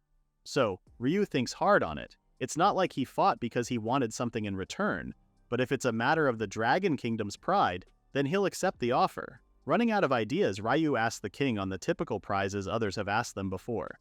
Typically, they would ask for treasures or some form of privilege like a magic gem, then boost power or the privilege to live in the royal castle. Ryu doesn't really need or want any of that, so this is a lot harder than expected. Tiamat chimes in to suggest herself as Ryu's reward, shocking the whole gang. Ruri, Karen, and Uka are all confused with Tiamat's suggestion. Does this mean Ryu's getting married? I don't think Uka will be happy to have such a young step-granddad. An awkward laugh escapes Ryu's mouth, telling everyone the Dragon King wouldn't approve of such thing. But the shocker is that the Dragon King and Queen is aboard this offer. Now Ryu feels pressured, especially with the girls surrounding him like he's some kind of criminal. The Dragon Lord continues on, telling Ryu that the Empress Dowager would make a fine match for him. Ryu can't even reply properly. With all this pressure, the Beast Tamer desperately asks Tiamat to correct her words. Giggling, Tiamat is dead serious. The Dragon Lord can't seem to understand why Ryu looks so against this whole idea too. As Ryu's frustration doubles, the Dragon King tells him that Tiamat's claw would make an excellent weapon for the Beast Tamer. This catches Ryu's attention. Dragon claws can be forged into swords and their scales make good armor too. It would further enhance Ryu's current equipment. Or maybe there's something else that Ryu wants, asks the Dragon King. Ryu quickly agrees to the Dragon King's offer. He's also feeling rather exasperated because of Tiamat's joke. The Empress Dowager in turn is having a hard time keeping herself from laughing out loud. The Dragon Lord then announces the claw as their reward for Ryu's heroism. They'll need time to prepare it, so until then they'll just sit back and relax. But Ryu has other plans and dedicates his free time to training. Ruri and Karen both watch the Beast Tamer pour his heart out in mastering his sword. Worried, Ruri asks if he won't rest a bit. They'll be going on a journey after this, so now's the time to take it easy. But Ryu wants to keep moving. Otherwise, he might get rusty. Besides, Ryu is also thinking about the Dahaka healing itself inside him. If it ever revives and goes wild again, Ryu needs to make sure he can really defeat the Dahaka again, or else he won't be able to face Uka. Aside from the obvious reason on getting stronger to catch up with his hero friends, this is also another important reason for his training. Arriving with a towel and some water, Uka adds in on the current conversation and tells everyone how she wants to become stronger too. She's there to bring Ryu the items she has at the instructions of Tiamat. Ryu immediately wipes his face with the towel. Noticing Uka's stare, Ryu asks if something's wrong, to which the princess denies. Changing the subject, Uka asks about Ryu's plan after receiving his reward. The Beast Tamer does answer her honestly, detailing how he plans to chase after his childhood friends and travel with them. With the head bowed down, Uka slowly asks Ryu if it's possible to take her with them. Ryu doesn't know how to reply to her request. His main problem here is the Dragon King. However, Uka immediately explains how it's all fine because her father already knows it's about time to let Uka see the world. The princess hasn't asked permission yet, but she's so sure the king will approve if he knows she'll go with Ryu. Ryu stares at the girl in front of him. The princess has asked him before about traveling and seems so excited to know what it was like. He remembers how it was always so frustrating to be the princess and a child at the same time. Uka never got the freedom to leave the country. While Ryu stays silent, Karen excitingly expresses how she loves the idea of Uka going with them. Ruri, on the other hand, is worried if it's okay for them to take a princess from her own country. Ah, the burden of being a royal. Although Ryu doesn't agree nor disagree, he tells Uka it's not something they can decide for the princess. Uka looks disappointed, but Ryu pats her head, gently assuring her that they have her back on this. As long as the Dragon family approves, Ryu, Ruri, and Karen would gladly have Uka go with them. So for now, they needed to talk to the royal family to discuss this. This refuels Uka's hope in finally doing what she's always loved to do, traveling. She wastes no time and tells everyone she'll go talk to her family at once. Conveniently, an attendant arrives to tell them that the Dragon King is asking for an audience. When they arrive at the throne room, the Dragon King and Queen unveil the reward they've prepared for Ryu and the others. 5 huge dragon claws lay in front of Ryu. The Beast Tamer is utterly surprised with the size and number of dragon claws presented for him. According to the Dragon King, the claws varies depending on the dragon species, so he prepared several options for Ryu. There's an earth dragon's claw that's heavy and tough, a water dragon's is flexible and beautiful, and a wind dragon's is light and sharp. There are also claws from rare unique types of dragons. Ryu tries picking up some of the claws, catching the feels of them. They all stand out, so this is going to be hard. Amidst the decision-making, a claw catches Ryu's eye. He immediately picks it up, instantly liking the size and weight of it. Somehow this claw reminds him of the elder Fenrir's fang, just the right size to fit his hand oh so nicely. The Dragon Lord smiles at Ryu's choice. The claw is actually Tiamat's. It's very impressive for Tiamat's disciple to have liked a part of her. This also gives the Dragon Lord a brilliant idea. He suggests Ryu and the others take Tiamat with them on their next journey.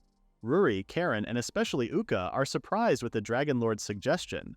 The Dragon Lord did notice Tiamat's glowing aura when she was training Ryu before. This has Tiamat awkwardly coughing, telling everyone she has a duty to raise Uka into a fine lady, so she must decline such offer. Uka stands in the corner quietly, as if waiting for the perfect moment to voice out her own objective. She then notices Ryu staring at her.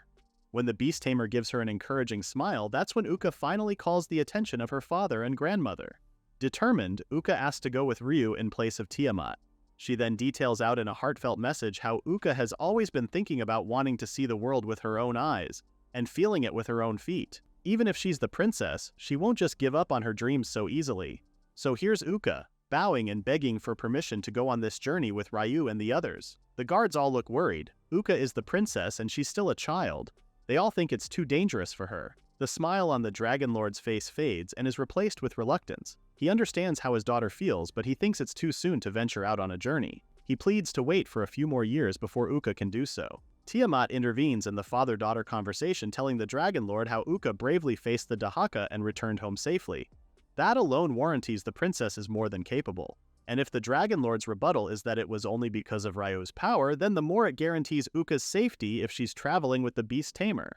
To Uka's surprise, Tiamat is allowing her to go with Ryu.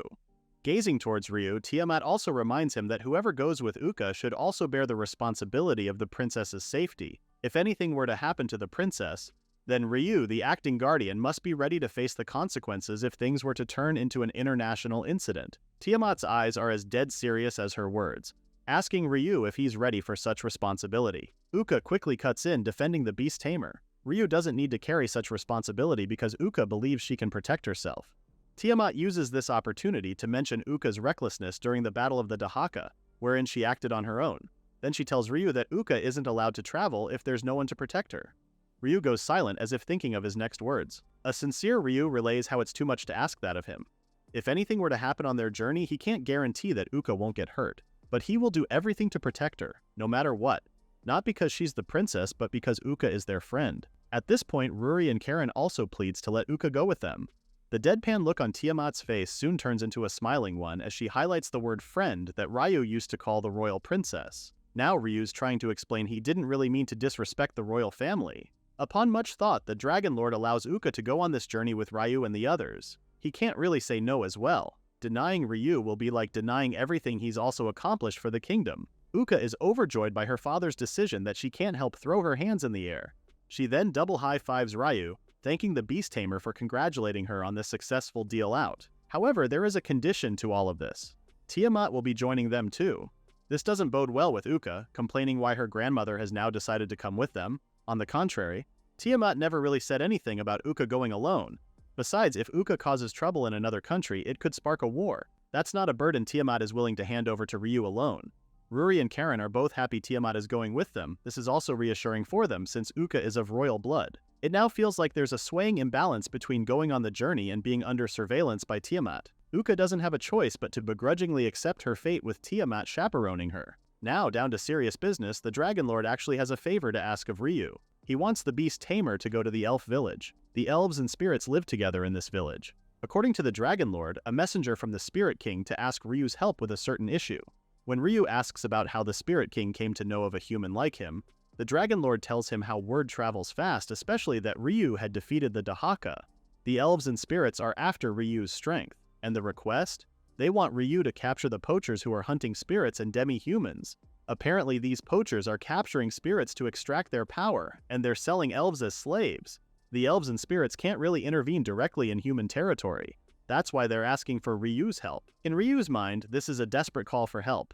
To think these beings are asking for a human's help to alleviate a problem caused by humans. He does want to help, but he's also thinking about his friend's opinion. Ruri seems to know what the beast tamer's thinking about and reassures him he can do whatever he wants. They all feel the same and want to help the elves and spirits.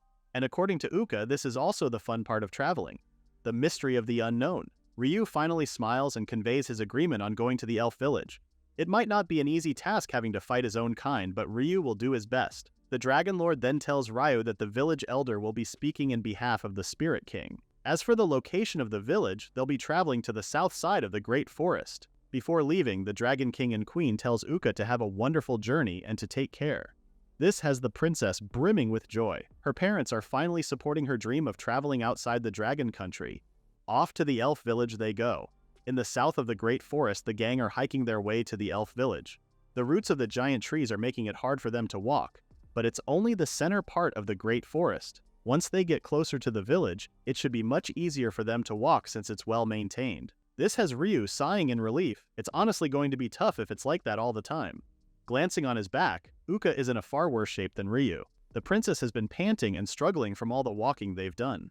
Before anyone can comment though, Uka tries to reassure them that she can handle all of this. Even with trembling legs, Uka is being pushed to keep on going by Tiamat.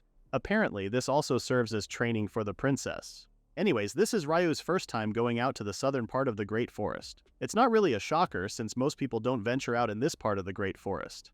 Tiamat then shares that high-ranking spirits usually set up barriers around the area. Now Ruri is concerned they might not get to enter the elf village because of the said barrier. However, they're reassured that guard spirits are usually on patrol around the village. All they need to do is mention Ryu's name and they'll probably let them in. Ryu then notices a spirit floating close to him. Both him and Karen are awestruck. It's their first time seeing such beings. Are they here to greet Ryu and the others? Before Ryu can start a conversation with the spirit, it flies away and points out to an area of the forest. It's telling Ryu and the others to follow it. Although confused, everyone still goes to follow the spirit even though they're highly likely deviating from their tracks. Suddenly, Ryu hears a human voice. But before he can find out where it's coming from, spider monsters begin jumping out from the trees. These are insect-type monsters called Konchugata. It's a huge swarm that it has Ryu wondering why. Karen immediately calls his attention, pointing out the some people getting attacked by the spiders. They don't know what's rally going on, but they can't just leave these people behind. Before a man gets eaten by a spider, Ryu rushes in to plunge his sword directly on the spider's head.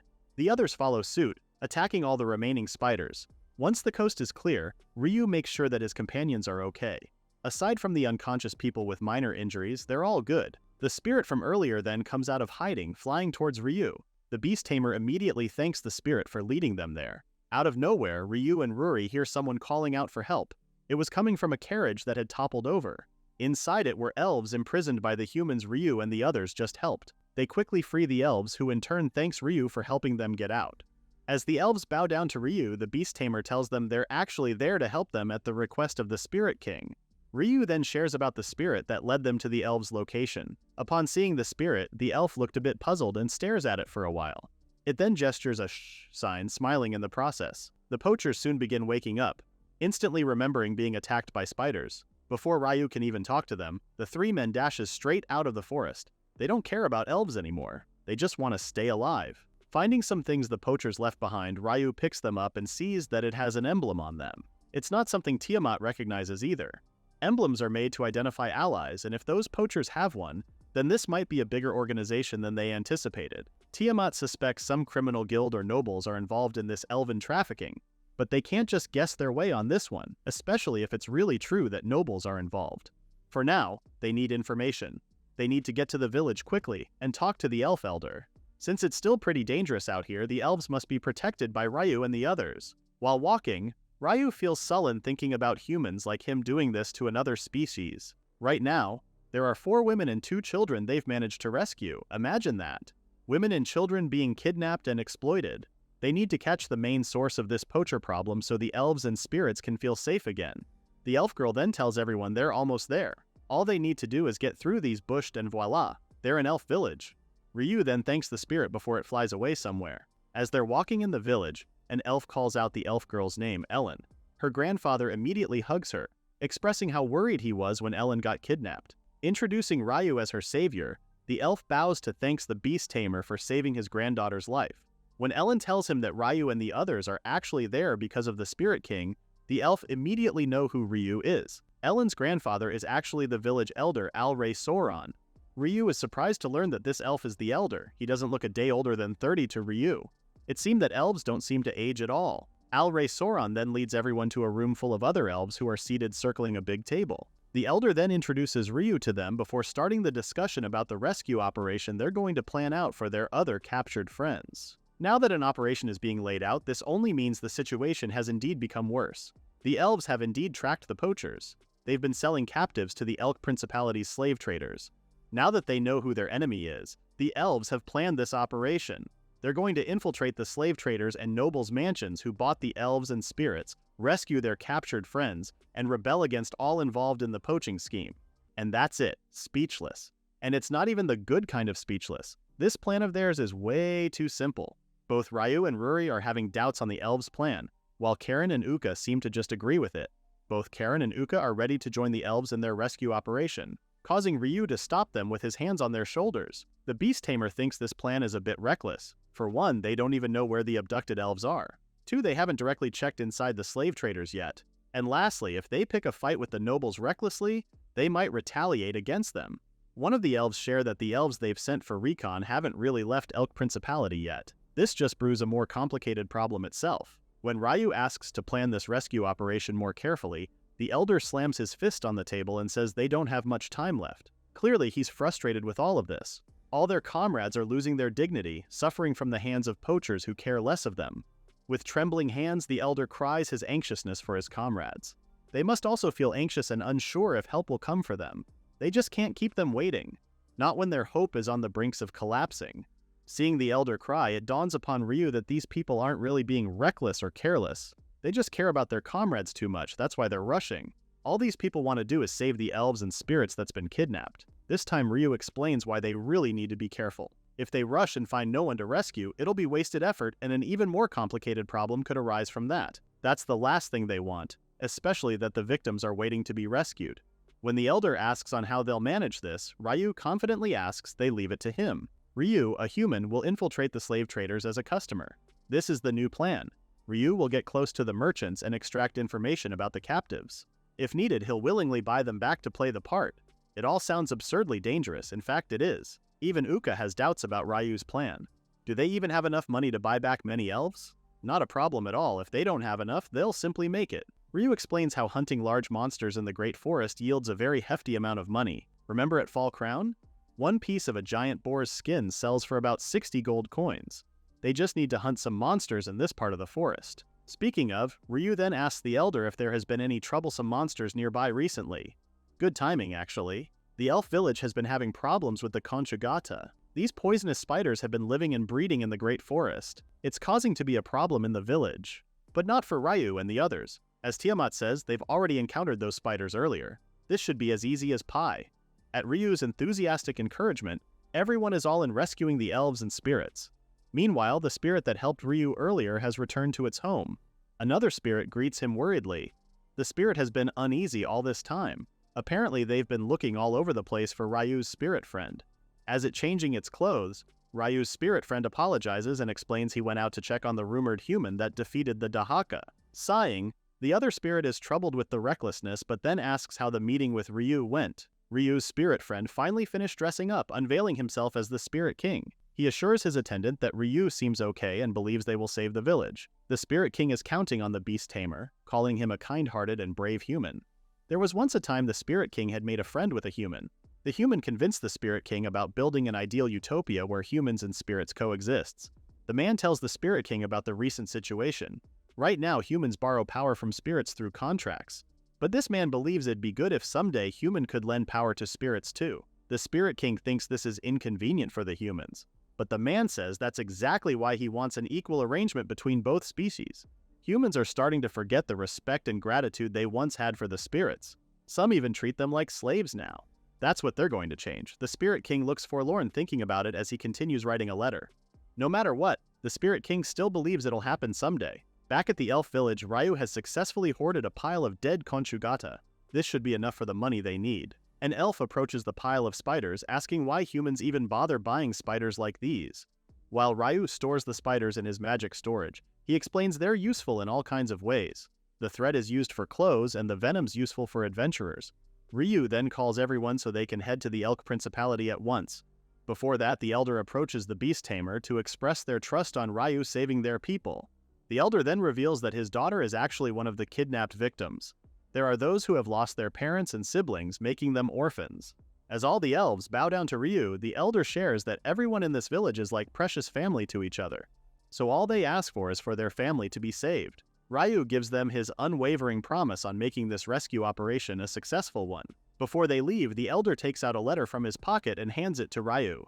The Spirit King had asked the elder to deliver it to the king of the Elk Duchy. Now he asks Ryu to deliver it to the Elk King. No matter what happens, it must reach the king at once.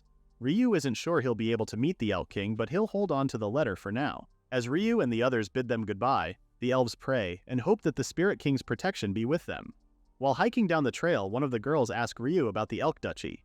Ryu doesn't really know a lot of the place too, but he thinks it's not a big country, especially that they don't require an ID card upon entering.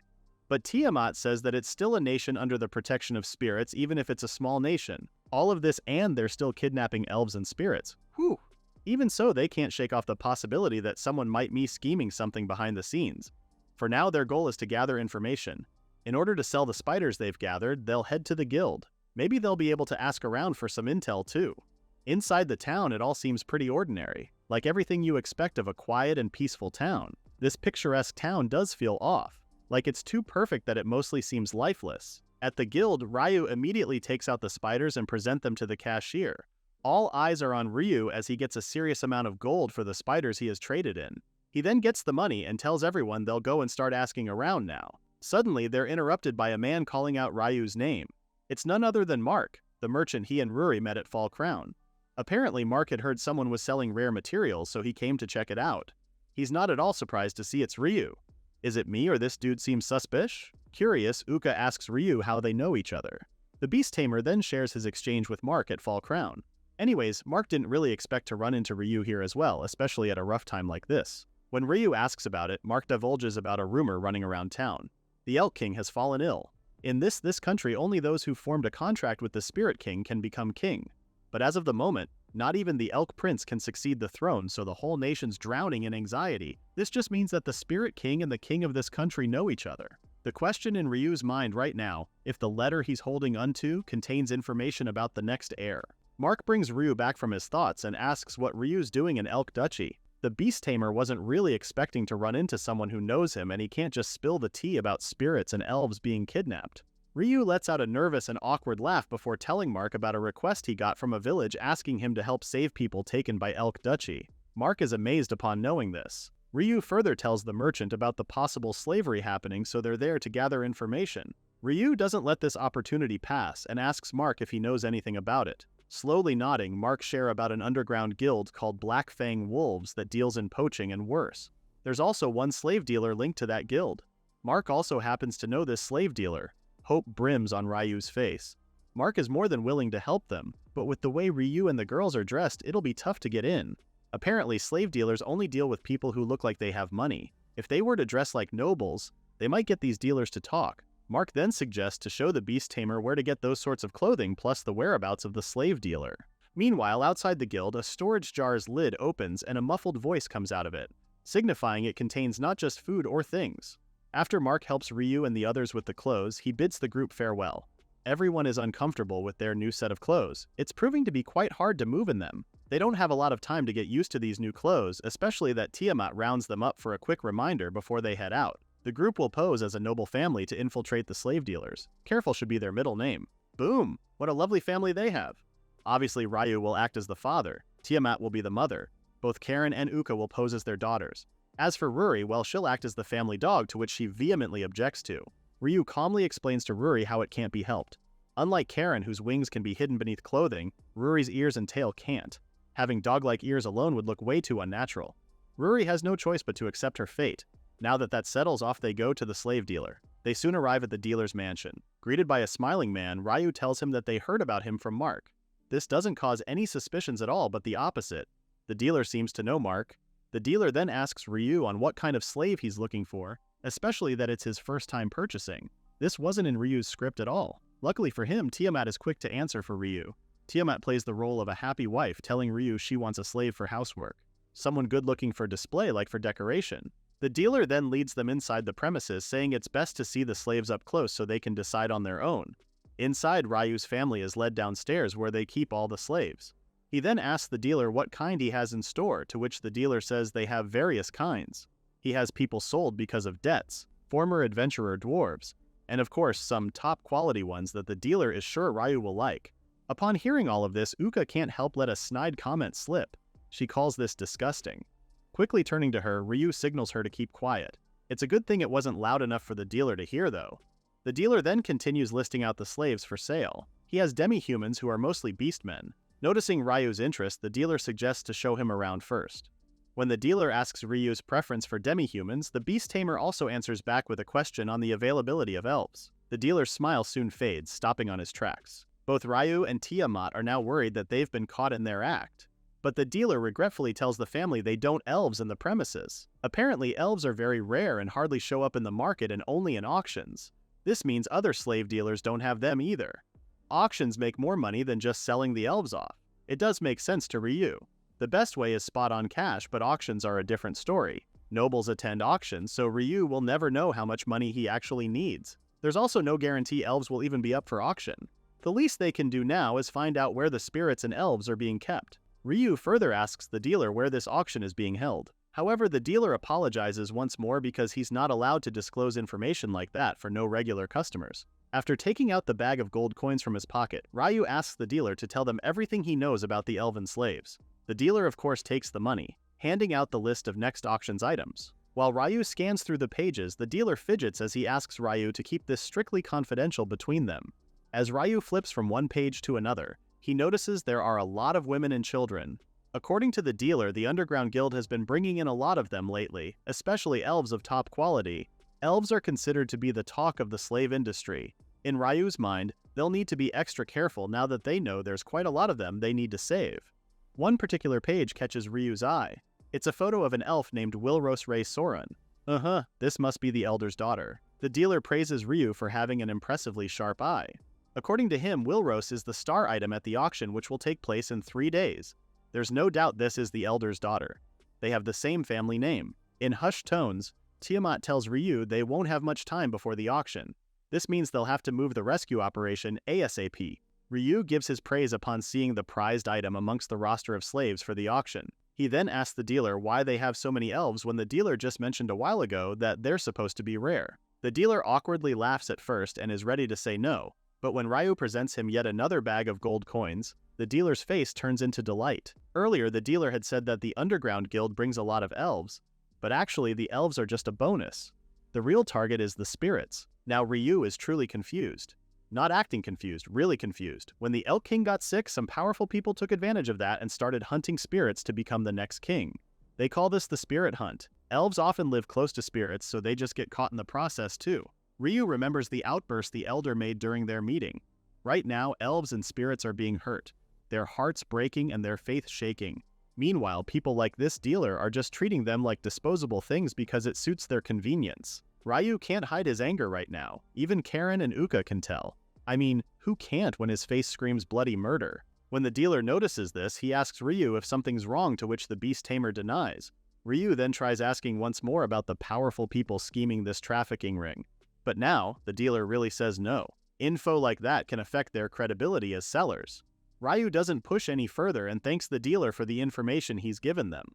Ryu then tells the dealer they'll leave for now and will be back another time to buy some slaves. As soon as they exit the mansion, they all discuss what they just learned. Ruri sullenly expresses her disbelief that elves are being kidnapped just for money.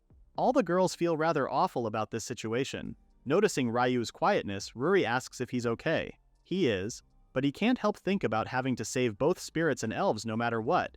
He's disappointed with his own kind for the mistreatment of other species. To Ryu, humans shouldn't neglect other races just because it's convenient for them. The girls, of course, agree with Ryu. The information they got from the dealer isn't enough. They need more information, especially about where the elves are being held captive. And the most important part, the mastermind behind the spirit hunt. Tiamat then chimes in, telling everyone they need to change their clothes since they're drawing in more attention than necessary. Once they finish changing clothes, they head to the back alley to hide their disguises. Coincidentally, Ryu chooses the same container jar from earlier's talk with Mark. Upon opening the jar, Ryu is surprised to see an elf hiding inside it. Could this be one of the recon team the elder mentioned at the meeting? Ryu is surprised to see someone smiling back at him. Without replying at the kid's hello, Ryu puts the lid back on the jar. The kid immediately jumps out of the jar, furious as to why Ryu would just ignore her like that. Ryu awkwardly apologizes as he wasn't expecting a homeless kid to be inside. Stepping foot on the ground and hands on her hips, the kid tells the beast tamer she's neither homeless nor a kid. This here is Alice, who just turned 19 this year. She's part of the intelligence division of the Land of the Light. Ryu is taken aback with Alice's age. She doesn't look 19 at all. In fact, she doesn't even look a day older than 12. But Ryu realizes something with Alice's words. She just said she's from the Land of the Light, which happens to be Ryu's homeland too. According to Tiamat's knowledge, the Land of the Light is a rare country ruled by the church, hence why even job aptitudes are determined by the church. It also happens to be the biggest organization in the whole country. Alice confirms all these, even adding how she's actually working for the hero herself. With the mention of hero, Ryu instantly thinks of Tia. The captain of the intelligence division where Alice works at is actually part of the hero's party, just that Alice's team is a separate unit. Now that Alice knows Ryu hails from the same country as her, she casually chimes in asking for Ryu's help in eradicating the illegal slave trading and the overhunting of spirits in this country. But that's exactly the same goal as Ryu and friends. Mind-blowing. As to why Alice would want Ryu's help? From what she's gathered, Ryu came to rescue kidnapped victims from the elf village. She also saw the group sneak into one of the slave traders' mansion in disguise, hence why she'd like Ryu to share information about what they saw or heard. Ryu is taken aback. He is of course interested in the slave liberation propaganda. But could they really trust Alice? Ryu has no choice but to trust Alice, especially that she claims she knows Tia. But why is Alice asking for Ryu's help though? Isn't she supposed to be with the intelligence division? Why is she not able to investigate the slavers herself? Bombarded with Ryu's questions has Alice shrinking. It's not that she couldn't. Alice has been stuck with surveillance and wiretapping. She's not really trained in talking. Props to Alice though. She did try to infiltrate the same slavers Ryu went into. Unfortunately, she got turned away at the gate. She's not proud of it, but there's nothing Alice could do about it, especially the overhunting of spirits. This has Alice dismayed. Can you imagine? Humans can use fire and water magic thanks to the mana produced by spirits. Because of the pact made by the Spirit King and humans, they're allowed to benefit from this gift. If the spirits use this opportunity to sever ties with humans, they'll lose all blessings and won't be able to fight off monsters anymore. Ryu now realizes if this really happens, even Tia and her group would be in danger. Deep in thought, Ryu is suddenly ambushed with a hug from Alice, who's begging for Ryu's help. Any information would be enough for them. Alice cries out saying she can't bear facing her captain or the hero if she doesn't succeed. With Alice's incessant begging, Ryu utters an immediate yes to her request. This has Ruri whispering to the beast tamer, asking if it's really okay to help them when Tia hates monsters. Taking this into consideration, Ryu thinks of a way to have both ends meet. While it's true that it's dangerous for them to be this close to the hero, they also need more information about the slavers. So Ryu suggests they work with the intelligence division. Since it's a separate unit, they won't have trouble keeping tracks of the hero's movements and avoid running into her. Aside from tis being a safer approach, they'll also have access to info they don't have. Everyone agrees with Ryu's plan, and the beast tamer instantly informs Alice of their decision. After Alice agrees to swapping information between them, Sei gladly tells Ryu she'll inform her comrades. Clicking on her earpiece, Alice starts tuning in as well as replying back to the person on the line. Everyone eyes Alice with curious eyes. It doesn't take long for Karen to ask about Alice's communication device. Answering back in their telepathic communication, Ryu tells the Garuda that it must be some kind of magic device like how their telepathy works. Just this one's for humans. Alice clicks her earpiece once more before telling everyone that they've got permission to proceed to the room the division has booked at the inn. Alice joyfully takes the lead, but after stepping onto her cape, Ryu can't imagine this kid's really a part of the country's intelligence division at all. They finally arrive at the inn, and Alice, who's sporting a bruise on her forehead, hurriedly greets her superior. Before introducing himself, he thanks everyone for looking after Alice. He then cheerfully tells everyone his name. This is Bill. Since their captain is MIA for now, he's left in charge of the squad. In turn, Ryu introduces himself and the others to Bill. After their pleasantries, they all agree to get down to business. After all, time's a-ticking. When asked if he knows about the country's current state, Ryu immediately confirms everything they know. From the fact that only the person who can make a pact with the Spirit King becomes the new Elk King, down to the current king's condition. Scratching his head, Bill divulges how they suspect it's no ordinary illness. It's actually highly likely that the king is weakened because he's been poisoned.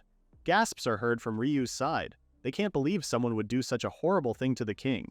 Bill reminds Ryu on who gets to be king and how it's done. Piecing everything together, Ryu's eyes grow wide.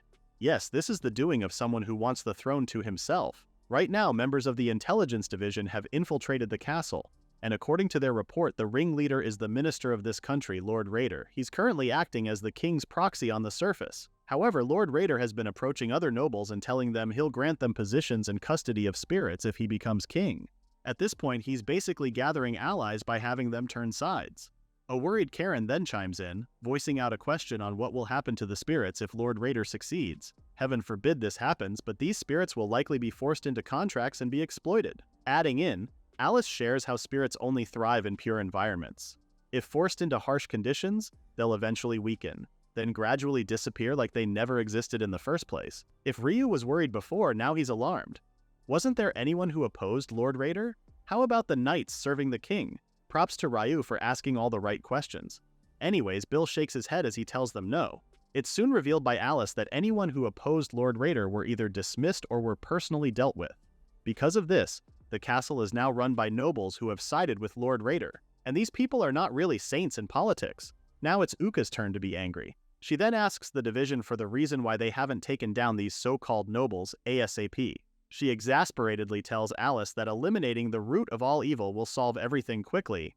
Uka does have a point, but Alice deems this an impossible task for their division, which is mainly focused on stealth and gathering information. Fighting isn't really in their books, this isn't their only problem.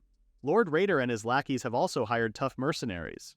Bill sighs as he delivers this horrible information. If they rush in recklessly, they'll all be wiped out.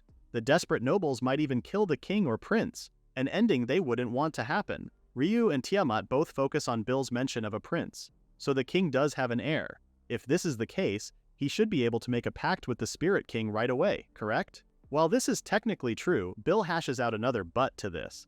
The prince is only 5 years old, far too young to ascend the throne. Even if he could make a pact with the Spirit King now, he wouldn't know how to protect himself and would just get killed. As of now, the prince is apparently under house arrest. There's no guarantee he'll stay safe forever too. Especially if Lord Raider's plans on making a pact with the Spirit King falls through. The prince will probably be disposed of afterwards. Anyone who could threaten this lord's plans will just be hindrances to his ascension. Livid is probably the right word to describe Uka's current mood right now. To the princess, this is all preposterous. They're dealing with someone who takes away someone's freedom for their own convenience, and then dispose of them? The prince is only a child who's being underestimated right now. Before Ryu can stop her, Uka storms towards the door, promising to tear Lord Raider apart. But then she stops on her tracks as she remembers what had happened in that cave, when she helplessly stared at her grandmother's paralyzed body. All of a sudden, Uka calms down, telling Ryu they need to plan this carefully. If they acted recklessly, the lives of both the king and prince could be at risk. After apologizing, Uka urges everyone they make a plan to rescue the victims. A warm smile then forms on Tiamat's face. Oh, how our princess has grown. Back to business. Sharing the news of the auction in 3 days, Ryu tells everyone they'll need to make a move today or tomorrow. When Alice asks about this said auction, Ryu starts sharing to the division on what they know and found at the slaver's mansion. From what Alice has gathered, Ryu came because the elves asked him to rescue their captured kind and the spirits. This alone has Alice questioning on who exactly is Ryu. The beast tamer can only let out an awkward laugh as he listens to Bill expressing his surprise. Now they have added information. It makes sense now. To lure the spirits, the underground guild is capturing and controlling the elves. And this auction must be a way for nobles to fund hiring that said guild, Bill deduces. Not only that, but there's also a high chance the spirits are being controlled together with the elves. Question is, which guild is responsible for this heinous crime? Ryu hasn't gotten that far on their investigation though, which proves to be a troublesome matter now. Kind of like a dead end at this point, especially that there are 3 underground guilds in this country. If they can somehow figure out which one is directly connected to the slave traders, then there is still a big room for hope. Alas, Ryu recalls something. The underground guild specializing in poaching, the Black Fang Wolves, is actually directly involved with the slave traders. Bill beams at this revelation. Now they can start by tracking down the Black Fang Wolves. In the corner, Alice wonders why an ordinary merchant like Mark would have valuable information about an underground guild. I did tell you in the beginning, that man smells like fish. Bill then instructs everyone to split up in teams so they can investigate right away. One comrade worries about their fighting forces. Even if they gather information, it'll be too late for them to ask for reinforcement from their homeland. And besides, even if they do manage to save the king, it's hard to believe the king and his people will trust them since they're not citizens of this country. Bill lets out a sigh of frustration, asking why his crew chose today of all days to be this pessimistic. Bill understands it's a difficult matter, but they must act now or they might regret it. He then reassures his comrades not to fret about those things. Ryu suddenly butts in their conversation. asking the division members to leave it to him and his group. Ryu and his friends are more than ready for this mission to push through. They've gained confidence in their skills all throughout their journey. Dealing with the underground guild will be easy as pie. But before they head out for their separate tasks, Ryu shows the division the letter the Spirit King gave him. The Beast Tamer explains how it's a letter addressed to the Elk King. If they manage to deliver this, Ryu believes the king will trust them. Surprised, Bill and Alice hurriedly ask why Ryu would have something of importance with him. Just who is this guy? Ryu then explains more of it. When he said they were asked by the elves to rescue their kind, the request originally came from the Spirit King. Bill believes this letter might solve all the questions they've been asking and discussing earlier. Alice then stares at the letter, asking Ryu if he's opened and read it. But the Beast Tamer hasn't done so, thinking it's wrong to open it without permission. Suggesting they open it, Bill clarifies he wants to make sure what the letter says. If it says that the Spirit King will sever all ties with humans or the other way around. Although Bill feels bad for the Spirit King, he urges Ryu to open the letter and decide if it's really okay to hand it to the Elk King. Ryu reluctantly stares at Bill as he opens the letter. Reading the contents, the Spirit King asks the Elk King if he remembers the utopia they once spoke of a world where spirits and humans join hands, laugh together, and live in harmony. Not as beings who grant favors from above, but as eternal neighbors who support one another. This was a promise they made that day, but the world as it is right now is far from that dream. Even so, the Spirit King doesn't blame the Elk King. Even if the Elk King's position or his beliefs have changed, the Spirit King still believes that the promise they once made can be fulfilled. Silence echoes the room's walls as everyone takes it all in. The Spirit King hasn't given up on humanity just yet. Alice then knows their next step. They must deliver this to the Elk King at once. This is enough proof already. For sure he will believe the division. Filled with hope, Bill clutches the letter tightly while agreeing that this is something the Elk King must read. He then turns to Ryu, asking if he could entrust the letter to them. Bill promises to take full responsibility of the letter and will surely deliver it to the king. After Ryu agrees, Bill tells his comrades that rescuing the king and catching the underground guild would also round up all those corrupt nobles at once. That's like solving all their problems in one go. While they go and deliver the letter, Bill assigns Ryu and his comrades to infiltrate the Black Fang Wolves and all the underground guilds working for them. With this, 3 groups are formed for tonight's operation. Bill and some members being on the King's Rescue Team. Both Ruri and Karen will be on Underground Guild Suppression Team A, and Tiamat and Uka for Team B. For the last team, Ryu and Alice will surely do well on their job. That same night, the Suppression Team head out to a local bar where a bunch of men are drinking their night away. A bald man orders more and more drinks for him and his crew. One man joyfully asks if it's really okay to spend this much on booze, to which the bald man agrees.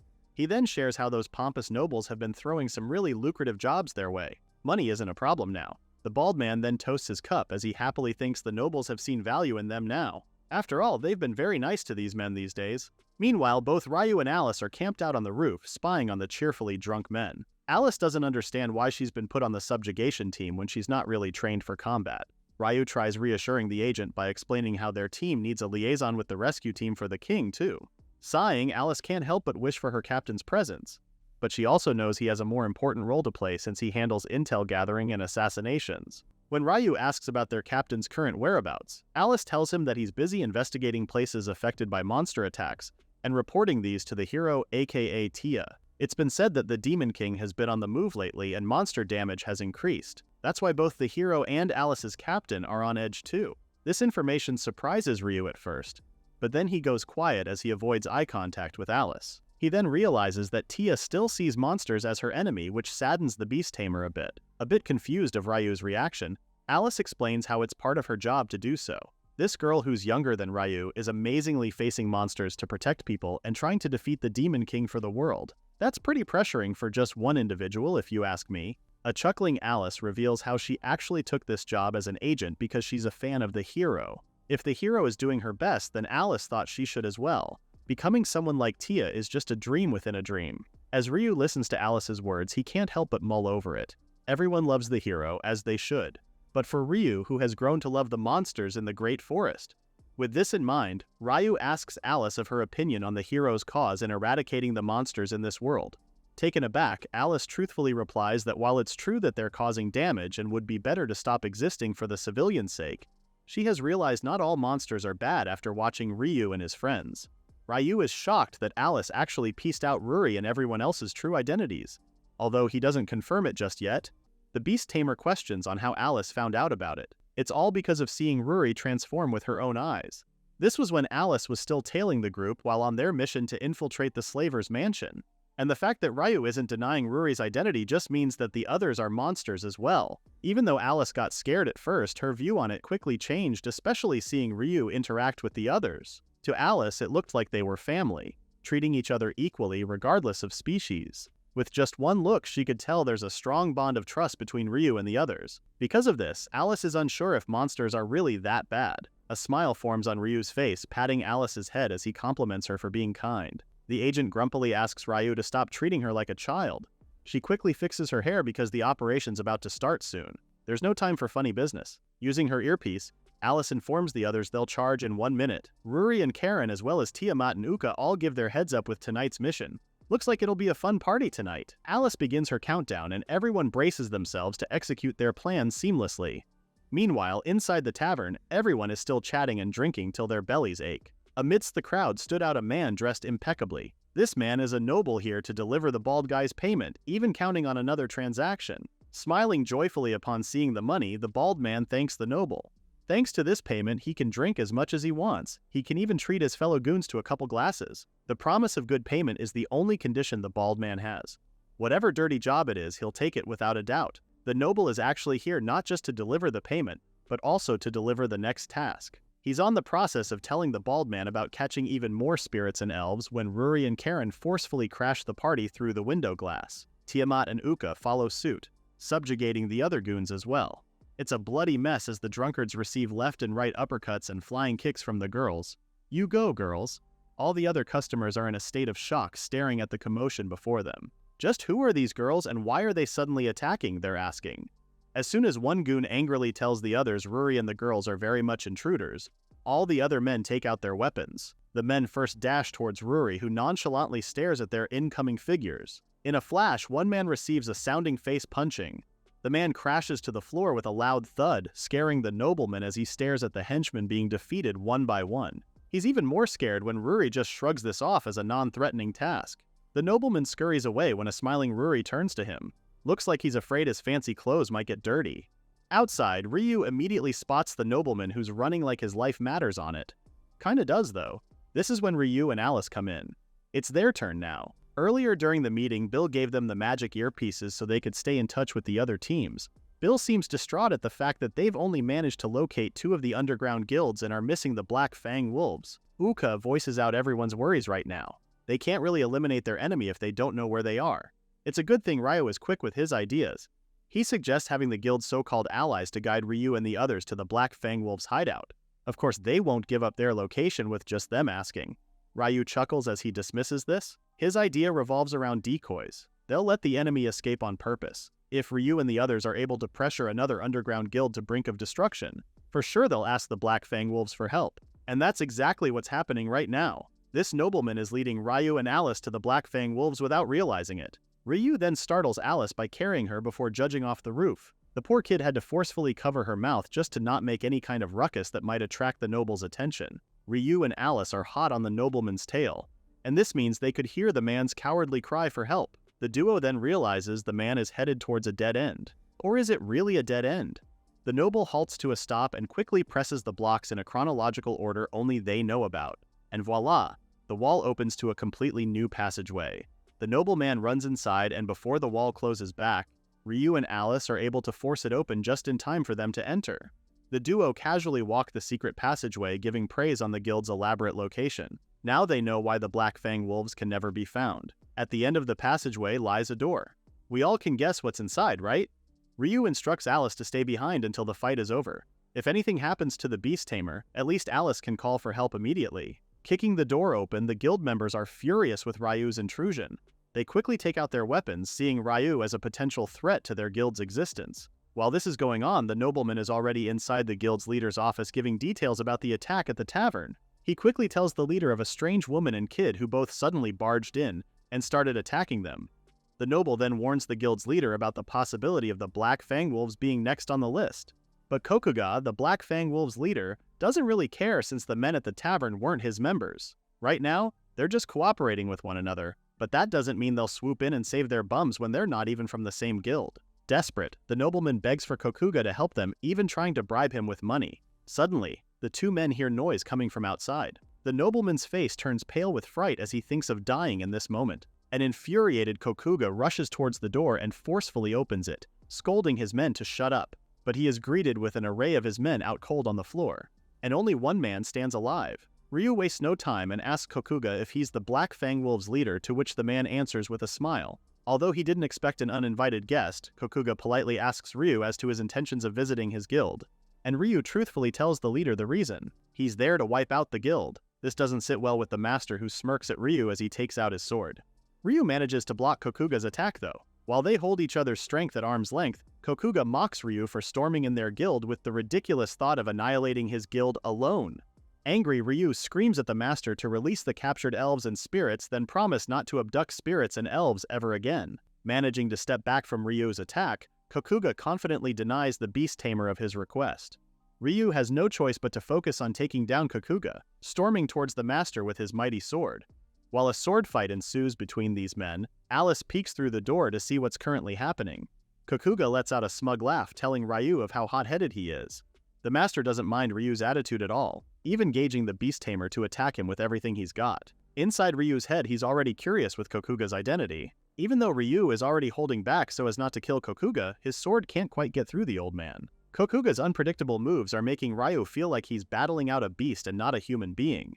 Ryu barely managed to dodge another one of Kokuga's attacks, making the master give props to Ryu's skills. The old man is even offering a spot on the guild for Ryu. Now the beast tamer is angry at Kokuga's attempt of a joke. Ryu then berates the guildmaster for putting elves and spirits in auction, even enslaving and forcing them to servitude. Ryu is in disbelief that the old man can still act so calmly when all he's done is cruel stuff. Screaming, Ryu tells Kokuga no one in their right mind would join a guild like that and vehemently refuses Kokuga's offer. All Kokuga could say is, "Huh?" As in he's really confused as to what Ryu is babbling about. Slaves, auctions, they've never enslaved elves and spirits before. Hearing this, Ryu is also confused. The two are that confused it takes them time to process everything that's been said. Kokuga is the one to break the awkwardness with a bark of laughter. Kokuga then realizes the elves must have asked Ryu for help, and this has Kokuga complimenting Ryu for being a brave young man. Coming out of hiding, Alice joins them and asks what Kokuga's talking about. The nobleman has already been tied up, so he's just scrunched up in the corner like the little rat that he is. Anyways, it's Kokuga who explains their guild has never and will never mistreat elves and spirits. A furious Alice commands Kokuga not to lie and refuses to believe such things coming from a slaver. Kokuga still continues explaining, telling them the guild only takes down corrupt organizations and hand the monsters over to the slavers. To prove this, Kokuga signals one of his men bring the elves and spirits in. And would you look at that? The guildmaster is actually telling the truth. Both Ryu and Alice are in a loss for words, not expecting such turn of events. An elf girl steps forward to defend Kokuga by saying they've been treated nicely. The monsters have been provided with good food and clothes too. The guild members have been so kind to them, really. Kokuga then details out how they actually brought the elves to their guild to try and recruit them for Black Fang Wolves who are in need of teachers of magic. Since the elves have strong magic power, it's only right their guild would learn from them. And truth be told, a noble did come in to offer Kokuga money in exchange of bringing in elves and spirits. Kokuga never thought any bad of it and agreed. That's why their guild took the monsters here to discuss about it. But then again, Ryu and Alice both comment on this situation resulting to kidnapping. Not really a friendly way to say they're offering jobs to the elves and spirits. Kokuga now realized that those nobles were really after the elves for their own personal gain. Bowing, the guildmaster apologizes for unknowingly getting involved in a meds they don't even practice in their guild. He also apologizes for attacking Ryu too. Ryu quickly waves his hands like he's telling Kokuga to stop because the bow wasn't necessary at all. He's just glad this misunderstanding has been cleared up. As a kind gesture, Kokuga promises to release all elves and spirits in their possession. This elates all the monsters. With this, Ryu realizes the elf girl from earlier is the village chief's missing daughter. A smile forms on Ryu's face, seemingly happy to see the elf safe. The nobleman at the background then chimes in, telling everyone they won't get away with what they did. He even calls the men mere thugs compared to them noblemen. Kokuga is the one to have this coward shut up by punching him right on the face. The guildmaster scolds the noble for being a coward who uses dirty tricks just to get his way. Tied up, the nobleman is now out cold on the floor. No more yapping from this guy. Changing the subject, Kokuga asks Ryu on his secret of being strong. I mean, he can tell since Ryu was able to knock down all of Skilled Fighter alone. The beast tamer awkwardly laughs, telling the guildmaster on his inhabitants in the Great Forest. Ryu has lived there for quite a while that it's made him strong. Both Alice and Kokuga are surprised to hear this. It's uncommon for a human to live in such a dangerous location. Ryu is now beginning to sweat as he tries to awkwardly chuckle his way out of this conversation. Now, Kokuga plans on taking his guild to the Great Forest, so his members would get even stronger. He then turns towards his guild members, announcing they'll all be headed towards the Great Forest ASAP. The men start complaining at their master's insane plan. It's been hard for them to catch elves and spirits. Now Kokuga wants them to train there? They'll surely die. Kokuga scolds them to stop whining and reassures them the master will be going with them. Kokuga then bids Ryu goodbye, leaving the elves and spirits in his capable hands. The old man then offers a fist bump, saying next time they meet Kokuga will be stronger than Ryu, and off they go. Oh, he almost forgot. Kokuga shouts to Ryu on the offer of joining the guild still stands. It'll be there if Ryu changes his mind. Now it's just Ryu and Alice left, watching the Black Fang Wolves members' retreating figures. Now that they've rescued the elves and spirits, it's high time to contact the others to give them the good news. Alice clicks on her earpiece, wanting to contact her seniors before anyone else. Alice quickly tells them their mission is a success, then she asks about Bill's team. Although Bill is happy to hear Alice's news, their end is the opposite. Sure, they made it safely to the king. However, upon arriving at the king's bedroom, the team discovers the king to be completely weakened now. He's in no condition to read nor understand the spurting king's letter at all. As Bill shares the disappointing news of the Elk King being completely weakened and in no condition to read the Spirit King's letter, both Alice and Ryu listen in silence. One of the team's allies has already called for a doctor, but Bill still urges Alice and Ryu to get to the castle ASAP to talk about their next move. Before doing that, Ryu wants to make sure the captured spirits and elves are safe. Bill agrees and informs them he'll send a rescue team immediately so Ryu and Alice could leave. However, Ryu is reluctant in leaving the spirits and elves since there's still a high chance another group might capture them. The village chief's daughter steps forwards and reassures Ryu that it's okay. She may not know the details, but she does know the beast tamer is doing this to help them. So she encourages both Ryu and Alice to go and to not worry about them. Ryu and Alice don't really agree with the elf's suggestion, saying it's way too dangerous and they should at least stay with them until the rescue team gets there. Smiling, the elf assures them that they're very much capable in handling themselves. They are hunters after all. She then bows down to Ryu and Alice, asking them to go for the sake of the future of their people. This is enough for Ryu and Alice to leave for the castle. As they head outside, they both worry about the king's condition. They both hope he'll be alright and for the doctors to do something about it. Alice is afraid if by any chance they were to lose the king. It would make improving relations between spirits and humans incredibly difficult. Worst case scenario? Lord Raider, who's acting as the king's proxy, will take full control. And once that happens, he'll become king and get rid of the prince who stands in his way. He'll rewrite the laws to suit his needs and make sure no one from the outside can interfere. When Ryu suggests they just take Lord Raider down, Alice tells him that would turn into an international incident and the armies of the other nations will come after everyone involved. If they get caught, there's no way they'll be able to escape. On top of that, the chaos from losing their king will plunge the Principality of Elk into a time of crisis, and they might no longer be in any position to repair relations with the spirits at elves. After hearing this, Ryu realizes the only way to resolve this in the most peaceful way possible is for the king to recover and speak directly with the Spirit King. For now, they'll all have to believe in the king's strength to recover. They soon arrive at the castle's gates and hide under the bushes. There are guards at the front, making it a bit difficult for them to make their way inside. According to Alice, there should be someone from the intelligence unit nearby. Coincidentally, they hear a hushed voice from the corner. Looking to their left, it's the comrade Alice was just talking about. The member then lead them to an underground passageway which goes straight to the king's chamber.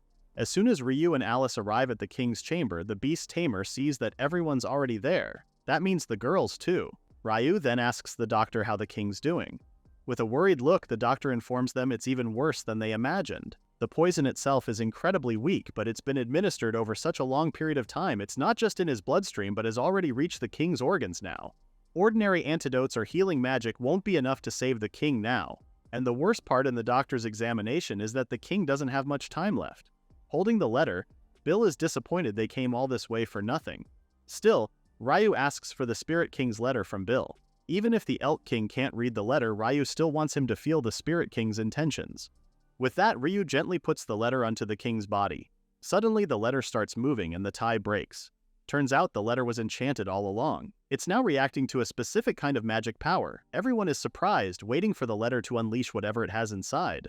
A magical circle soon appears on the paper along with a strong gush of wind. The letter reveals the Spirit King himself, though Ryu doesn't really know him as the king but as the one who guided them to the elf village. The Spirit King thanks Ryu for delivering the letter. Since he can't move around much due to his position, hiding in the letter for Ryu to deliver to the Elk King. Before anything else, the Spirit King finally introduces himself to everyone. The Spirit King contracted with the current king of the Principality of Elf. Ryu is in utter belief. He never knew the one that helped them was the Spirit King himself. Hearing the Beast Tamer, the Spirit King asks him to stop with the formality, and most importantly, he needs a serious 411. After some time, the Spirit King is now up to date with everything that has happened. Hearing all of that has the Spirit King realizing that his friend hadn't forgotten his promise after all. Although that has the Spirit King relieved, he's somehow sad to see the Elk King in this condition. It somehow made the Elk King's appearance change since their last meeting. Despondent, Ryu apologizes to the Spirit King. The Beast Tamer feels like it's all his fault. Even if he was able to deliver the letter, it's still meaningless because the king isn't safe. If Thai had acted sooner, maybe the Elk King could have been saved. The spirits, elves, and humans might have had a future where they could live in peace. Crying out his frustration, Ryu believes the Spirit King had entrusted them with this for nothing. The Spirit King immediately cuts Ryu off, telling the Beast Tamer it wasn't for nothing. While it's true that the reason he asked for Ryu's help was something straightforward like defeating the evil dragon or being humans who can move freely. But that's not really the only reason. The Spirit King reveals that he actually guided them to the elf village because he felt like he could trust Ryu. The sense of justice that drives Ryu to help others without hesitation, the purity that never even allows a moment of ill will towards spirits or the elves. It's because the Spirit King saw all that with his own eyes that he entrusted the letter with Ryu. Hovering towards the Elk King's face, the Spirit King tells Ryu he did an absolutely great job in properly delivering the letter to the king, as the Spirit King was able to meet his friend safely. Chiming in, Alice asks what their next plan is. According to Bill, if the king stays like this, the spirits and elves will keep being targeted. They need to find a solution to solve this. And that's what the Spirit King is here for. He flies towards the Elk King's hand and touches it. Using his magic sunlight breaker, a blinding ray of light surrounds the room. Everyone else in the room cover themselves in the process. Bill is the first to look at what's happening and quickly notices that the Elk King's complexion looks like it's returning. As soon as the Spirit King's done, he loses his strength and is about to fall to the ground when Ryu swiftly catches him. Ryu immediately asks if the Spirit King's okay with what he just did. The Spirit King explains he absorbed the poison. This poison is now flowing into the forest through the Spirit King's magic power.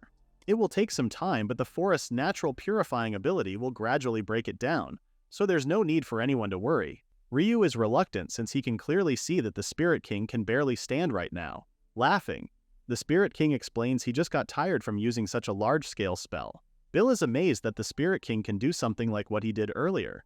They're suddenly interrupted by a noise coming from the Elk King. He's finally awake. Everyone is elated to finally see the Elk King awake. The Elk King, on the other hand, is confused to who all these people are, and is more confused as to why the Spirit King is also here. It's the Spirit King that fills his friend in on what's happening, telling him how the Elk King was on the verge of having his throne stolen by his own minister. They had weakened the Elk King with poison, causing him to fall ill. During this time, hunting spirits ran rampant. This urgent matter is the reason why the Spirit King came here, to set things right. Clutching his hands, the Elk King never knew all of this was happening. He is rather disappointed with himself. The Elk King believes he has failed and wasn't able to uphold their shared promise. He spoke highly of a utopia, yet he was betrayed by his own people and left in a dying state. The Elk King thinks his friend is deeply disappointed with him. Ryu tries to reassure the Elk King, but is cut short by the Spirit King, who strongly says it's true that he is disappointed with the Elk King. The Spirit King is absolutely disappointed that his friend, the Elk King, would think so little of him that he would lose faith over such a little thing. Is that really all their friendship meant to the Elk King? If the Elk King believes he's not fit to be king, then the Spirit King says he's no better. A king who only spouts ideals without action is just a figurehead anyway. That's why the Spirit King wants them to make it happen. Starting now, all of them will work together. Everyone in the room gave it their all to protect the future of all races, spirits, elves, and humans alike. These people uncovered the mastermind and even took down his allies. The Spirit King smiles as he tells his friend how it would be a waste to give up on their dream when they've come this far now. A sudden realization comes to the Elk King. Smiling, he believes what the Spirit King is saying is right. No matter how much he spoke of his ideals, people would just laugh it off as ridicule. The Elk King lost confidence because there was no one around who truly listened to him. The Elk King realizes the first step is to start with what he can do now. And with that, he immediately makes himself publicly known. Now, he's not alone. The Spirit King and everyone else that helped save him are now with him. The people are surprised to see the Elk King since all they know is that he's recovering from his illness. Lord Raider is in a frenzied panic right now. He's desperately shaking one of his cronies, asking what's going on, and isn't the Elk King supposed to be in critical condition? The Elk King turns to look at Ryu before he tells the Spirit King how strong the young beast tamer is. With kids like Ryu and the others, both kings can entrust their hopes and dreams without worry. Chuckling, the Spirit King seconds this motion, but doesn't want them to fall behind either. He then uses his magic to cast a magic circle that's made for making public announcements. The Elk King calls upon all the citizens of the Elk Principality, effective immediately. The forced contracts and enslavement of spirits and elves, as well as the hunting of spirits and elves, are now strictly prohibited. Those who violate this law will be deemed as threats to the trust between the humans, spirits, and elves, as well as those individuals who endanger the future of all races, including humans, will be sentenced to capital punishment, or a penalty of equal severity. The Elk King then ends his announcement by telling the people to report anyone who violates these orders to the king immediately. After that, the Spirit King quickly praises his friend for a job well done. This is the first step, the cleansing of the nation. It's a small step, but to the Spirit King it's rather fine. Their plan is finally in motion once again. Extending his hand, the Spirit King promises to help his friend. Together, they'll work hard to achieve the utopia they dream about. For sure, they'll be models to this new world. With that, the two kings seal the deal with a pinky promise. Looking at the sun rising, both kings are hopeful for the new and fulfilling era that's about to become. Meanwhile, Ryu and the girls take care of all the dirty nobles, tying them up so they can't escape their punishment. All the elves have been returned to the elf village and are finally reunited with their loved ones too. The Spirit King thanks Ryu and the girls for coming all the way to there to escort everyone back to their homes. They really took good care of the spirits and elves. Now, the Spirit King wants to discuss Ryu's reward for the big help, to which the beast tamer refuses as he doesn't need anything at all. However, Ryu's jaw drops when the Spirit King reveals the reward, a contract with the king himself. Ryu ultimately and quickly turns down the offer, saying it's too grand, and the Spirit King already made a contract with the Elk King as well. The Spirit King says it's not a problem at all. As long as he's not controlled at the same time, they're all good. Also, there's no rule that says one must always be with the contractor once the contract is made. So the Spirit King insists on this offer. To him, this is the greatest reward he can offer, a way of saying thank you to Ryu. The Spirit King really wants Ryu to accept his offer. So the Beast Tamer ultimately accepts the Spirit King's offer. Touching Ryu's forehead, the Spirit King closes his eyes. Inside Ryu's soul, the Spirit King sees Uru tending to the Dahaka that was still inside its egg. The Spirit King quickly opens his eyes and flies away from Ryu in surprise of what he found. The Spirit King composes himself and quietly asks Ryu as to why the Dahaka is inside him. Not only the Dahaka, but there are more dangerous ones, aka Uru. Is Ryu's inside some kind of demon realm? Awkward, Ryu starts stuttering, unsure as to how he would explain it all, especially that it'll take a while. The Spirit King then dismisses his questions, believing the others already approved their contracts with Ryu, so he has no right to blame the Beast Tamer. Bowing, the Spirit King announces his contract with Ryu is now complete. Whenever Ryu needs his power, all he needs to do is call on the Spirit King. After that, the Spirit King asks the group's plan. Because Ryu hasn't really decided yet, Tiamat suggests they head back to Fallcrown. All their clothes and gear got damaged in the last battle, and they need to have them repaired. Hearing this, Ryu agrees with the suggestion. He also wants to find someone who could work with Tiamat's claw too. So for now, they'll return to the Elk Principality and start gathering their footing. The group is now in an animated conversation about grabbing a change of clothes and restocking their food supplies.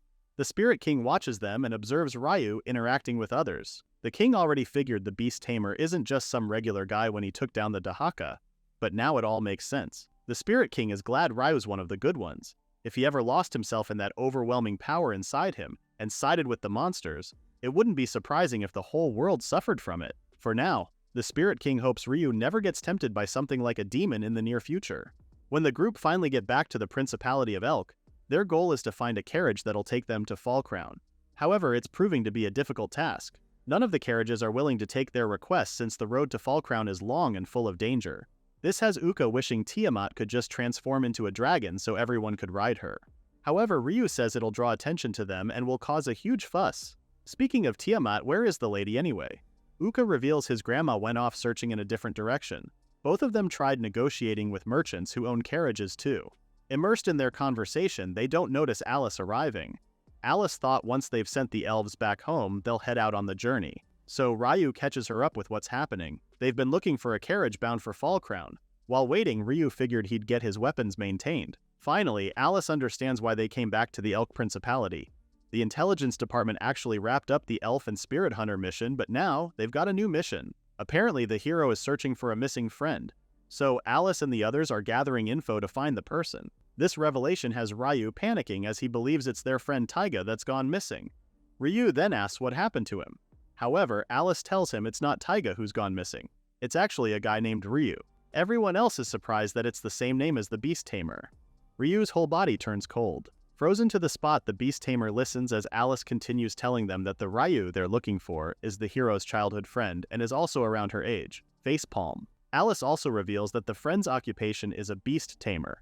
Double facepalm. Ryu is now flustered, in denial that this friend they're looking for is him. He soon realizes that it could be possible. Ryu did get kidnapped by Ruri and just went on a journey. Being listed as a missing person isn't surprising at all. And now Tia's looking for him, which reads bad news. If she were to find out that Ryu's with Ruri and the others who are monsters, there will definitely be conflict. So Ryu's plan right now is to make sure this missing Ryu isn't found out to be him. Alice isn't done spilling the tea. She did think it was Ryu at first, as in the Ryu in front of her right now. But apparently the Ryu they're looking for has no combat ability, so Alice laughed it off because surely that's not the powerful Ryu they're talking about. Ryu is stuttering as well as shaking as he says he'd remember if he met someone with the same name as his. Hearing this, Alice is disappointed. This just means she has no leads at all. With that, Alice asks a favor if she can go along with the group to Fall Crown. When Ryu asks if they're done gathering info in this area, Alice reveals that the hero is actually nearby the area right now. Alice just wants to look in another direction.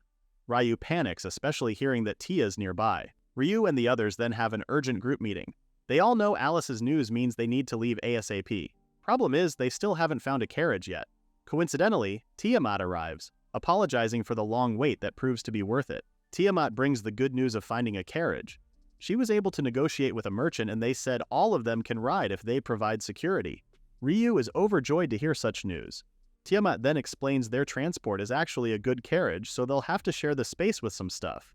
Might be a little cramped, but Ryu is absolutely 100% all for it. Remembering Alice, Ryu asks the lady if they can handle an addition of one more person, to which Tiamat that the merchant actually told her they'll be able to transport up to 10 people. Going back to Alice, the Beast Tamer tells her that she can come with them. But there's a slight catch to it. Ryu doesn't want Alice reporting the group's actions to the hero constantly. After getting initially confused, it dawns on Alice that it's because Ruri and the others are monsters. Ryu confirms this. They can't have their allies getting slaughtered by the hero's team, right? While Alice promises to do exactly as Ryu had asked, Ruri and Tiamat stare at each other in bewilderment. They don't know what that means exactly. After that, the group including Alice all make their way to meet the merchant.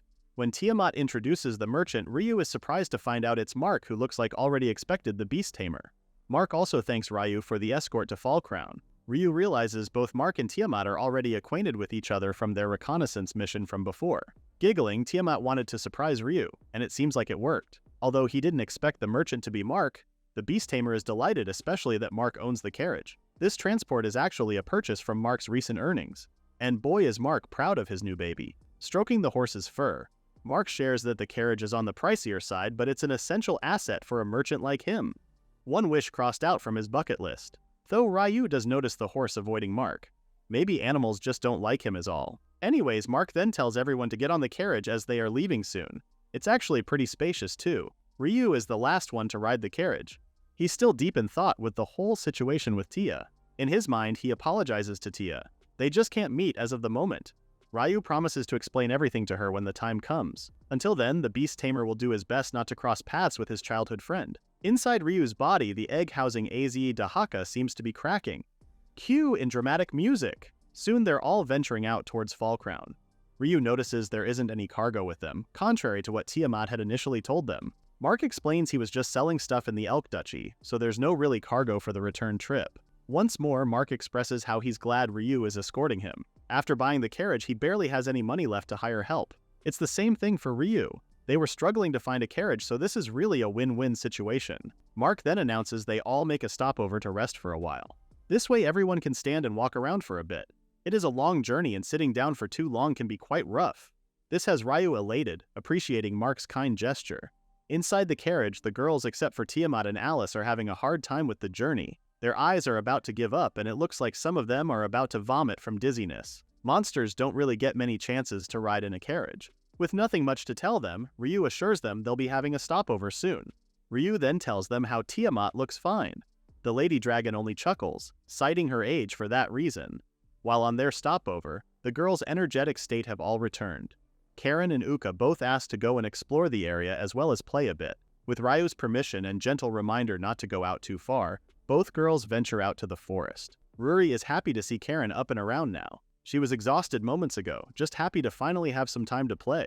It's been hectic since the fight with the Dahaka, they haven't had proper time to just relax. Looking at Uka's face full of joy, Tiamat suddenly thanks Ryu for taking the princess with him on this journey. Tiamat shares that the Dragon Clan have scales that deflect magic and blades, claws that tear through anything, immunity against diseases. Dragon are almost the ultimate being, biologically speaking. Still, no matter how talented they are, something can't be gained. When Tiamat asks the beast tamer if he has any inkling on what this is, he crosses his arms and couldn't give out a proper answer.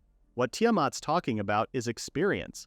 This is something one can never gain without having your own will to do so. If back then Ryu and the others hadn't accepted Uka into the group, the princess would still be unaware of what it means to have friends, and Tiamat wouldn't have had the chance to see that pure joy on Uka's face. Smiling, Tiamat expresses she's truly grateful to Ryu, who also smiles as he's also thankful for Tiamat and Uka. Suddenly, Ryu is thrown to the ground by Karen and Uka. The girls have returned to their spot, but they're looking a bit spooked. They couldn't even relay what they say or what had happened inside the forest. Soon, a voice comes from nearby. A man comes out of the forest apologizing for startling the girls and asks them to hear his explanation. That's going to be a bit hard to do judging by the man's current state. Right now, this stranger has no single clothing on him. He's only holding some blanket to cover his private parts while holding fish. The man then defends himself, explaining he's not some suspicious person. When Ryu is about to draw out his sword to stop this perv from further coming near them, Alice realizes this stranger is actually someone she knows, Captain Taichu. Although Ryu has already unsheathed his sword, he stops himself from attacking the captain, who's glad to see Alice right now. He even wants to hug Alice to celebrate their mini reunion. Of course, Alice avoids him and asks he put on some clothes first. This has Captain Taichu laughing while apologizing to them. After putting on his clothes, Captain Taichu explains he was bathing while gathering food and water and didn't expect anyone to be nearby. Captain Taichu is actually the captain of the Assassination Division in the Intelligence Department. In short, he's Alice's boss. Ryu quietly conveys to Alice how he's shocked this is her captain. Alice is a bit embarrassed herself. Making a proper introduction, Captain Taichu is the captain of the Intelligence Department of the Kingdom of Light. His name is General. The captain extends his hand, to which Ryu gladly shakes. Ryu also introduces himself as a traveler. In the beast tamer's mind, he thought Captain Taichu was a weirdo, but it turns out he was just misunderstood. He's actually just a friendly old man. Upon hearing Ryu's name, the captain immediately asks if he's the one Tia's been looking for. Alice swoops in to testify that that's a different person with just the same name. She also explains that the Ryu in front of Captain Taichu now cooperated and helped them with the spirit and elf hunting issue, so he's a capable fighter unlike the Ryu they're looking for. Captain Taichu immediately apologizes for the mistake and thanks Ryu for the help back then. However, the captain then poses a question of how old the beast tamer is right now. Ryu can't hide his shock. Did the captain see right through him? Stuttering, Ryu asks the captain as to why he would ask such a question. Captain Taichu then puts his hand on Ryu's shoulder before pulling him closer. He says he just wants to mark promising young men like Ryu. Alice also told the captain about Ryu's skills, and he's more than welcome to join the intelligence department anytime. The beast tamer only tells Captain Taichu he'll think about his offer. After that, Captain Taichu asks a favor from Ryu. It's the same favor as Alice's. He wants to tag along going to Fall Crown. Captain Taichu then explains he's actually on the same mission as Alice. They were planning on expanding the search area anyway. Although Ryu is okay with the favor, the beast tamer turns towards Mark, seemingly asking if it's okay with him. A smiling Mark conveys it's actually better to have more people for safety, so no objections on his part. After a while, the group then re-embark on their journey. It'll take about a week or so to reach their destination too. A week goes by and they've finally arrived at Fall Crown. Everyone stretches out their limbs from that long journey. Bidding farewell, Mark tells them he needs to leave the wagon elsewhere, so he'll have to take his leave right there and then. After thanking Ryu for the escort, Mark leaves. Captain Taichu also instructs Alice they'll both split from Ryu's group too. The captain doesn't plan on entering the country at all. He wants as much info as possible, so they'll ask the new arrivals from different places.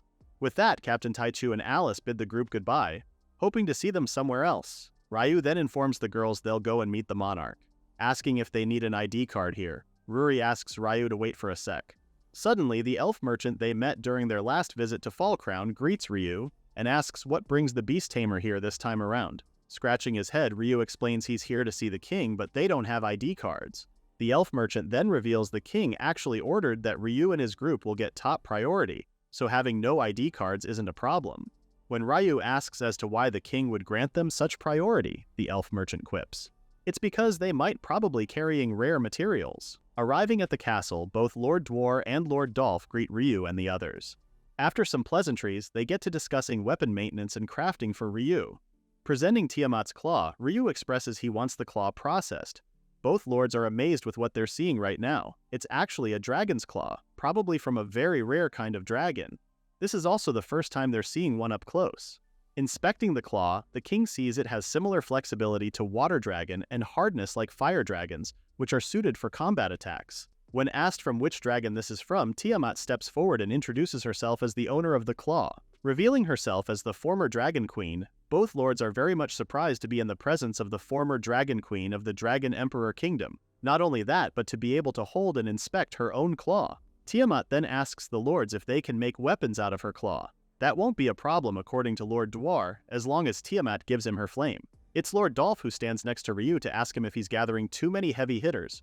First with Ruri and Karen and now Tiamat? Honestly, Ryu never expected anything to turn out like this. But here they are. Holding the claw, the Dwarf King takes full responsibility for Lu and the claw. Ryu and the others should stay inside the castle while they wait for the finished products. Suddenly, an elf soldier enters the room, rushing as he delivers an urgent message.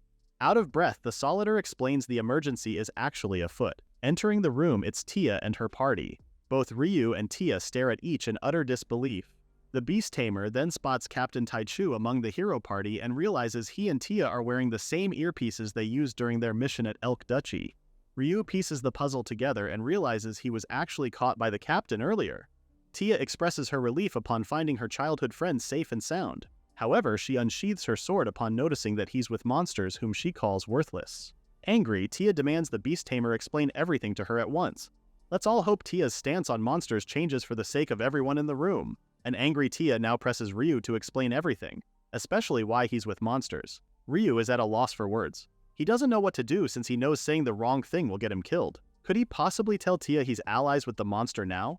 Would Tia, the monster hater, even believe it? Ryu's silence triggers Tia even more, telling the Beast Tamer she'll cut him down if he doesn't have any excuses to say. That's when Taiga hauls Tia to calm down. Taiga then explains drawing his sword in front of the king is pretty disrespectful. Before Tia can protest any further, a calm Taiga faces Ryu to tell him what they know. They heard from the ranch he was missing, so they came looking right after. Judging by the situation, Taiga believes there's more to this story and wants to know what exactly happened. Ryu is facing a huge dilemma right now. He shouldn't expect them to believe him right away, but lying and making them suspicious would be even worse. In that case, Ryu has no choice but to be honest. Sweating, Ryu slowly tells them that he was training in the Great Forest. In his mind, all Ryu could think about is Tia flipping out. Like definitely and hysterically flip out. Both Tia and Taiga seem to be confused with Ryu's answer. Taiga awkwardly chuckles, saying there's no way that Ryu did that and asked his friend not to make jokes during important matters like these. Taiga knows that the Great Forest is crawling with violent monsters, so who would in their right mind would train there? So Ryu truthfully reveals why. He got kidnapped by a Fenrir. Ryu's two best friends stare at him dumbfoundedly as the Beast Tamer continues explaining what happened. He tells them about the elder of the Fenrir tribe being sick, and when Ryu healed him, the elder said he'd train Ryu in return, so he stayed with them. Before Ryu can further explain things, Taiga asks him for a timeout.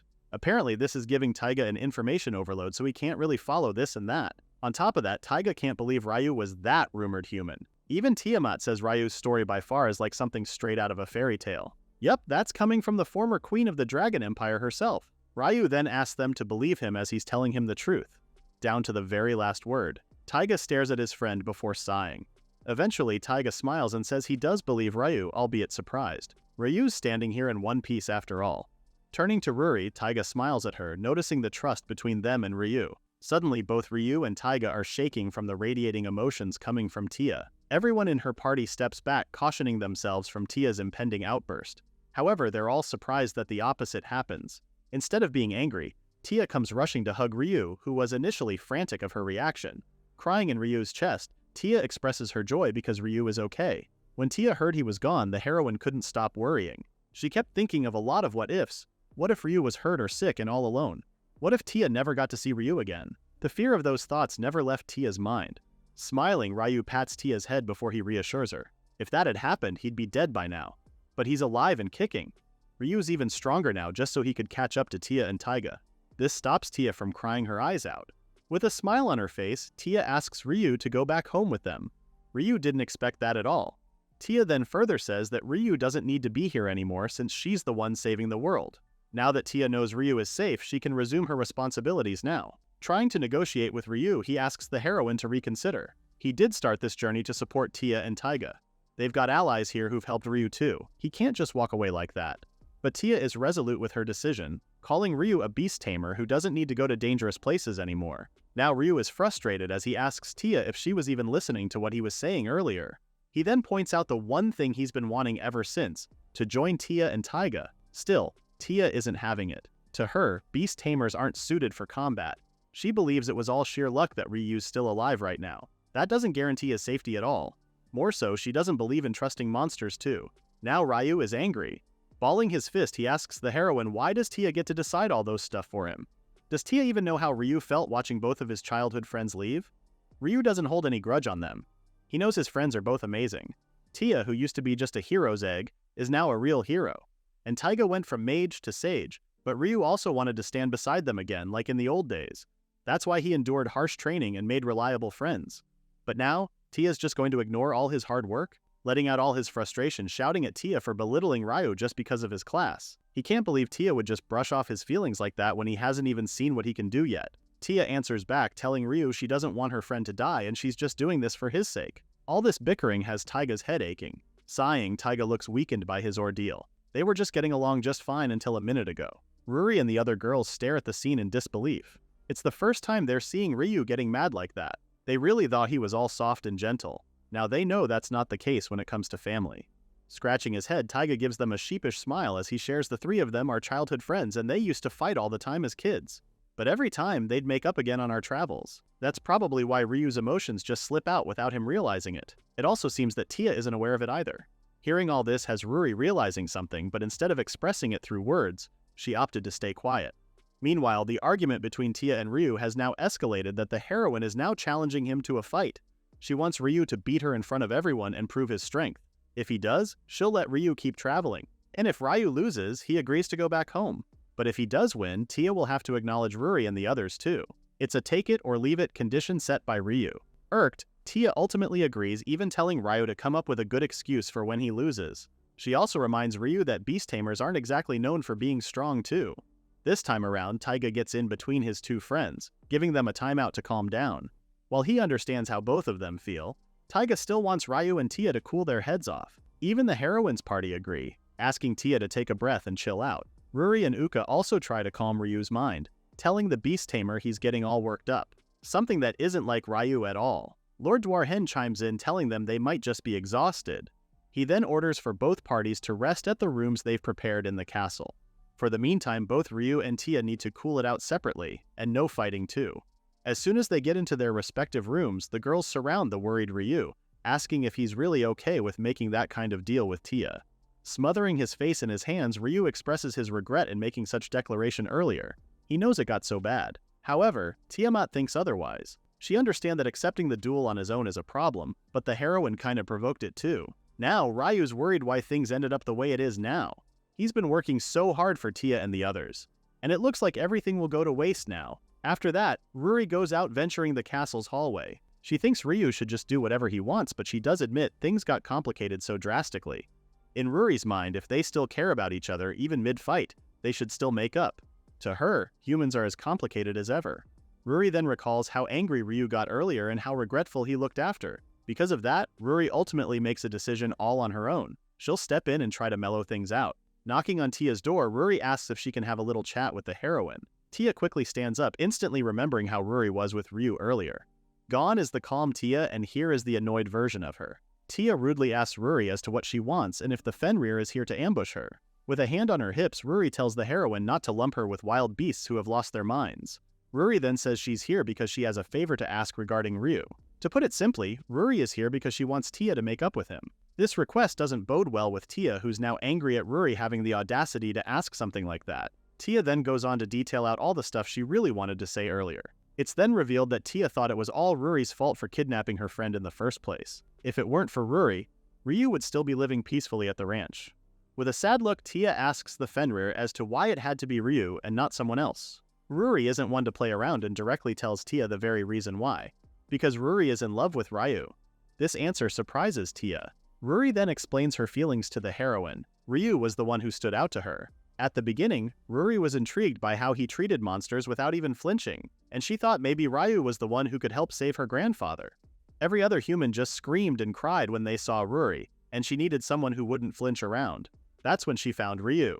Smiling, Ruri conveys it's not just humans who have feelings, monsters do too.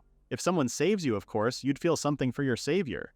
Tia then demands to have Ruri give Ryu back. The heroine has been thinking about Ryu this whole time. When he went missing, Tia has been worrying he might have been killed by monsters. Just thinking about it made her lose her mind. As the hero, she kept doing her job while searching for Ryu. Town after town, Tia followed the tale of monster attacks. She even went to places where victims were taken from, just to check if Ryu was among them. Even when she was relieved that Ryu wasn't amongst the corpses, the fear would still come back to Tia. To Tia, no monster could ever understand how that feels like. Hearing all this has Ruri realizing something. She then asks Tia if she likes Ryu. The heroine then goes silent before blushing crazily. Clearly ambushed with that question, Tia goes defensive mode. Tia stutters as she says there's no way that would happen. It's nothing romantic, just that Ryu's her childhood friend. She then frustratingly asks Ruri to stop looking and giggling like she knows something. Bumping her shoulders with Tia's, Ruri believes they're both more alike than the heroine thinks. Tia is still in denial of it, saying Ruri shouldn't lump her with monsters and she'd never fall in love with someone like Ryu. Teasing Tia, Ruri then claims she'll take Ryu all to herself. She smiles at Tia as she reminds the heroine that Ryu and Tia are just childhood friends. In that case, there shouldn't be any problem if he ends up as Ruri's mate. Furthermore, Ryu can totally live in the Great Forest with Ruri. After hearing that last bit, Tia has had enough and angrily tells Ruri not to mess around like that, and there is no way in Highway that she'd ever let that happen. Tia then expresses taking down Ruri will be the first thing she does once she wins the duel. After telling Ruri to go and wash her neck and wait for that time, Tia throws the Fenrir outside. It was just for fun, but it seems that Ruri teased Tia way too much. And it's not like she plans on giving Ryu away either. Crossing her arms, the Fenrir doesn't know what to do now. She has to get those two to talk and make up, but how? Ruri knows she has angered Tia. At this rate, the heroine won't probably talk to her anymore. Taiga soon barges into Ruri. He instantly recognizes her as one of Ryu's monster companions. Ruri also recognizes him as one of Tia's party. Suddenly, a bright idea forms in Ruri's mind. Approaching Taiga, Ruri asks the sage if he also wants Ryu and Tia to make amends. Of course, Taiga would want that, especially that they're his childhood friends. Inching closer, Ruri whispers in Taiga's ear how she wants him to help her a bit. The next day, Ryu is wandering off in town looking for a specific place. He scratches his head in confusion. He's out here because Ruri had asked him earlier for some alone time. Just the two of them. Yesterday, Ruri had come back to their room to ask him if they could spend some time together since they haven't done that. Karen and the others have always been with them ever since, so it's been hard to hang out just them two. Wow, sure sounds like they're a couple or something. And since Ryu agreed, Ruri amps up tomorrow's plans by deciding to try meeting up for a date thing. They might be able to relax a bit while they're at it too. Ryu expresses his agreement to Ruri's plan. In his mind, Ruri might have noticed the stress he's been having from having Tia and the others in the same castle as them. To him, this is Ruri's way of being considerate. Sigh, if only you knew of Ruri's plans, Ryu. While Ryu stretches his arms out, he now thinks this a nice change of pacing. He's already ready to relax and enjoy today when he notices someone from behind. Believing it's Ruri, he tells her she's late, laughing as he does so. However, as he opens his eyes, Ryu discovers it's Tia in front of him. Tia is also confused as to what is happening right now while Ryu realizes he was being set up on this fixed date with his childhood friend. Tia is also confused why Ryu is here when it was Taiga who she was supposed to go shopping with him. Ryu also tells the heroine he was supposed to meet up with Ruri instead. An awkward silence passes by before these two realize they've both been set up. And boy are they furious about it. Even Taiga got chills even though he's spying far from them. The plan was to have both Ryu and Tia make up, but right now they're just sitting in awkward silence. On the other hand, Ruri and Taiga are worried to see them not talking at all. After that big argument yesterday, both parties split up. It makes sense why meeting right now would make things awkward for both of them. Taiga hopes they don't start arguing again soon. Meanwhile, Tia is looking away from Ryu as she's flushing a beet red. She doesn't know what to do, and on top of that, she can't even face him. Now that yesterday's frustration has subsided, Tia doesn't know where she got the courage to talk him up yesterday. Now she's overthinking to what kind of facial she mad when they met yesterday. She then blames Ruri for putting such malice in her friendship with Ryu. That's why Tia's being awkward right now. Thinking what Ryu's doing right now, Tia sneaks a peek at the beast tamer who's actually walking away. Tia quickly stands up to catch up to Ryu, asking him where he's headed to. Ryu immediately tells her that he's going back to the castle since he knows both Ruri and Taiga aren't coming anytime soon. So there's no point in wasting time waiting. As soon as Ryu tells Tia there's no point for them to be there together, it's like the heroine is being stabbed right in the chest. Slumping to the ground, Tia realizes they're still fighting and haven't made up for yesterday's quarrel. But if she backs off now, they might not talk again for a while. So Tia stands back up and runs towards Ryu. Hesitating, Tia is about to reach her hand towards Ryu but stops at the very last minute. Ruri is becoming frustrated with how things are going. She just wants them to go and talk already. On the other hand, Taiga asks her not to push them too hard. After all, patience is a virtue. Meanwhile, Ryu is just observing Tia's reaction. He doesn't know what she's doing and probably doesn't even want to look at him right now. And if she has something to say, Tia should just be out with it. Sighing, Ryu relates to her. It's the same feeling for him. Ryu knows he said too much yesterday. However, if he forgives Tia so easily, she'll just tell him to go back home again. Being apart is probably for the best for them right now. And truth be told, it's not easy to be the one to apologize first. Ryu just hopes Tia at least regrets what happened yesterday. Turning back around, Ryu sees that Tia isn't following him anymore. As he looks around for her, he sees that Tia is being surrounded by weird men. Screaming at them to let her go, Tia tells them she has no time to deal with such people as of the moment. But these men aren't budging, especially seeing that Tia is all alone. One man even says she might be lonely like them and invites her to play with them. Now Ruri and Taiga are worried, seeing that Tia ran into some typical creepy men again. If no one intervenes, this is gonna get ugly. Ruri mistakes this for Tia getting hauled by those men. Pointing out Tia's rank as the heroine, she tells Taiga matter-of-factly that Tia can easily wipe those men in a second. And that's exactly what Taiga is on about. Because Tia is the heroine, she can't lay a hand on these people. If she hurts ordinary people, her reputation will tank and it'll make traveling harder. Usually her party's always with her, so being alone isn't an issue. Being famous sure is tough, huh? One of the creepy men grabs Tia, forcefully pulling her towards him. Taiga is about to step in and intervene when he hears another voice and sees that Ryu has stopped the creepy man from doing bad stuff to Tia. Ryu then asks the man not to lay a hand on his precious childhood friend.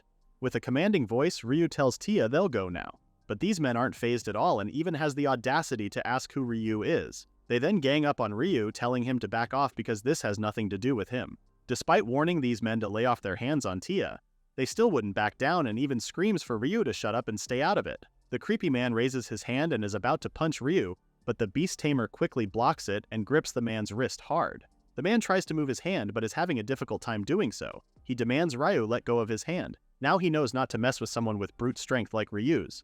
With a despondent look, Ryu demands the man let go of Tia's arm so he'll let go of the man's at the same time. Or would this creep want to fight Ryu instead? Deadly eyes stare back at the creepy man's, who ultimately back down and tells his friends this isn't worth it at all. As soon as the man lets go of Tia's hand, he and his friends leave the premises at once. Now alone again, Tia thanks Ryu for saving her just now. The beast tamer tells her not to mention it. Ryu knows if it caused a scene, it would bother others. Before he could finish his words, Tia sincerely apologizes for what happened yesterday. Shocked, Ryu turns to look at Tia, who really looks regretful. The heroine then explains she did say those things for Ryu's sake, but the truth is, Tia was only thinking of herself. She really wants the both of them to talk again, if that's okay with Ryu. But she also doesn't want to pressure Ryu to anything, so if he doesn't want to forgive her just yet, it's totally okay. But Ryu does want to make amends with Tia. He then tells her he should be the one apologizing. He should have understood that Tia was just worried about him, but instead he let his temper get the best of him and pushed Tia away. Hearing this makes Tia so happy. But then Ryu suddenly bursts out laughing, saying he's never seen Tia act so meek before. Now Tia is blushing, especially when Ryu says it's weird seeing Tia like that. An embarrassed Tia goes on to playfully attack Ryu for being so mean when she finally swallowed her pride and apologized first. Although Ryu apologizes, he tells Tia how being bold actually compliments her. A smiling Ryu then expresses how he likes this version of Tia better. This statement does wonders to Tia's heart and she's now flushing red. Meanwhile, Taiga is relieved to see his two childhood friends are making up and finally talking things out. However, as he turns to look at Ruri, he's confused with the reaction he's seeing. Ruri looks like she's been possessed by the green-eyed monster as she conveys this is not the outcome she expected. Seeing Ryu happily talking to Tia wasn't her goal at all. Before Ruri could answer Taiga's question about her having feeling for Ryu, Tia suddenly notices them hiding. Uh-oh, busted! And Tia doesn't look happy at all. Taiga immediately apologizes, but Tia is not having it. scolding Taiga for peeping and spying on them. However, Ruri refuses to apologize to Tia. It was thanks to them that the heroine and Ryu finally made up, so it all worked out in the end. Still, Tia believes this is all hindsight talking. That brute force approach could have made things worse.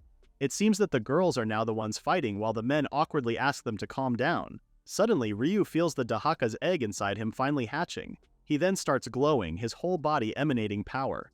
Everyone watches his in surprise, but it's Ruri who realizes it's the Dahaka's magical power finally resurfacing. After Ryu confirms Ruri's words, he then feels the Dahaka's egg open. The Dahaka is now being resurrected as we speak. A loud noise then resonates all over town. It's not just Ruri and the others covering their ears from the screeching sound, but also the townspeople. Not long after, a huge man reanimates in front of Ryu. The man immediately greets Ryu, complimenting the beast tamer for looking well. Confused, Ryu stares at the man before asking for his identity. The man casually replies he's the Dahaka that Ryu called for moments ago. Of course, Ryu would be confused. The Dahaka he knows of was a mighty dragon. When asked as to why he looks human, the Dahaka says he was advised to change his appearance. Uru had told the Dahaka that his true form will cause panic amongst the people, so taking on a human form would be most ideal. Looking up the sky, the Dahaka is pleased to feel the fresh air outside. He never thought he'd be able to revive this quickly. Changing the topic, the Dahaka eyes Tia and asks if she's this era's hero. Ryu is surprised that the Dahaka can tell.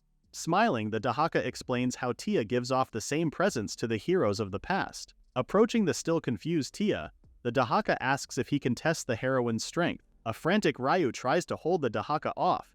It seems that the dragon has renewed his strength from the last fight. Changing plans, Ryu tells the Dahaka he needs to explain who this might dragon is to everyone. So for now, they need to head back to the castle for now. At the castle, Ryu fills them in with the details as well as the identity of the unknown man with the beast tamer. Everyone is surprised to learn that the Dahaka has been resurrected. Tia's party couldn't believe what they're hearing. Is Ryu for real? Like the Dahaka as in Azai Dahaka, the evil dragon? The one that was sealed away for being too powerful to defeat? Furthermore, isn't the Dahaka dangerous? Awkwardly chuckling, Ryu tells them the Dahaka means no harm now, and explains how the dragon only wanted to fight those equal to him. Ryu assures them the Dahaka won't attack people indiscriminately anymore. Hanging his arm around Ryu's shoulder, the Dahaka smiles as he agrees with Ryu's words.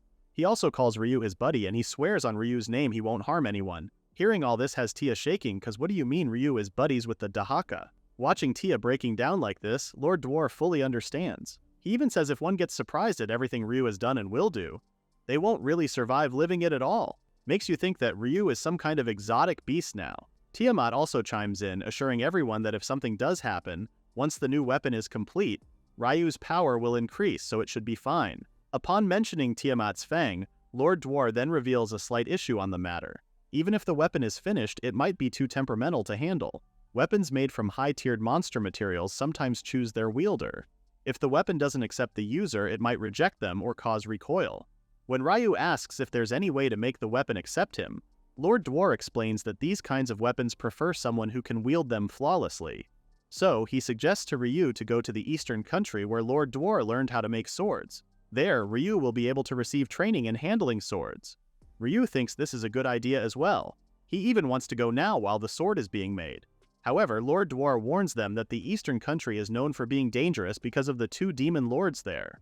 There are 7 demon lords in the world, each with their own territory. To reach the eastern country, one must have to pass through the space between the territories of the 2 of them. Normally the demon lords don't interfere outside their domain, but Lord Dwar has heard rumors they've been more active lately, and he believes Ryu, traveling with strong monsters, will surely stand out. In the worst-case scenario, a demon lord might come to investigate. Ryu himself doesn't want to risk it and opts to just stay here. Azai Dahaka then volunteers to train Ryu so the beast tamer will have the power to fight a demon lord. If Dahaka can teach Ryu the needed magic, he will surely be able to take on a demon lord. Of course, Dahaka is very much willing to do this much for Ryu. Besides, if Dahaka is going to travel with Ryu, he needs everyone to trust him too. Suddenly, Karen chimes in and happily expresses her interest in training with Ryu and Dahaka. She wants to get stronger so her Papa Ryu and everyone else can travel safely. Karen's enthusiasm has Ruri wanting to join as well. Ryu, as polite as ever, asks Dahaka if that's really okay with him, to which the dragon says the more stronger allies, the merrier. He also asks Ryu to battle him out once the beast tamer is stronger. Sigh. Some habits never change. Jumping on Ryu, Uka also wants to join in, saying it's unfair they get to have all the fun. She then turns to Dahaka and reminds him not to get the wrong idea. Uka hasn't forgiven him for what he did to her grandmother, and she's only using him for her own goals.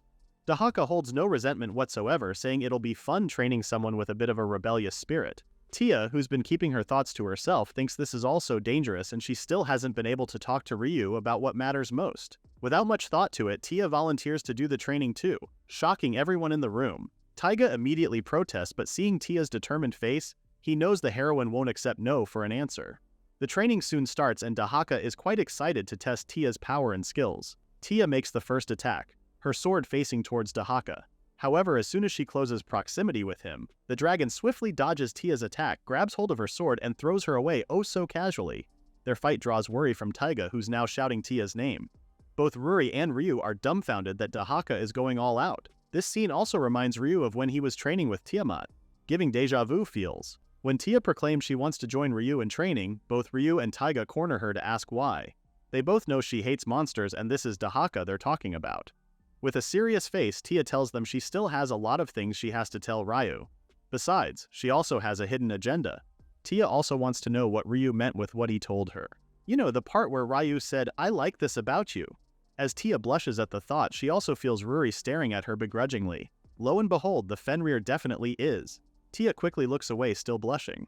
In her mind, Ruri and the hero's party have already sensed Tia's feelings for Ryu, and are now teasing her for it. In order to keep face, Tia crosses her arms as she takes back what she just said, and confidently says she's just here to keep an eye on Dahaka. Although it doesn't make any sense, Ryu has no other choice but to agree. However, everyone else is already suspicious with Tia's decisions.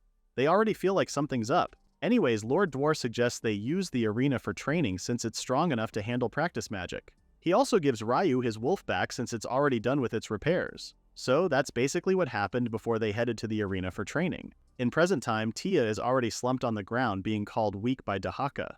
This ticks Tia off, who bites back saying she's not done yet. Watching them fight, Ryu is tensed up. Nun apologizes at Tia and says Ryu is just being a worrywart for nothing. Ryu understands Maria as he knows he left their hometown without explaining anything. Despite the argument Tia and Ryu had, everyone is relieved that they made up. Nun is one of the people who's glad too. Tia's been worried sick about Ryu the whole time, according to Maria, who casually calls him Ryu-chan. This has the beast tamer curious if the rest of the hero's party aren't afraid of monsters unlike Tia. Maria gives it a thought before she answers him.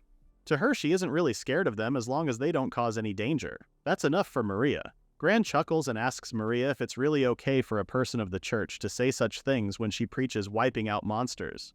Gran does have a point, but Maria also believes a lot of people die even just trying to reduce casualties.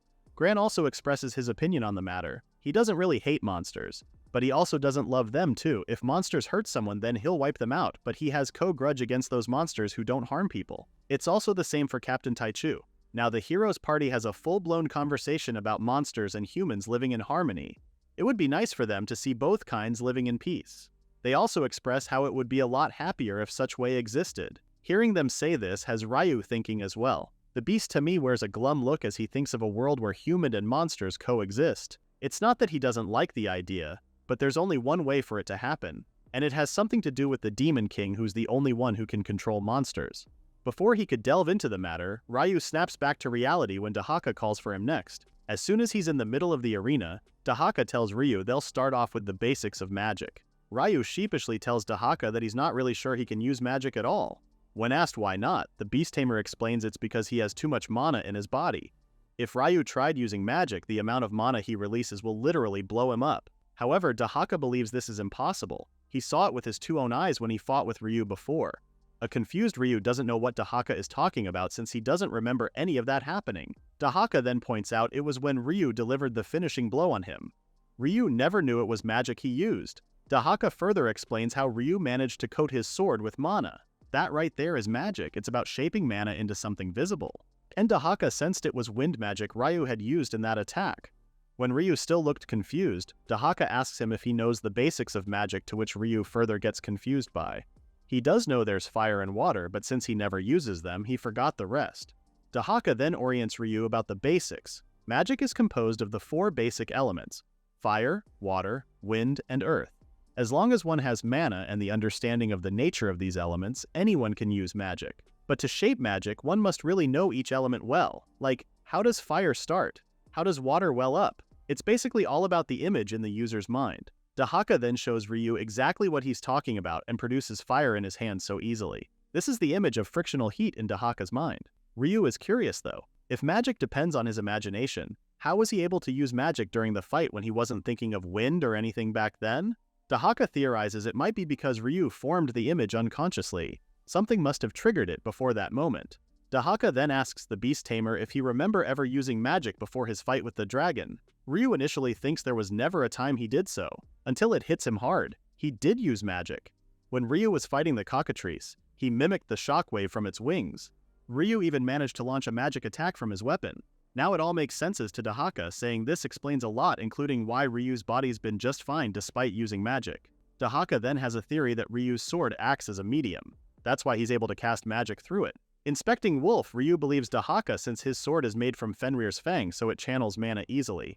With that explained, Dahaka instructs the beast tamer not to ever let go of the sword during training. If Ryu's grip slips mid-cast, Ryu could possibly explode. That's one heck of a motivation right there. Even Ryu's gripping Wolf even tighter than ever. After that discussion, Dahaka also calls for the others to come over. He'll be explaining something important that concerns everyone else. So Ruri, Karen, Uka, and Tiamat approach the middle of the arena to where Dahaka is. Meanwhile, Taiga is quietly asking Tia if she's okay. The heroine immediately assures him that it's fine and a wound like hers is nothing compared to those they got on their travels before. Smiling, Taiga tells her he's actually talking about something else. This is when he talks about the old Tia who would never even think of talking to monsters. The sage is curious as to what changed now. Tia's eyes look forlorn. Her expression right now has Taiga explaining he's not saying anything like it's a bad thing at all. He just noticed Tia's become softer or like a weight's been lifted off her shoulders. And Taiga honestly thinks it's a good thing for her. One of Taiga's guesses is that maybe the heroine is now relieved after seeing Ryu safe and sound. But Tia knows that's not the reason why. On the other hand, Dahaka tells the girls Ryu has affinities of fire and wind. Ryu is surprised that Dahaka can tell stuff like that with just looking. Of course, sometimes you're born with it. But in Ryu's case, Dahaka says a tamer's affinity actually depends on the type of contracted beast. Dahak further details out that a Garuda is a wind type while a Fenrir is of fire. Dragons on the individual, but Dahaka believes both Uka and Tiamat are fire types too. Upon hearing this, Tiamat shares how she thinks it doesn't matter since she's not contracted with Uka. Dahaka is shocked to know and expresses his disappointment. He calls it a waste. Apparently, if Uka and Tiamat had a contract, fire spells would be way stronger. Dahaka then compares Uka to Karen, saying a tiny dragon's barely worth mentioning in comparison to a Garuda. This doesn't bode well with Uka, who looks like she's ready to start a war right now. Good thing Tiamat is keeping her granddaughter on a tight leash. Dahaka seems to be enjoying teasing Uka like that too. Anyways, Dahaka also says Ryu doesn't have to fret about which element to use from now on. Since he and Ryu made a contract, theoretically speaking, Ryu should be able to wield all four main elements. Now Uka is furious, she's never heard of that happening. Ryu himself is also confused. He also didn't know he formed a contract with Dahaka. The beast tamer didn't even name him. Dumbfounded, Dahaka explains that a tamer's contract is a ritual that binds a human and a monster's soul together. Naming is just a ceremony to give identity to nameless monsters. Looking at Ruri and Karen, he says that both girls probably bonded the very moment Ryu named them. However, with Dahaka, he placed a fragment of his soul into Ryu. That's what formed the contract. So basically, Ryu and Dahaka are soul besties, a phrase Dahaka likes using at all times. Hearing all this, Uka doesn't know what or how to react. With that being the last bit of explanation Dahaka had to say, it's high time for practical training. They don't waste time on warm-ups and get bustling with combat training. Dahaka throws in a kick to which Ryu quickly blocks with his sword. From what Dahaka observes, Ryu is able to awaken his power better in live combat. So, Dahaka instructs the beast tamer to start imagining fire. Seeing Ryu's hardened face, Dahaka tells him to do it gently, like offering his hand out. In the corner, Karen is cheering for her papa. Now realizing they're a bit too close, Ruri tells her they'll move back. As the fight between Dahaka and Ryu ensues, Tia watches on the sides. She thinks about Taiga's words earlier. Deep inside Tia's heart, she knows she hasn't changed at all, contrary to what Taiga had said. If something had changed, it's not the heroine. It's Ryu. Meanwhile, back to the training at hand, Ryu swiftly launches a wind attack using his sword. Although initially surprised, Dahaka manages to cast a magic circle to block it. Dahaka also explains what he used as non-elemental spell useful for shields and barriers, but pretty weak otherwise. Smirking, Ryu thanks his instructor for the warning. Seeing how Ryu interacts with the monsters he calls friends, Tia admits she hates monsters, but not because she's a hero. She just wanted to protect the people she cares about. When Tia realized how dangerous monsters were, the first person she thought about was her precious childhood friend Ryu. In this world, if you can't fight, you die. Tia didn't want Ryu, a beast tamer, to go through the same hell she did. That's why Tia trained to become stronger. Eventually, she became this generation's hero and left on a journey. Her goal is to one day defeat the Demon King and build a world where her childhood friend could live in peace. But now, Tia doesn't have to worry anymore. Because seeing Ryu training like this, she can now finally accept the fact that Ryu has gotten strong. As Dahaka lunges in with another attack, Ryu manages to ignite his sword. This shocks not only him but everyone around him, including Dahaka. Ryu was so surprised Fiery really came out of his sword. Dahaka himself is very much impressed because the beast tamer managed it in such a short time. Even Karen is excited, asking her pap to do it again and again. But Ryu says it's too dangerous when people are around. Seeing all this, Tia smiles warmly. If what Taiga said is true, that she looks like a weight had been lifted off her shoulders, then it's all thanks to Ryu's hard work. Ryu notices Tia and quickly turns toward her and flashes her with a dazzling smile. As he waves to Tia, the heroine thinks of that one thing she needs to say to him. Stepping forward, Tia then formally challenges Ryu to a duel. This time a real fight with everything he's got. Ryu stares at her in silence, listening to the rest of Tia's words. Tia then tells him that he's got stronger to catch up with the hero, so it's only fair to personally test it herself. Tia will be the judge of it, if Ryu's strong enough to stand beside a hero as one of them. A small smile soon forms on Ryu's face, fully determined to prove himself. Doing their secret handshake, Ryu happily accepts Tia's challenge. They then discuss the mechanics of their upcoming duel. The duel will take place 1 week from today. In the meantime, they'll treat the time until then as their training period. Before turning away, Tia expresses her excitement for their duel, and she also reminds Ryu she won't go easy on him just because they're childhood friends. As soon as Tia leaves, Dahaka also conveys his excitement for the duel between a beast tamer and a hero. At first glance, it seems like the outcome is obvious, but it'll be a good fight and the crowd's gonna love it too. Taiga also calls for Ryu's attention to tell him the rest of the heroine's party will head out to Tia's place now, so they'll catch Ryu later. With Wolf in his hand, Ryu plans on giving his magic some shape.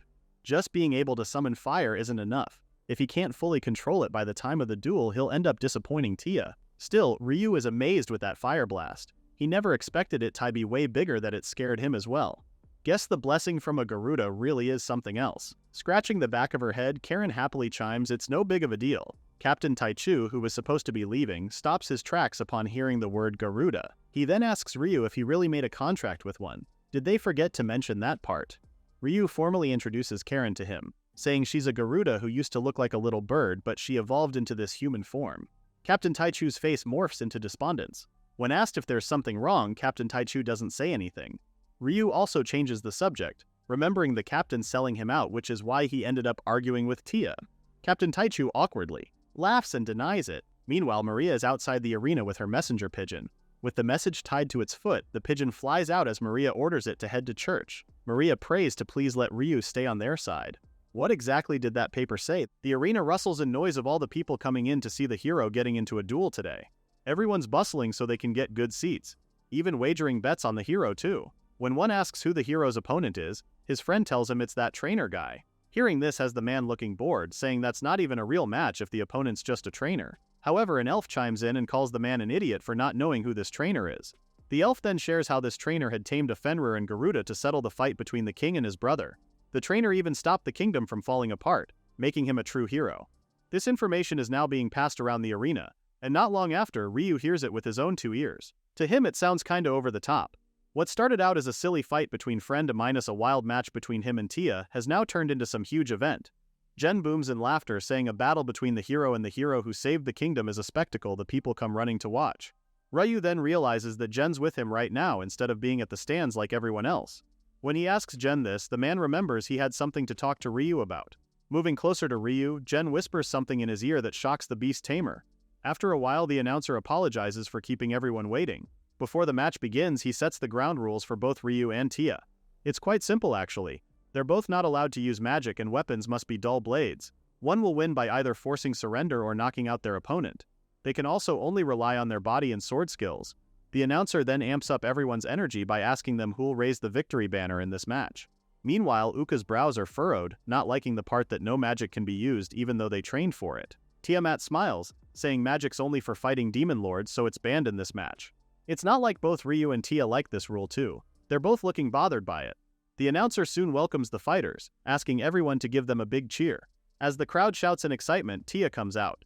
She's the bringer of peace to the world, a small frame carrying big hope with the hero's aura shining brightly. And of course Ryu, who shouldn't be underestimated just because he's a trainer. After all, he had managed to tame a Fenrir and Garuda and even stopped the kingdom's fall. He's no less than a true savior. Ryu doesn't look impressed with this cheesy intro at all. These two are the most anticipated rivals of the century. Tia then wishes Ryu good luck, to which the beast tamer says it's his honor to be dueling the hero's sword. Closing her eyes, Tia agrees, because today she stands here as the hero. As Tia opens her eyes again, it's a look of determination on her face. She's not holding back in this match. When the announcer finally gives them the go signal, Tia lunges to attack Ryu, who quickly holds his sword in front of him to block. The crowd cheers in pure joy, chanting the hero's name. They're all telling the two fighters to keep pushing and keep the pressure. Meanwhile, the two friends are busy attacking and dodging each other's attacks. Tia seems to be a different person when in battle. She's attacking Ryu non-stop with her sword like a predator stalking her prey. On the other hand, Ryu is quick to block her attacks with her sword. Tia's strikes are becoming heavier, something Ryu didn't expect. However, it's not enough to stagger him. He just needs to stay calm and attack carefully. Just then, Tia calls his name and flashes him a smile as she tells him how exciting this duel is. Ryu is obviously taken aback. With his current reaction, Tia immediately draws in to attack him again. Although Ryu manages to dodge it at the last minute, he complains to Tia about how they're kinda in the middle of a serious duel. Well, Tia doesn't look like she's being serious just now. She then explains how she's never fought with Ryu like this before, so this is quite refreshing for her. Hearing this, Ryu thinks about how everyone around him is a battle maniac. But Tia explains this is just pure happiness, because she never thought the day would come when she could fight Ryu like this. This has Ryu surprised, but then he gives her a smile as he agrees. It's the same for him. Meanwhile, Corinne is sitting next to Taiga and asks him as to why he chose to become a hero. Before Taiga could answer, she follows up her question by asking if it's because Taiga hates monsters. Taiga doesn't really want to lie and tells her it's part of his reason, but mainly because he fits the job well. At first, Taiga had the same ideals as Tia. However, seeing Tia right now has Taiga thinking maybe he's wrong. Before, Tia always had that scary face, always tense like she's chasing something, like she wanted to wipe out all monsters. But since meeting Ryu again, she's changed. Now Taiga realizes she may just wanted to protect what's precious to her, and that's Ryu. Otherwise, she wouldn't forgive the monsters. Smiling, Taiga knows Corinne and the others don't hurt Ryu and that they have a bond with him. While Corinne agrees, Riri is doubtful, especially remembering what Taya had said about exterminating them all if she wins. Of course, Taiga clarifies how he hasn't asked Taya about this matter yet, so this is all just speculation. Joining in on the conversation, Maria agrees and says maybe Taiga isn't wrong. Taya's totally different when she's with Ryu. Totally different compared to her being them. Also agreeing, Gran says Taya's expression now changes like a kid. While Gran sees her that way, it's different to Maria, because Taya looks like a girl in love. Back to the battle at hand, Ryu is trying to delivering a high kick which Taya quickly blocks with her sword. However, Ryu manages to break through the block and with a lunge of his sword he aims it at Taya. Although Taya manages to step back and dodge the attack, that sure was a close call. Everyone roars in anticipation, saying how this is turning into a good fight. Hearing their cheers, Ryu can't help but think about the hype they're getting. If this drags on, people will get bored, so they need to wrap this up soon. He internally apologizes to Tia, but he really needs to proceed as planned. Tia then shares to Ryu how she really wanted to play more with him when they were kids. She only joined the Knights to become the hero, but all she did was practice swordsmanship and attend magic lesson. Tia never got to play. Just now having Ryu around made her feel so lonely. With that, Tia slowly takes a step forward before launching herself towards Ryu. Before he knows it, Tia's sword is already an inch towards his face. It's a good thing his reflexes are quick enough to dodge it. He's so stunned that Tia can suddenly speed up like that. Tia then continues looking back to their childhood. There was a time she saw her life flash before her eyes when she got seriously injured during night training. And all Tia could think about were Ryu and Taiga. That's when she realized it. These two are the more than just family to Tia. They're even more important. Ever since the church gave Tia the title of the hero, people only saw her as a hero and not as Tia. But unlike them, Ryu didn't treat her like some distant idol. He stood beside her as her friend. With that, Tia confesses her love for Ryu. Finally, Ryu stands still, taken aback from the confession. While he's dazed, Tia raises her sword with a smile and reveals how this is the first time she's glad she became a hero. Ryu can totally feel the atmosphere shifting. He begins to think that falling back and observing would be the ideal plan right now. But then Tia speeds up and catches up to him. Ryu is on his toes as he tries blocking her attack. The thing is, Tia is very determined not to lose today. Smiling at Ryu, she tells him how she doesn't want to disappoint Ryu as a hero. The two then begin their soiree of swords.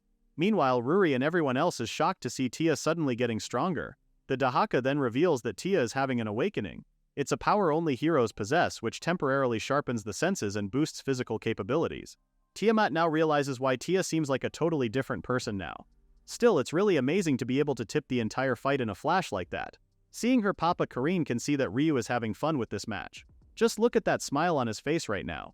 Taiga believes it's because Ryu is happy because Tia is going all out, meaning she recognizes his strength. Honestly, Taiga thinks they don't even look like they care about winning anymore. Just out there having serious fun. With that, Karine cheers for her papa and Tia to go for it and have even more fun. And fun is what they do. Ryu can't even see an opening for a counterattack right now. He's really stunned that Tia was hiding this kind of power all along. Even dodging takes everything he's got. At this rate, he knows he'll be overwhelmed. Ryu tries to stay calm so he could see Tia's sword movements better. If speed is the threat, then he has to just need to restrict her movements, right? With that, Ryu plans on forcing her blade into the ground the very moment she swings it down. He can't give up now. Not when he trained so hard for so long. Even if it's just one blow, Ryu has to try. And then he sees the perfect opportunity to execute his plan. However, as soon as he swings the sword at Tia, the hero quickly deflects it and sends Ryu's sword flying into the air. Ryu could only stare at Tia as she aims an attack on him. The last thing he remembers is praising Tia for how fast she is before falling unconscious. Sometime later, Ryu wakes up in a room in the castle. Jen immediately greets him, joking about how close Ryu was during the battle. It's then revealed why things happened earlier. Technically, Jen had to let Ryu lose to keep things clean for Tia. Everyone else are in the next room waiting for Ryu to wake up as well. With that, Jen thanks Ryu for heeding his request. Before the match even began, he had whispered to Ryu about something. Jen had rigged the match so Ryu would lose on purpose. Ryu knows his friend would flip if she hears that, but Jen just wants to make sure things will remain the same after the match. If Tia were to lose, things would have gotten messy. Thanks to Tia, the Light Nation's getting support from other countries right now. If word got out she lost to a beast tamer, that support might disappear. Jen then apologizes, but they really don't want Ryu to win and risk that support. After hearing that, Ryu couldn't possibly just ignore it. It's not like he thought he could have won too. But Taiga assures the beast tamer that he did hold his own pretty well against an awakened hero. Ryu really was doing pretty well up until halfway through. This has Ryu realizing he really was fighting Tia properly. It sucks to lose, but on the brighter side it means he can still get stronger. With that, Ryu is determined to train even harder for next time. If only monsters stopped attacking people, Jen wouldn't even have to think about annoying crap like politics and appearances. This has Jen wishing for Ryu to become the Demon Lord and command all monsters so they can finally have peace. Hearing this just makes Ryu want to say stupid stuff. And yet he's got one of those magic cores. Not only that, there's the whole Uru thing too. Seeing Ryu's penchant face, Jen takes it back and says he isn't recommending such things, since the church alone is scary. Jen then reveals that the church is planning a full-on extermination of monsters right now. They've always had extreme views and anyone who sides with monsters is their enemy. With that, Jen warns Ryu to be careful, especially that the church already got their eyes on their friends. If they ever find out Ryu is with monsters, Jen tells the beast tamer of their fate. The church will kill Ryu and his friends. Even if he used to be human, doesn't matter to them. The next day, Lord Dwar presents Ryu with a sword forged from Lady Tiamat's claw. As he instructs Ryu to hold it, Lord Dwar asks if it feels off to the beast tamer. Holding the sword up close, Ryu notices the blue blade and is immediately mesmerized by how beautiful it looks. Lord Dwar then says he was also shocked to find its color. One doesn't often see a sword that turns out as gorgeous as this one. Curious, Riri asks Ryu of the sword's name, to which the beast tamer thinks about for a short while. Because of its blue color, Ryu decides to name it Soryu. Riri compliments it, saying it's better than his first sword, which is plainly wolf. At least this sword gets a unique one. Hearing this, Ryu apologizes for being so basic with giving out names. By then, Lord Dwar shifts the topic and asks Ryu to try and pour some magic into the sword. Ryu immediately heeds his instructions but doesn't really feel anything different to it. He can tell magic flows through easily though. Same as wolf. Expecting such outcome, Lord Dwar reminds Ryu of what he had told him before about weapons made from high-tier monster materials can sometimes choose their owner. If this sword's really made from Lady Tiamat's claw, it wouldn't be strange if it had some kind of ability. Pointing to Ryu, Tiamat tells him to be strong enough to stand beside the hero. She'll be waiting as always. The two then make a fist bump. Ryu promises to definitely catch up and stand next to Tia. Before leaving, Tia turns to Ruri and says she was wrong about the Fenrir. Tia admits she always thought all monsters were bad but admits she's wrong. She now realizes these bunch are different from the others. Tia gets that now. But if they ever do anything bad, Tia won't hesitate to cut them. When Ryu says it's about time they get moving, Alice comes rushing in, panting as she asks what had happened while she was gone. Alice went looking for the hero's friend and shares how Jen had just suddenly vanished. The next thing she knows, Ryu and the hero are dueling. She's been completely left out in the dark. Ryu gives Jen the side-eye. It seems the captain had forgotten to give Alice the 411. Thrashing, Alice asks for a proper explanation, which has Jen covering her mouth as he promises to do so later. For now, Ryu and the others should get going. They all look at Ryu and his friends depart Fallcrown with Jen praying Ryu will be cautious out there. When Jen had warned Ryu about the church planning a full-scale monster extermination operation and that he and his monster friends are already on their watch list, the Beast Tame had been completely puzzled as to why the church is involved when it's supposed to be the hero's job. Although Jen agrees, he explains that the church is the biggest backer of the hero, so technically they outrank Tia. I know now the Pope and the Saintess have started moving. The Pope used to be calm guy, just didn't like monsters, but lately he's been pushing things real hard. When Ryu asks about the Saintess, Jen shares how she's the Pope's prized pawn. She's got power but no authority of her own. If it's the Pope's orders, she'll follow them, no questions asked. The extermination op's set to begin in a month, starting with the forest. This is a joint mission between the kingdom's soldiers and church warriors. Jen will try to get it stopped, but even he might not be able to sway them. And there's no telling if they'll come after Ryu and the others as well. Jen is just giving Ryu a heads up on the things that might happen soon. After Jen leaves, Ryu is deep in his thoughts. A monster extermination operation that the church is planning. Basically an all-out war on monsters. Fenrir, dragons, and even the spirits will be gravely affected. Ryu knows Gramps and the others should be okay. However, there is a lingering what if. What if things go south? Ryu snaps back to reality when Ruri calls out his name, asking him if he's okay. He laughs it off, saying he's just been thinking about some stuff. Smiling, Tiamat reminds the Beast Tamer to be careful not to trip, making Ryu sarcastically ask if she's treating him like a toddler. If anyone hears a kid, it should be Uka or Corinne. Speaking of, Ryu is looking left and right where Corinne is. Ruri is puzzled as well since Corinne was just beside her. After a while, they spot Corinne at a distance looking at the surroundings. Approaching her, Ryu asks what's wrong. Placing a hand on her chest, Corinne honestly tells Ryu she doesn't know. She just feels like someone was watching her. The feeling isn't a comfortable one at that. Ozzy Dahaka then chimes in. Surprised they also noticed. Most likely a monster under the Demon Lord's command. They might be keeping an eye on them, thinking they're about to mess with the Demon Lord's turf. If they make even one wrong step off the path they're taking, the Demon Clan will probably attack the group. As long as they stick to the road, they should make it to the Eastern Country just fine. If something does happen, Ozzy Dahaka casually says he'll just have to show them the results of his training. Meanwhile, Corinne is still looking forlorn as she looks up to the sky. Although it's scary, she's also feeling puzzled as to why the surroundings feels a bit nostalgic. After a while, they finally make it to the entrance of the Eastern Country. The gatekeepers immediately welcome them to the Eastern Country. They also inform the group that they don't need a card to enter, but they'll need the group's signature on the paper they have with them. That means Ryu's signature as well as the others with him.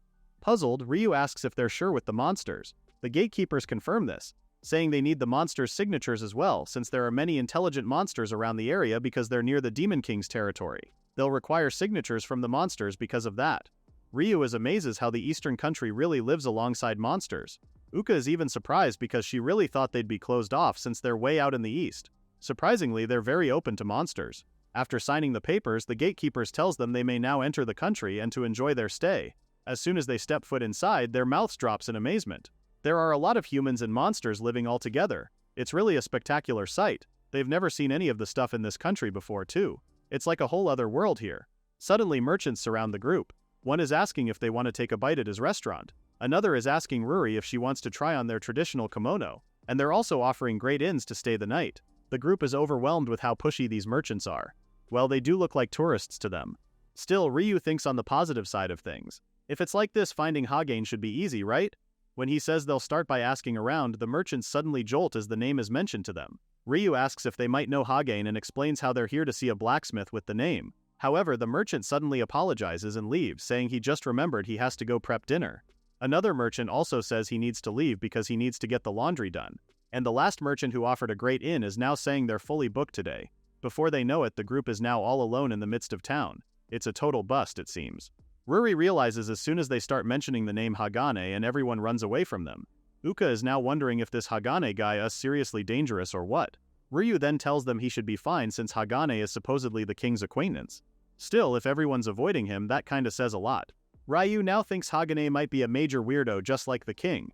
Left with no other choice, Ryu tells them they'll have to search every corner of this country. Suddenly, an old lady asks them what's wrong. Ryu doesn't answer her question but asks who this old lady is instead. The old lady thinks the group is exhausted from all that wandering around, especially that everyone in here just loves to surround tourists like them. Grabbing a hold of Ryu's arm, the old lady tells them to come and take a break at her sweets shop. Before Ryu can even decline, the old lady tells them she also has spare kimonos and urges them to get changed so they'll get less hassled by other merchants. The old lady might be a bit pushy, but Tiamat says it might be worth the try. Since they came all the way here, they might as well enjoy the sights a little. Tiamat herself is a bit curious with the country. With that, Ryu smiles as he agrees with her. Both Karen and Uka jump in joy. The old lady then takes the group to her shop. First things first, she asks the group to get changed inside.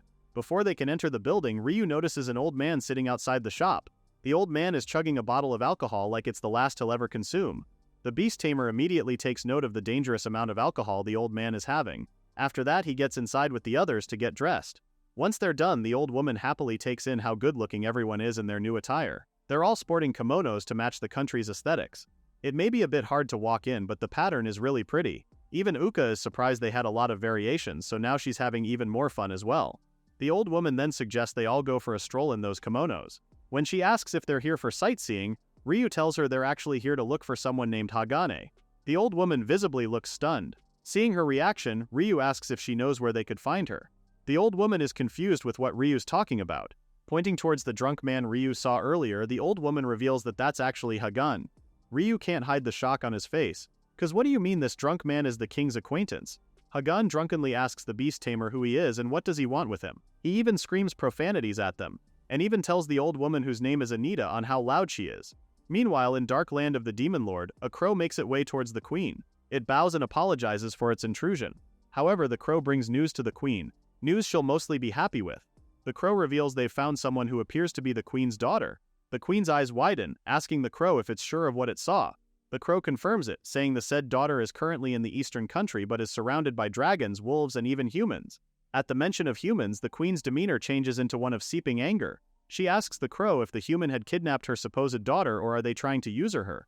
Shaking, the crow tells her it's too hard to tell for now, but that's most likely the case. The queen is now full-on angry. First humans and now monsters are even laying hands on her daughter? The queen then spreads its wings, telling the crow they'll be leaving at once. However, the crow tells her to wait since they have a non-aggression pact with the eastern country. The queen says the pact just means she can't go on a rampage. She's not going to do so since she's simply just going to retrieve her daughter. With that, no pact will be violated. And if the queen's being honest, the humans were the ones who broke the promise first. She then mentions those church people who are still preparing for war against monsters right now. In that case, they have no reason to hold back either. This is only rightful payback. The queen thinks her daughter is being done dirty, which she considers outright betrayal. Meanwhile, the pigeon Maria had sent over to the church people had reached its destination. Reading Maria's message, the man is looking disappointed as he learns that a human in the name of Ryu has really bonded with monsters. While the queen vows to eliminate those who have opposed her daughter, the churchman also promises to get rid of Ryu. Well, that makes two killers from both the monster and human side. All with one target, Ryu. Taken aback, Ryu screams as he loudly asks if this old geezer really is Hagane. To the beast tamer, this old guy just looks like a plain old drunk. The old woman sighs, saying it's unfortunately true. This drunk man really is Hagane, who's said to be the best blacksmith in the eastern country and a swordmaster too. Hagane then intervenes to tell Ryu he's no longer blacksmithing anymore. If Ryu wants a sword, he should go bother someone else instead. Gripping Soryu, Ryu tells him he doesn't need a sword. After introducing himself, Ryu explains that he came to see Hagane on the recommendation of the King of Fallcrown. He then presents Soryu to Hagane, asking if the old man can train him to master this sword. Seeing Soryu, Hagane could already tell it's a cursed sword. He takes a deep breath before outright declining Ryu's request. Hagane then tells the beast tamer how he doesn't like the look on Ryu's eyes. Even if it's a recommendation from the king, Hagane isn't in the mood to listen to a punk like Ryu. With that, he bids Ryu goodbye, telling him to go try his luck elsewhere. The group just stands there, completely shocked with the sudden turn of events. They're not really the type to give up that easily, so they go visit Hagane at his place. Meanwhile, Hagane is passed out sleeping. He's even drooling at that. Ryu and the others enter his abode, annoyed how this old man does things at his own pace. Uka even questions if this guy really is a master. By the looks of him, he doesn't look strong at all. Even his house looks like a wreck too. They even knocked on the entrance, but he's so drunk he didn't even hear nor wake up. When they asked the old woman if she's sure this is the Hagan they're looking for, she had told him he's the only one with the said name. With that, she gladly pointed the way towards Hagan's dojo. Worried, Ruri asks Ryu on what his plans are since Hagan did turn him down earlier. A smiling Azi Dahaka asks if the beast tamer is going to use force. Ryu quickly denies this, saying he wouldn't do that at all. That would just make Hagan resent him even more. The king's recommendation is one thing, but the fact that Hagan was able to realize that Soryu is a cursed sword is something Ryu can't deny. That alone tells Ryu this old man is the real deal. He's got to be the most skilled person in this country. No doubt about it. Though Hagan doesn't really look the part at all. For now, all Ryu can do is wake Hagan up and try to persuade him. Suddenly, 3 unknown men make themselves known and are asking Ryu if he's the old geezer's disciple. One of them even notices Ruri, calling her a real looker. He then plans on taking her as collateral for Hagan's debt. The bald man, presumably their leader, commands him to leave the girl because their business is with the old man first. Ryu shakes his head, in disbelief that this renowned blacksmith and swordmaster is drowning in debt too. Uka is even more suspicious if they're really sure this is really the right guy. The bald man approaches the sleeping Hagane and asks him when he's planning to pay back his debt. Today's supposedly the day Hagane should be paying it all back. Even with shaking Hagane's body, the bald man gets no response. He continues to tell Hagane that they might show some leniency depending on the old man's attitude. However, the bald man has grown impatient, especially that the drunk old man had told them to wait and they did. Still no payment. Taking out his sword, the bald man says this might be because they've been too soft on Hagane. Perhaps a little pain will teach the old man his place. Seeing all this, both Ryu and Uka scream for the bald man to stop what he's doing. Before the bald man can even react, Hagane jolts up awake and hits him with his wooden crane, straight to the side of his waist. The bald man coughs out in pain, dropping to the floor from the intensity of the old man's attack. Hagane then tells them that the debt has already been paid in full. This is just a pointless shakedown, which is a waste of time. With that, Hagane tells them to scram. However, the two remaining men are calling him a bastard and are about to attack him. Sighing, Hagane calls these men hot-blooded fools who are always like this. Within seconds, both men's faces are planted to the floor. Hagane then judges their sword handling, calling it atrocious. Massaging his muscles, Hagane scolds them for making an old man like him push himself so hard. Meanwhile, Ryu and the others are just watching the whole scene with so much amazement. The bald man then gets his two friends angrily leaving and promising to take revenge soon. After they leave, Hagane apologizes to Ryu and the others for getting them caught up in that. When Hagane tells them to leave quickly, Ryu firmly tells them he refuses. Hagane gives him the side-eye. Ryu explains that watching Hagane fight earlier made him even more determined not to give up. With that, the beast tamer pleads as he asks the old man once more to train him. Hagane is strong. It's not that he's overwhelmingly powerful or fast, nor does he have any special techniques. However, Hagane has the skill to seize the initiative with perfectly efficient movements. To put it simply, Hagane has his own way with a sword. If Ryu can learn from him, the beast tamer is sure to become stronger than he is now. When Hagane doesn't answer him, Ryu pleads one more, expressing how much he really wants to become much stronger. Sighing, Hagane gets one of his wooden swords and tosses it towards Ryu. He then tells the beast tamer not to plan on staying long. With that, he instructs Ryu to try exchanging a few blows with the old man. Ryu hesitates, telling the old man he's no better than a complete amateur when it comes to swords. But Hagane is not having it, not wanting to talk but to fight. Hagane then tells him if the beast tamer really wants to learn practical combat on sword handling, this will be good experience for him. Turning around, Hagane catches the beast tamer off guard. Ryu immediately loses his balance with Hagane's quick attack. Hagane then praises Ryu for at least having the basics down. But that's now how one swings a sword. Well, at least according to Hagane. Gritting his teeth, Ryu tells him he's not done just yet. The two then immerse themselves with an intense battle of the swords. Watching the two, Ryu is amazed how Ryu can't even lay a finger on Hagane. It's also Tiamat's first time seeing an old man move like that. Meanwhile, Ryu is having a difficult time with landing a blow on Hagane. Even if he aims for the vital spots, Hagane's guard is too solid and Ryu is easily repelled. If Ryu attacks with a straight thrust, he just closes the distance on the beast tamer. Even if Ryu tries to attack with a flurry of moves, Hagane just exploits the slightest opening. What is he supposed to do against this? Ryu lays on the ground, panting and exhausted. With that, he admits defeat. As if Hagane will lose to a greenhorn like Ryu. Drinking once again, Hagane says he won't lose, especially to some brat who's full of hesitation and can't even earn his sword's trust. Hearing that, Ryu gets curious. According to Hagane, it was the same when he had first refused Ryu's request. Hagane recalls how the boy had looked down on him like he's just some drunk, yet having the nerve to ask the old man to train him. Because of that, Hagane figured he was just an untrustworthy punk, all talk and no substance. But the second time, Hagane did not detect any lies in Ryu's words. That's why Hagane had accepted his request. It's the same with a sword. If there's a contradiction in the wielder's heart, the sword won't respond to them. It deems a weakling whose conviction wavers as unworthy of itself. With that, Hagane asks Ryu if becoming stronger is truly his heartfelt wish. A smile flashes on Ryu's face before he confirms this. However, the image of Uru flashes on his mind. He then quiets down, something Hagane had noticed. The old man then agrees to training the beast tamer, but in return, Ryu needs to clear up that hesitation of his, and quickly at that. If he doesn't, Ryu will never be able to master that sword as long as he lives. Ryu needs to think it over carefully. Ryu sits there in complete silence, clenching his fists as he thinks of it. A few days later, Hagane is reminding Ryu it's been 5 days since they started training, yet the old man hasn't seen any growth in Ryu. Panting, Ryu asks to battle one more time. As the two fight again, Tiamat asks Ruri if she's not going to join the training right now. Uka and Karin are already sparring in the corner. Ruri knows she should be training as well, but she's been deeply worried with how Ryu's been acting strange these past few days. When Tiamat asks about it, Ruri explains how Ryu seems somewhat desperate, or rather like he's forcing himself to train. This has Ruri worried. Even when she tells him to rest, Ryu just insists he's fine. Tiamat thinks it over. If Ruri can't get to him, no one else will be able to. Tiamat then tells Ruri that Ryu probably has times when he wants to think things through alone. For now, she suggests waiting until Ryu is ready to talk about it himself. Even if it's frustrating, Ruri quietly agrees. In Tiamat's mind, there's someone else she's curious about. On the other hand, Hagane's question 5 days ago has constantly played in Ryu's mind. Is wanting to become stronger really his heartfelt wish? Of course it is. He did set out on this journey to catch up to Tia and the others in the first place. Is there any other reason for him to want to get stronger? But then, another question has plagued him internally. If he becomes the Demon Lord, will Uru be able to get out? Sweating? Ryu thinks about the pressure he's been in. When Gen had suggested for Ryu to become the Demon Lord and command all monsters, it was really an idea that Ryu had been thinking about. If he becomes the Demon Lord, Ryu won't be able to stand by the hero's side though. Humans and monsters are in opposition. And a Demon Lord who commands monsters is nothing but an enemy to humankind. Even if he becomes a Demon Lord and try to create a world where humans and monsters can coexist, will people all over the world accept that? The thought is impossible. Humans are already invading the Great Forest and on the verge of starting a war with monsters as of now. But then, if Ryu doesn't become the Demon Lord, Uru can't be free. Is this the contradiction Hagane was talking about? One thing's for sure, Ryu is at a loss. He doesn't know what his true wish is at all. Suddenly, Ryu is brought back to reality when Hagane hits him on the head with a wooden sword. Hagane scolds him for still having second thoughts with his answer. The reason why Ryu can't bring out his true strength is because his head's full of useless crap.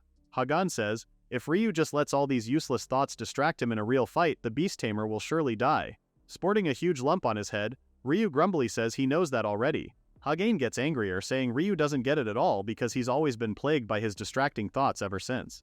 With that, Hagane cancels sparring training and announces training will be Zazen until Ryu finds his answer. Until then, all other forms of training are strictly forbidden. This completely shocks Ryu, but he has no choice but to comply. Alone, Ryu deeply mulls over the weight of the questions plaguing his mind. Just then, Tiamat is about to approach him when they all hear a loud noise from outside. Outside, the citizen are running and hurrying to get inside the building quickly. Ryu rushes to where Uka and the other are and asks what's going on right now. Uka says she doesn't really know for sure, but the people SW birds over there and suddenly started panicking. Hagane rushes towards the group, scolding them for just standing around and gawking. Confused, Ryu asks him what's wrong when it's just birds, right? Hagane then screams, saying if they're just ordinary birds then it wouldn't cause this kind of uproar. This can only mean one thing. That's the Demon Lord approaching. The non-aggression pact has been broken and Hagane instructs everyone to get inside. If it spots any of them, there's no telling what it'll do. Ryu is about to run inside when he turns to see Corinne standing in the middle of the streets. While everyone else is panicking, Corinne is staring at the sky as if talking to someone. Ryu calls her attention, asking her what's the matter and to hurry inside. Corinne is torn on what she has to do, especially when the Demon Lord is saying she's here to take Corinne back. Before Ryu can ask her what that means, Corinne has already spread her wings. The Demon Lord is calling her and she has to go. With that, Corinne flies out to the Demon Lord and leaves everyone behind. Azidahaka then says Corinne is heading towards the grasslands. If he's correct, that area is supposed to be the Beast Demon Lord's territory. On the other hand, Ryu is panicking. He thinks Corinne is in danger. He quickly gets his sword and tells everyone they'll go after her. Hearing this, Hagane opposes. If Ryu antagonizes the Demon Lord, everyone will die. Ryu apologizes, but he can't just abandon their friend. He then tells Hagane they'll be right back once they catch up to Corinne. Hagane doesn't get to have another say in it because Ryu has already zoomed towards the grasslands. They soon catch up to Corinne and tell Here how dangerous it is here. Ryu then tells Here to head back quickly. In his mind, the Demon Lord is still far off. If they return to the Eastern Kingdom now, they might be able to do so without getting noticed. However, Corinne tells her papa how she's been hearing a voice for a while now. It's been telling Corinne how she's been searching for her for so long now, and it wants Corinne home. Even now, the voice is still talking to Corinne. Suddenly, they hear a huge flap of wings coming at them. The Demon Lord has made its way towards them. Landing on the ground, the Demon Lord transforms itself into human form. Right before them is beautiful lady who's known to be the Beast, Demon Lord. Seeing that the Demon Lord has taken human form, Ryu believes she might be willing to talk. The Demon Lord cuts off Ryu's words, demanding he return her fledgling. Confused, Ryu asks who she's talking about. The Demon Lord then asks Ryu not to play dumb. She introduces herself as Enka. Pointing to Karen, she reveals she's her mother. Karen is supposedly Enka's fledgling whom she's been searching for a long time. Right now, Enka wants her child back. Ryu is speechless to learn that Karen is the Demon Lord's child. Enka then accuses Ryu of kidnapping her fledgling, saying if he returns Karen obediently then she'll spare his life. Ryu tries to explain how this is all a misunderstanding since he and Karen only met in Fallcrown. When Ryu asks if Enka may be wrong about Karen being her daughter, the Demon Lord explains there's no doubt to it since Karen's magical power is the same as hers. Going into detail, Enka reveals how humans had stolen the egg she laid a year ago. She had her subordinate monsters and everyone searching for the egg and the human who took it. But until this very moment they haven't been able to find them. This means the missing egg is Karine. Enka expresses how precious Karine is to her and to their clan. She only wants Ryu to hand over Karine quietly. Ryu stares at Karine, understanding the situation. Karine is just a child. Normally, returning her to her parents would be the right thing to do. Ryu doesn't want to tear a parent and child apart either. However, it's not Ryu to decide on the matter. He then says Karine herself must decide what she wants to do. Karine stares at her papa when he asks what she wants to do. She then looks down looking uncertain on her decision. Enka then asks her if she doesn't want her mother. After all, Karine is the princess of the Garuda clan. Karine stands at the pinnacle of all monsters, ruling over others. Enka then says Karine was never meant to be with humans in the first place. Before Karine can say anything, Enka continues to say how she wants Karine to succeed her someday. If she returns to Enka's side, the Demon Lord guarantees her a life without any hardship. Enka thinks this is far better than being a drifter. Karine looks back to all those times she was alone. She had always looked for her mama. Karen was always hungry and worse, lonely. Yet a gentle voice had guided her to trust her papa Ryu. All those difficult times suddenly became better because of Ryu's reassuring smile and supportive aura. With that, Karen apologizes to her mother and tells her she doesn't want to leave her papa.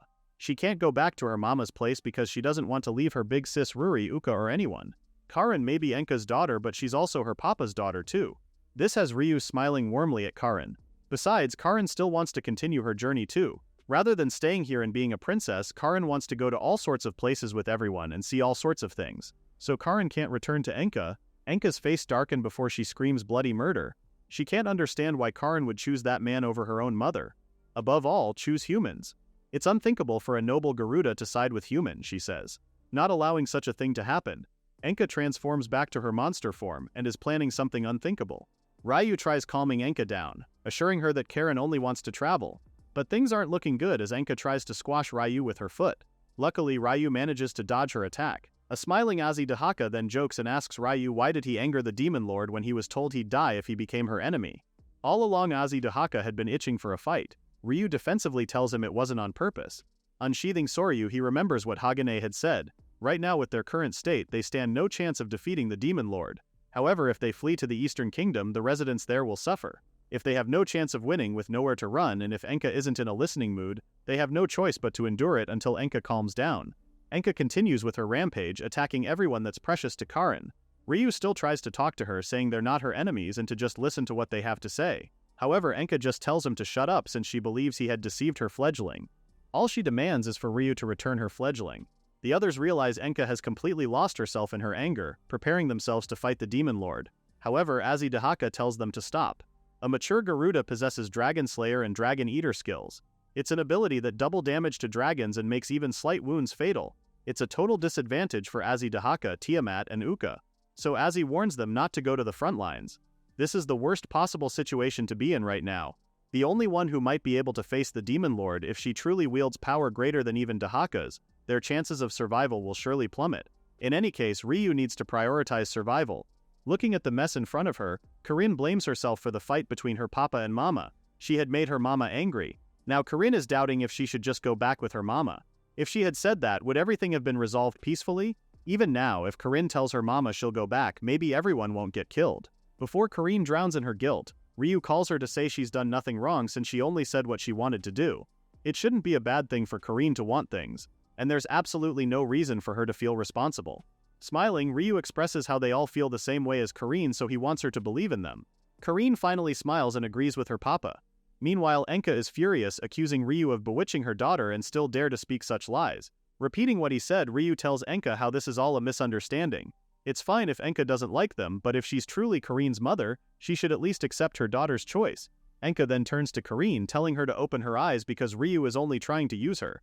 If she kills him, the brainwashing will surely stop. If Corinne does so, then she can finally go home together with Enka. But Enka's words only angers Corinne, screaming as she asks why her mother could say such terrible things. A mama who bullies papa is someone she hates. And Corinne isn't afraid to say how much she hates her mama. As soon as Enka hears this, she freezes mid-air. She's in a state of shock of what Karin had just said. After all, hate is such a strong word, and for her own fledgling to proclaim that is a serious punch in the gut. Seeing Enka, Ruri asks what if she gets even more furious. Ryu awkwardly stares at the Demon Lord, saying she did brought this to herself. Enka did ignore her own daughter's opinion. Suddenly they hear Enka crying as she mutters a sincere apology towards her daughter. Enka didn't realize Karin disliked conflict, so Enka makes a proposal. Pointing her wing towards Ryu, she wants to settle this with a single blow. If Ryu can withstand Enka's full power attack, then he wins. If he can't withstand it, Enka wins. Confident, Enka asks Ryu of his answer. This way Karin won't have to worry about choosing between them. But if Ryu also chooses to back down now, Enka will consider it a forfeit. Looking straight at Enka's eyes, Ryu tells her he accepts the challenge, which prompts Ruri to react worriedly. It's a dangerous challenge after all. Ezi Dahaka knows Ryu doesn't intend to die, but he also knows the beast tamer won't get away unscathed. Ryu knows this too, but he also knows this is his only chance. Enka herself had said she'll let everyone go if Ryu can just withstand the Demon Lord's attack once. If everyone can get home alive because of it, it's a small price he's willing to pay. With that, Ryu commands everyone to stand back so they won't get caught in the fight. Karin tries to dissuade her papa not to do it, but Ruri stops her from approaching Ryu. Enka then flies above Ryu, telling him she'll show him a true full-powered strike by a Garuda. Positioning himself, Ryu is determined to take it with all the magical power he can muster. He doesn't know how long his body will hold out, but he needs to try. Enka then flaps his wings, and suddenly Ryu is getting face to face with a huge ball of fire. In Ryu's eyes, it almost looks like the sun is falling. Ryu can only stand there and stare at it. Meanwhile, Karin manages to escape Ruri's grasp and heads toward her papa. She knows her papa is going to die. Karin doesn't want that. If it means she can protect her papa, then Karin will give her own life. Just as she's about to reach Ryu, a hand takes a hold of Karin. Suddenly, Karin is in a whole other world. There, Karin looks around for her papa.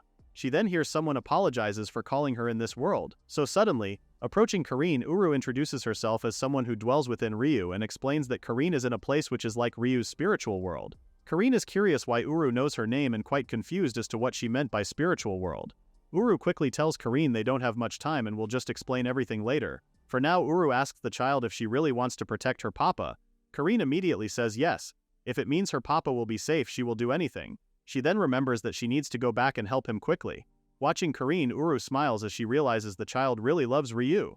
With Karin, Uru is sure she'll be able to unify without any problems. When Karin asks what that means, Uru explains that that's the only possible way to protect Ryu right now, and that is to merge Karin and Ryu's souls together.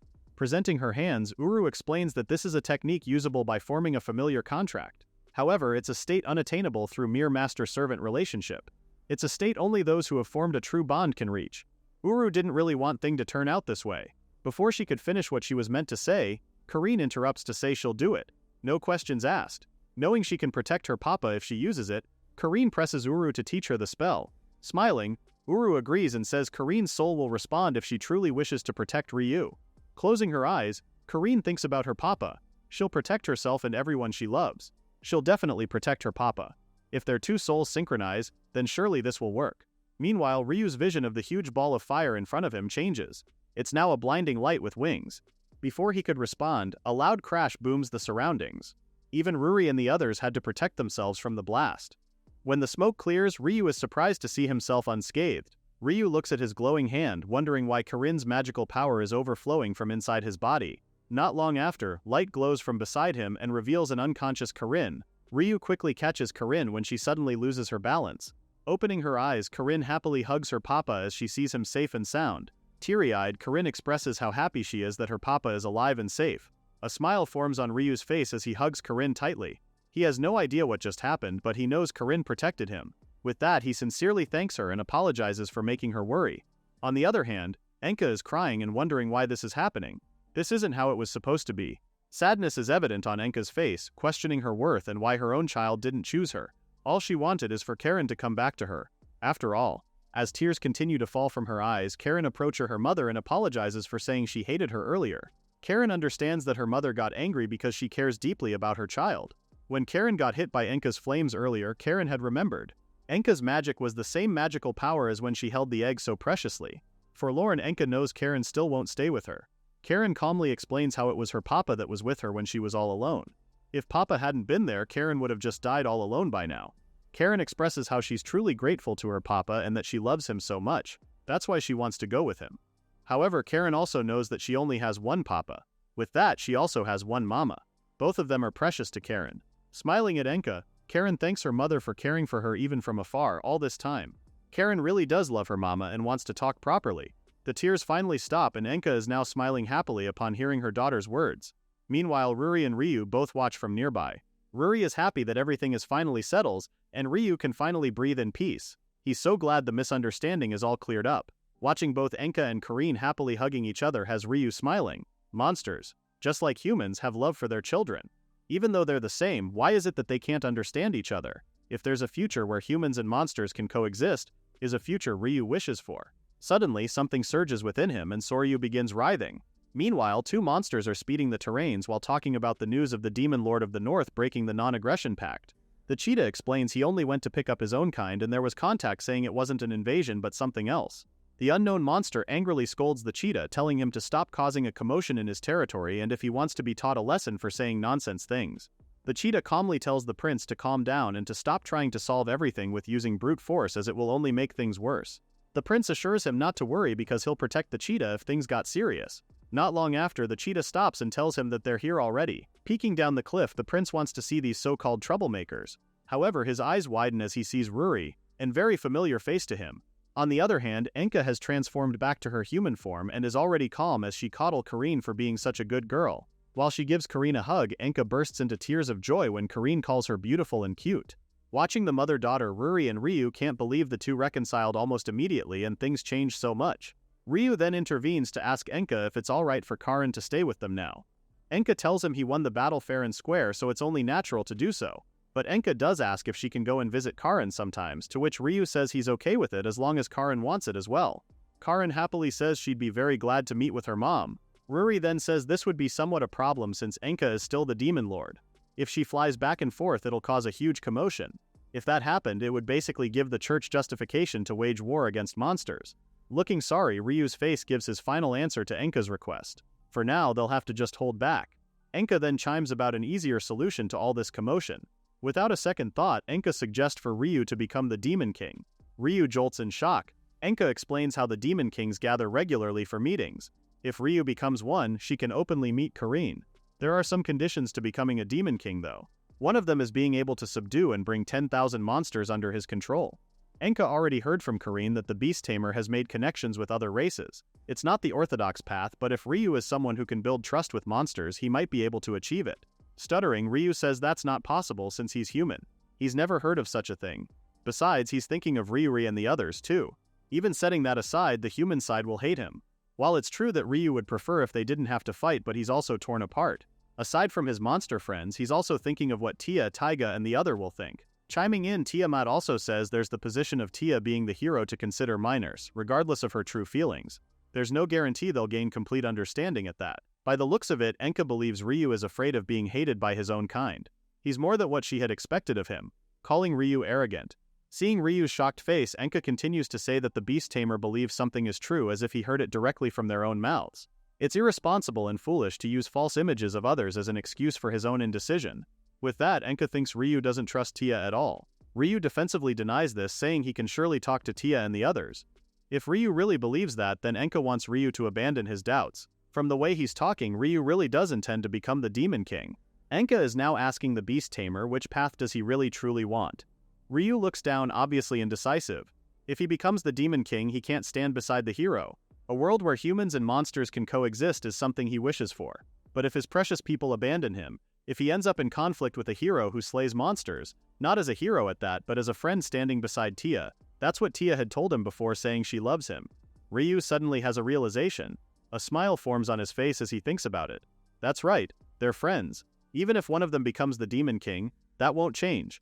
His wish isn't to become stronger or to stand beside the hero. Ryu just wants to protect Ruri and the others along with Tia and everyone else. Ryu wants to see a world where humans and monsters can hold hands. A world where humans and monsters no longer hurt each other. He'll definitely create a future where they can all coexist. For that reason, Ryu is now sure he'll become the Demon King and stop the church's war. He'll become the bridge that connects humans and monsters. A triumphant smile etches on Enka's face before she goes to detail out how there are currently 2 empty seats among the Demon Kings. If Ryu meets the conditions, they can arrange it immediately. Ryu suddenly stops them from talking to ask about the war Ryu had just mentioned. That's the time Ryu realized his slip of the tongue. Based by his reaction, Ryu can't deny it anymore. Ryuri is angry that he didn't tell her something so important. Even Tiamat is disappointed. Uka scolds him for worrying about such a grave matter alone. Such a heartless move at that. Ryu has no other choice but to grovel to the ground and beg for forgiveness. He explains how the church situation is purely a human affair. With the matters of becoming the Demon King, Ryu was indecisive and honestly just didn't have time to think about it. It's definitely not because Ryuri and the others aren't reliable. Ryuri then giggles as she says she was just joking. She knows Ryu's only thinking about how to keep them safe. Although she understands they don't really like seeing Ryu in danger either. Clasping Ryu's hands, Ryuri tells him how she really doesn't like other humans that much. But if it's a world Ryu is creating, Ryuri is excited to see it. With that, Ryuri asks Ryu to let all of them help him from now on so they all can build an ideal world together. Ryu stares at Ryuri, his heart warming from what he just heard her say. He then thanks everyone for being so supportive. So first Uka chants how they need to stop that impending war. Ryu also tells them they need to evacuate monsters and strengthen their defenses as much as possible. At the mention of defenses, Karin remembers what Uru had told her. When you wish to protect something, your soul will answer. Karin is about to ask her papa about the person inside him when they're suddenly interrupted by a long-haired boy who's calling their attention. The boy wastes no time and introduces himself as Guy, and he's here to challenge Ryuri to a duel. Everyone is speechless upon hearing such an absurd request. Enka then explains that Guy is the Demon King of the South, or more accurately, a Demon King candidate. That means Guy is one of the 2 Demon Kings in the Eastern Kingdom who they were warned about. Throwing a tantrum, Guy stomps around impatiently as he asks Ryuri to accept his duel request. Both Ryu and Ryuri can't believe this is a Demon King candidate when he certainly doesn't look the part. Guy is then being reprimanded by his secretary who introduces herself as Tama. After apologizing to Ryu, she explains how they received a report that the Demon King of the North broke the non-aggression pact and was causing havoc, so Tama came to check just in case. Just now the reason changed to a protest against Grassland. Sweating, Ryu looks rather guilty as he takes responsibility for what had happened. Guy then throws another tantrum as he emphasizes how Ryu had destroyed the prince's territory. Without listening to Guy, Tama says they have 2 demands. First, an apology and compensation claim for unauthorized use and destruction of their territory. And second, restoration of the destroyed land. Enka admits to losing herself earlier, and this is entirely her fault. However, she can't restore the land immediately. She can, however, agree to make the apology and pay compensation. If those are their terms, then Ryu is confused why Guy is asking for a duel. There's no need for such thing, after all. Guy confidently points out that it's his personal reason. Remember when he saw Ryuri earlier? Ryuri's all too familiar face is the face of the girl of his dreams. Guy proclaims he fell in love at first sight with the girl, pointing to Ryuri as he asks her to become his bride. Guy then bows down to say he's a prince of a country with enough power to be called a Demon King candidate. If Ryuri responds to his advances, Guy promises to give her anything she desires. He'll even promise her a luxurious lifestyle. With that, Guy asks Ryuri to become his bride if he wins this duel with Ryu. Seething with venomous impassiveness, Ryuri rejects Guy right there and then. Guy collapses to the ground, faintly breathing from such rejection. Instant kill. Face planted on the ground, Guy stutters to ask why Ryuri would reject him. Sighing, Ryuri says the answer is obvious. She then embraces Ryu's arm as she tells Guy that she already has a subordinate contract with the Beast Tamer. So Ryuri can't be his. Guy feels like lightning had struck him with the hurt he feels. Ryu on the other hand scolds Ryuri for making such a misleading statement. Well, Ryuri is kinda telling the truth though. Guy is now writhing with anger. He calls Ryu the weakest human even in the midst of other strong races. He can't believe Ryuri would choose such a human and won't accept such decision. Pointing to Ryu, Guy once again challenges him to a duel. Tama explains that in their kingdom, the Beast King Kingdom, if one duels with someone of the opposite sex they like and win, they can marry them. However, if that person already has a mate, they can duel that mate instead. If they win, they can become the new mate of that person. Ryu calls this muscled abduction love, to which Azi Dahaka says aligns with the principles of offspring proliferation. Guy then asks Ryu if he's accepting the duel or not. Because if Ryu doesn't, it means Guy will have uncontested victory. Tama tells Ryu it would be best to accept the duel here. She says Guy won't listen once he's like that. But Ryu is reluctant to do it since Guy, even though he's still a candidate, is still considered a Demon King. Tama assures him the prince is alright. And so Ryu accepts the duel. Tama is there to be the two's referee. Their prize, Ryuri. The rules are simple. They can't take the opponent's life, and they have until one side says they concede. With that, Tama gives them the go signal. Both Ryu and Guy immediately head straight at each other. Tama may have told Ryu not to worry, but Guy's still a Demon King after all. Ryu can't be careless around Guy, who's now saying he'll crush Ryu in one hit. Guy then transforms into his beast form as he proclaims to be Ryuri's new mate after this. Ryu is surprised to see Guy's beast form. Everyone is actually surprised seeing that Guy is a werewolf. Not just a regular werewolf too, but a higher werewolf. Guy raises his paw and is about to pounce on Ryu when the beast tamer punches him with his sword. straight to the gut. Guy immediately concedes, splayed on the floor. Ryu is baffled seeing how quickly Guy had given up. Tama then chimes in. That's what she had told Ryu earlier. Guy is strong in power alone but inexperienced in actual combat. Crossing her arms, Enka says candidates are just those who might reach Demon King status within a few hundred years, so it's only natural for Guy to still be weak. With that, Tama signals the end of the duel. She then proceeds to discuss the restoration of the land. In Ryu's mind, that was such a fast change of subject. Guy looks at Ryu with gritted teeth. He admits to being careless. He didn't think a human like Ryu had such reflexes. He's now curious as to who Ryu really is. Suddenly, the Spirit King appears from behind, saying it's his turn now. And tada! The destroyed land is once again lush and green. The Spirit King is very proud of his work too. Ryu and the others stare in amazement. The Beast Tamer then thanks the Spirit King for saving him. If the Spirit King wasn't here, Ryu would have to care for the grass and flowers for a while. When it comes to natural matter, no one could ever rival the spirits, especially the king himself. The Spirit King was surprised when he noticed the Demon King approaching, but he's glad the Demon King is safe. The Spirit King then considers this repayment for helping mediate relations with the Elk Duchy. When the Spirit King asks Tama how's the land, she feels the land and calls the grass and earth wonderful. It's even more vibrant than before. Tama then questions how quickly the Spirit King had finished that. Smiling, the Spirit King says it's all thanks to Ryu's magical power. Normally it would take 2 days, but if he supplies magic from Ryu, it's nothing. Hearing all this, Ryu never knew he was doing such thing to the Spirit King. When did that happen? After that, the Spirit King tells Ryu he'll be in his way now. But before he leaves, Ryu says there's still something he needs the king's cooperation with. Ryu briefly tells the Spirit King about the church situation. Ryu and the others are doing their best to stop the war, but it wouldn't be strange if the forest where spirits live gets burned down to kill monsters. Understanding the situation, the Spirit King agrees to cooperating. He'll evacuate the spirits and inform the Dragon Emperor and the Fenrir Elder about all this too. Before he disappears, the Spirit King tells Ryu they'll meet up again in the Great Forest soon. After thanking the king, Ryu tells everyone they'll head to the Eastern Kingdom first. Guy stands up with his eyes twinkling. Guy is now calling Ryu his sensei, especially hearing that the Beast Tamer is friends with the Spirit King, Dragon Emperor, and Fenrir Elder. He's now excited, asking Ryu where he gained such strength even though he's just human. Guy wants to know the secret to his power. Ryu is taken aback with the unexpected turn of events.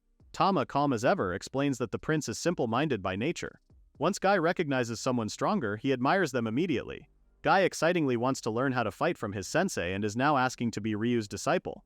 Ryu declines, saying Guy is a Demon King candidate and can't serve under a human. Guy even has a secretary and subordinates. Tama quickly chimes in that they doesn't mind at all. This is the prince's first taste of defeat and the first time he's asked to study under someone. This is major growth for Guy. When Ryu looks reluctant, Tama assures him it's their choice. The prince is simple-minded, but he has the pure drive to seek strength and a strength that never wavers, but he's always looking forward.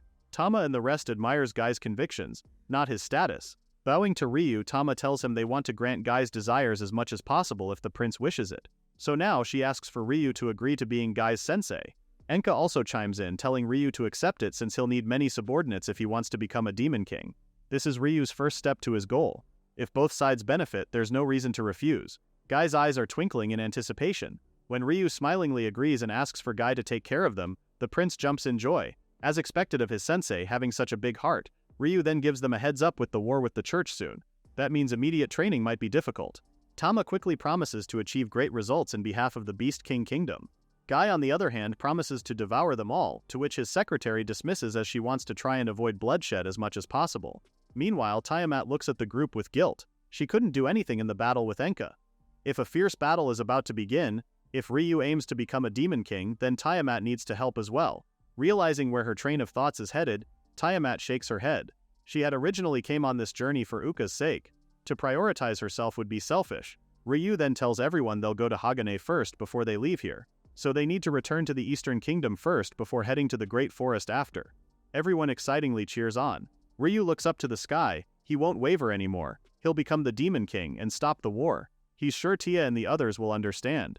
Meanwhile, Tia and Taiga have been summoned to the church. When Tia asks His Holiness about it, he tells Tia and Taiga they don't need to participate in the upcoming monster subjugation operation. Instead, he has another task for the two. His Holiness is ordering them to subjugate the Demon King.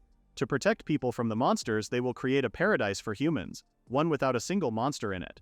Before that, Tia and the rest of the hero party is being welcomed by the people. They have finally made it to Light Nation. Whispering, Taiga is curious as to what kind of request did they receive from the church. Bran asks if it's okay since the church has been acting suspicious lately. Starting a large-scale monster subjugation so suddenly is not a joke. Bran turns to Jen, who awkwardly tells him not to say such things when they're receiving support from the church. Taiga still thinks they need to be cautious of the church, especially that it seems to be tense lately. Taiga tells them not to be discussing things in public and that they should focus on heading to the church. Suddenly, the churchman that had once vowed to eliminate Ryu is riding on a horse. Once the churchman spots Taya, she immediately gets off the horse to hug Taya. Gone is the straight face she sports and is now beaming as she expresses how glad she is to see that Tia's safe. The mysterious churchman is actually the holy maiden, Hikari. Smiling, Hikari had thought it was about time Tia would return, so she came to pick her up. She then asks about the childhood friend and if that person didn't do anything strange to the hero. Tia visibly looks confused with what Hikari had said. After all, the holy maiden is mentioning Ryu. Hikari says he's still a man regardless of being childhood friends. And to Hikari, all men are beasts.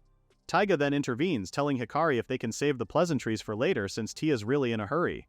Hikari's smile vanishes as she turns serious. She then tells them to go to the church after they leave the horses. The Pope has something important to discuss with them, and on the Pope's orders, only Tia and Taiga get to come to the church. The two immediately make their way to the church. His Holiness, the Pope, is the top of the church that governs this nation and is considered the highest authority, but even with such distinct title, only a few have seen him in person. Tia has only ever seen him once, when she was officially recognized as a hero by the church. They soon arrive in the room where a magical orb sits on the table. Hikari then tells His Holiness that Tia and Taiga are now in the room with them. His Holiness is speaking through the orb, thanking Hikari before turning towards Tia and Taiga. The Pope apologizes for this unusual circumstance. When Tia tells him not to worry about it, the Pope gets to business by asking if Tia had been able to meet with her childhood friend who went missing. Confused, Tia confirms meeting her childhood friend in Fallcrown. After that, they parted ways, but he did seem well, so Tia is relieved. The Pope then asks her if the person she met was truly her childhood friend. The question stuns Tia, making her ask what does the Pope mean by that. The Pope then presses something and Ryu's information card pops up in front of them. The church keeps duplicates of occupation cards and they have found irregularities in Ryu's card. The name, age, and occupation displays fine, but the skills section has become completely unreadable. After investigating this display, several possibilities emerged. First, if something is abnormal with the card possesses. Second, if his skills caused a capacity overload. And third, if he's being possessed by a demon or monster or has formed a subordinate contract with a monster threatening humanity. It's one of those three, the Pope says. Although surprised, both Tia and Taiga remain calm. The latter asks the Pope if he thinks it's something to do with monsters. According to the Pope, that's just a precaution and the most likely possibility is the first one. As childhood friends, the Pope wants to know if the two had heard anything from Ryu. Both Tia and Taiga can't really tell the Pope the truth that Ryu did indeed contracted with a legendary monster. The Pope is sensitive to the subject of monsters right now. If it gets exposed, it wouldn't be strange if Ryu's life is targeted. With that, Tia plans on covering this up. Tia tells them maybe it's his card acting up. Taiga also supports her answer by saying he didn't detect any monster presence from Ryu at all since he's acting as an adventurer without updating his card. Hikari seems to be surprised by the two's answers. The Pope then tells them that the next discussion will be easier now. Getting to the main topic, the Pope tells them not to participate in the monster subjugation operation but will be assigned on a different task, and that's to subjugate the Demon King. Both Tia and Taiga are taken aback while the Pope explains the details of it. Their target is Biliod, the undead Demon King. Through mental manipulation and death magic, he raises the dead to become his allies and commands a powerful army as Demon King.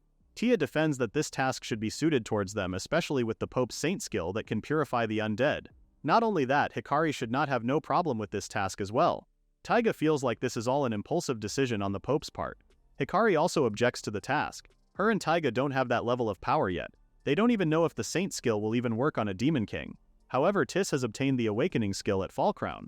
At least that's what Hikari had heard. That would make this task possible. Tis is speechless. She hasn't reported that yet. Is their situation completely exposed? And apparently the Demon King is targeting the church too. This is something they can't just ignore. Tia and Taiga try to amend the situation, saying they can't just split forces against the Demon King. Such a thing is dangerous too. The Pope then firmly tells them they have no right to refuse. With that, he tells them the plan. Tia and the Knights will handle the Demon King subjugation. Holy Maiden Hikari will participate in the monster subjugation operation on the first day only. Afterwards, she'll rendezvous with Tia's group and proceed to Demon King subjugation. Before the Pope cuts the communication line, he orders them to inform the Knights of the plan as well. Meanwhile, the Pope is being thanked for all his hard work. The Pope then apologizes for making everyone wait. They can now begin their meeting. Today's agenda is the monster hunting in the Great Forest, and the Demon King subjugation. Ryu's occupation card then flashes in front of all of them before the Pope reveals their last task, the elimination of dangerous factors. One of the priests says there shouldn't be a problem when it comes to the monsters. They've managed to borrow many soldiers from Lair, a major nation near the Great Forest. The Pope is interested with this news, asking how many soldiers can Lair provide. The priest reveals it to be approximately 20,000 soldiers. Ecstatic by this, the Pope tells him they'll thank Lair soon. However, the Pope says the monsters are powerful even with them having advantage in numbers. They have to dispatch approximately 7,000 knights from their own nation. That's somewhat many, but if 5,000 of that number are lower-ranked knights, it should be manageable. These people would prefer not to lose excellent knights protecting their nation. The Pope then opens up the next subject, which is the Demon King's subjugation. Suddenly, one of the priests, Cardinal Narelle, raises his hand to voice out his concern. Even though hero Tia has awakened, if anything happens, losing her would be like losing the sword that protects the world. Cardinal Narelle thinks they should at least wait until Tia is strong enough to definitely win. The other priests now realize that Cardinal Narelle does have a point. They now want to wait until the monster subjugation operation ends before proceeding to Demon King subjugation. But the Pope negates such suggestion, highlighting the Southeastern Demon King candidate. There's a possibility that a certain person could become a new enemy of the world, and that person is the beast tamer Ryu. Everyone is confused because they all heard the Pope tell Tia and Taiga that it was just a malfunction. The Pope says he had already investigated the man's background and has learned from the reports that Ryu had contracted with several monsters, Fenrir, Garuda, and even the wicked dragon Azidahaka. Everyone is appalled. Such thing is impossible. No mere trainer could have that much power to begin with. The Pope then explains the card irregularities are probably because of his contracts with the monsters. Because Ryu is contracting with monsters which he shouldn't be doing so, the Pope believes that's why the display can no longer show them. The priests now realize that this trainer who commands legendary monsters could be a serious threat to humanity. Therefore, they all agree on eliminating this person immediately. This is why the Pope wants the hero Tia to defeat the Demon King as soon as possible. But the priests all think they should defeat Ryu first. However, the Pope details out that Ryu is Tia's childhood friend and it would be cruel to the kind hero. With that, the Pope closes the subject and tells everyone they'll discuss this man at another time. Returning to the monster subjugation topic, the Pope wants Cardinal Narelle to lead the Great Forest operation. The Cardinal is surprised with the Pope's decision. This is because the said Cardinal is still young with limited experience amongst them. The Pope believes this would be a good to experience the terror of monsters firsthand. Cardinal Narelle stutters as he tries to decline the offer, saying he has no combat experience at all and this is an unreasonable task. When the Pope asks the others if they object, they all turn their gaze away from Cardinal Narelle. With that, the Pope ends their meeting there. Before the priests leave, the Pope thanks them for all their hard work. Not long, the Pope's guests leave and it's just him and another church sister who asks him if it's really okay to leave that Ryu alone. After all, setting a dangerous factor free doesn't seem like the Pope at all. The Pope had said he didn't want to sadden the hero Tia, but in this chaotic age, anyone could meet an unfortunate accident. Smiling, the Pope says when that time comes, it can't be helped. Opening his eyes, the Pope reveals such wickedness in them that no one in the church had seen before. Meanwhile, Tia and Taiga both meet with their party to discuss the Demon King subjugation operation. Bran thinks all of this is too sudden, especially that they just came back. Even though Maria reminds them this is their job, Taiga still thinks the Pope is rushing things. Even if the church is being targeted, handling both the monster and Demon King subjugation simultaneously is reckless. Hikari agrees, revealing that the Pope has been pressured by something lately. She thinks this is because of the recent surge in monster casualties. The desire to protect the people has taken priority for the Pope. Taking that into consideration, Hikari believes this operation makes sense. Either way, this subjugation operation will cause many casualties, both human and monster.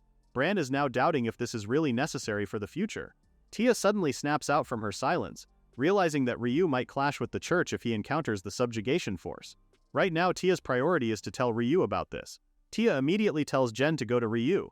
She needs Jen to make sure the subjugation force and Ryu don't meet. Jen agrees, saying it'll be indeed dangerous if the subjugation force sees their friends. Hearing all this, Hikari scolds Tia for saying such things. Tia's reckless actions will ruin the operation. Turning away from Hikari, Tia apologizes. Smiling at Hikari, Tia expresses how she understands that the Pope is wary of Ryu, but still she doesn't want to become his enemy. Hikari stares at Tia for a long while. She can't understand why Tia is taking that man's side when she's supposed to be like Hikari who hates monsters. When Hikari first heard about the Holy Maiden, the images of a pure girl using healing magic, Hikari really thought that at first, not until her whole family was devoured by monsters. It was the Pope that offered her a hand, offered Hikari to come with him if she had nowhere else to turn to.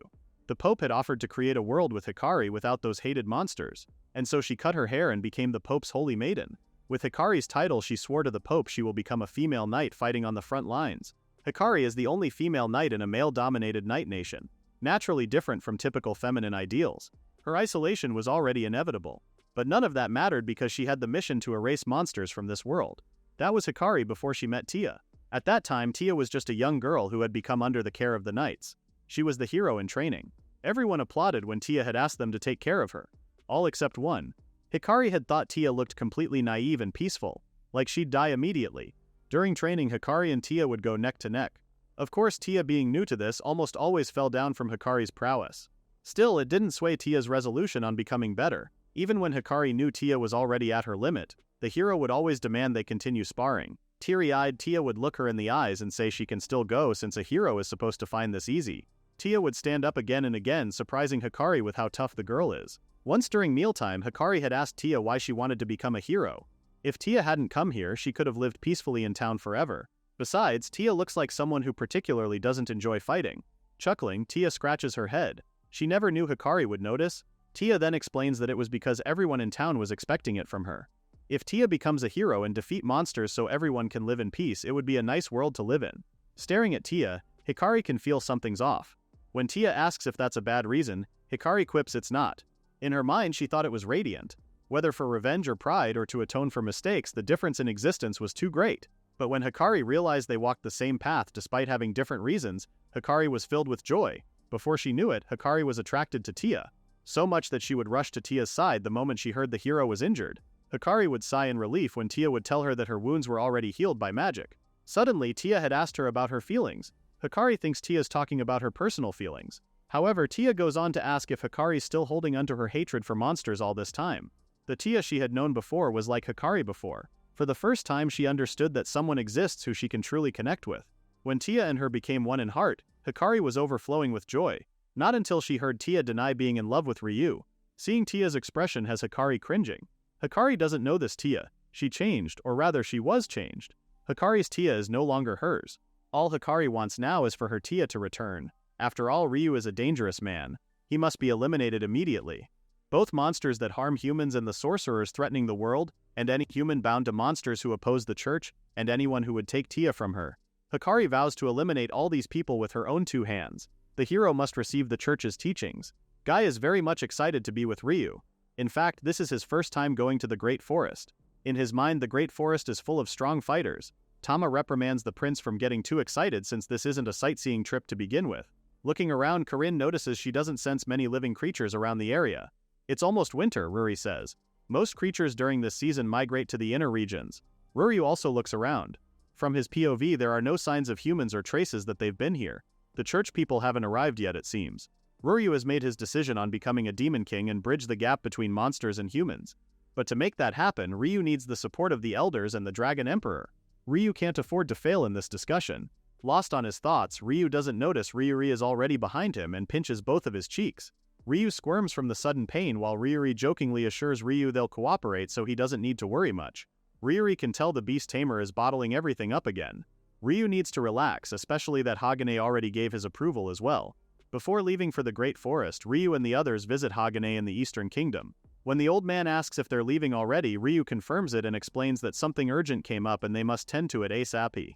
Bowing his head, Ryu apologizes to Hagane, especially that he was still receiving training from the old man. Ryu knows it's rude to have asked to be trained then just leave, so suddenly, Hagane stares at the beast tamer for a while before huffing. Turning away, Hagane says Ryu doesn't need training anymore. The old man doesn't know what happened, but Ryu has a good expression now. If Ryu's hesitation is gone, the blue current will answer eventually. He then dismisses Ryu, calling him a foolish disciple. A smile etches on Ryu's face as he agrees with Hagane. If he fears failure, he'll never become a demon king. Now Ryu just needs to look forward. At present, Ryu thanks Ryu for her words of wisdom and tells her they'll do their best together. Suddenly, they hear a loud scream from nearby. Azi Dahaka can definitely tell that was a human scream just now. Ryu knows ordinary citizens would never venture out in the Great Forest. Could it be the church? They hear more voices. One is saying that something is getting closer and another voice is telling everyone to get ready. Two men suddenly burst out from the bushes and behind them are Fenrir monsters.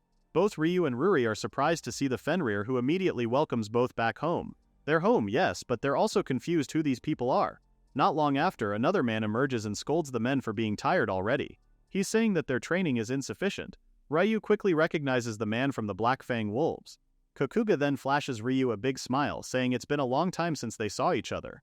Kokuga was on an expedition for training when he met the Fenrir elder. Hearing that Ryu and Kokuga knew each other, the Fenrir pack agreed to train him. Kokuga suddenly bursts out laughing, saying it's been fun, especially that the Great Forest is full of worthy opponents. Ryu never thought Kokuga would actually come here for training.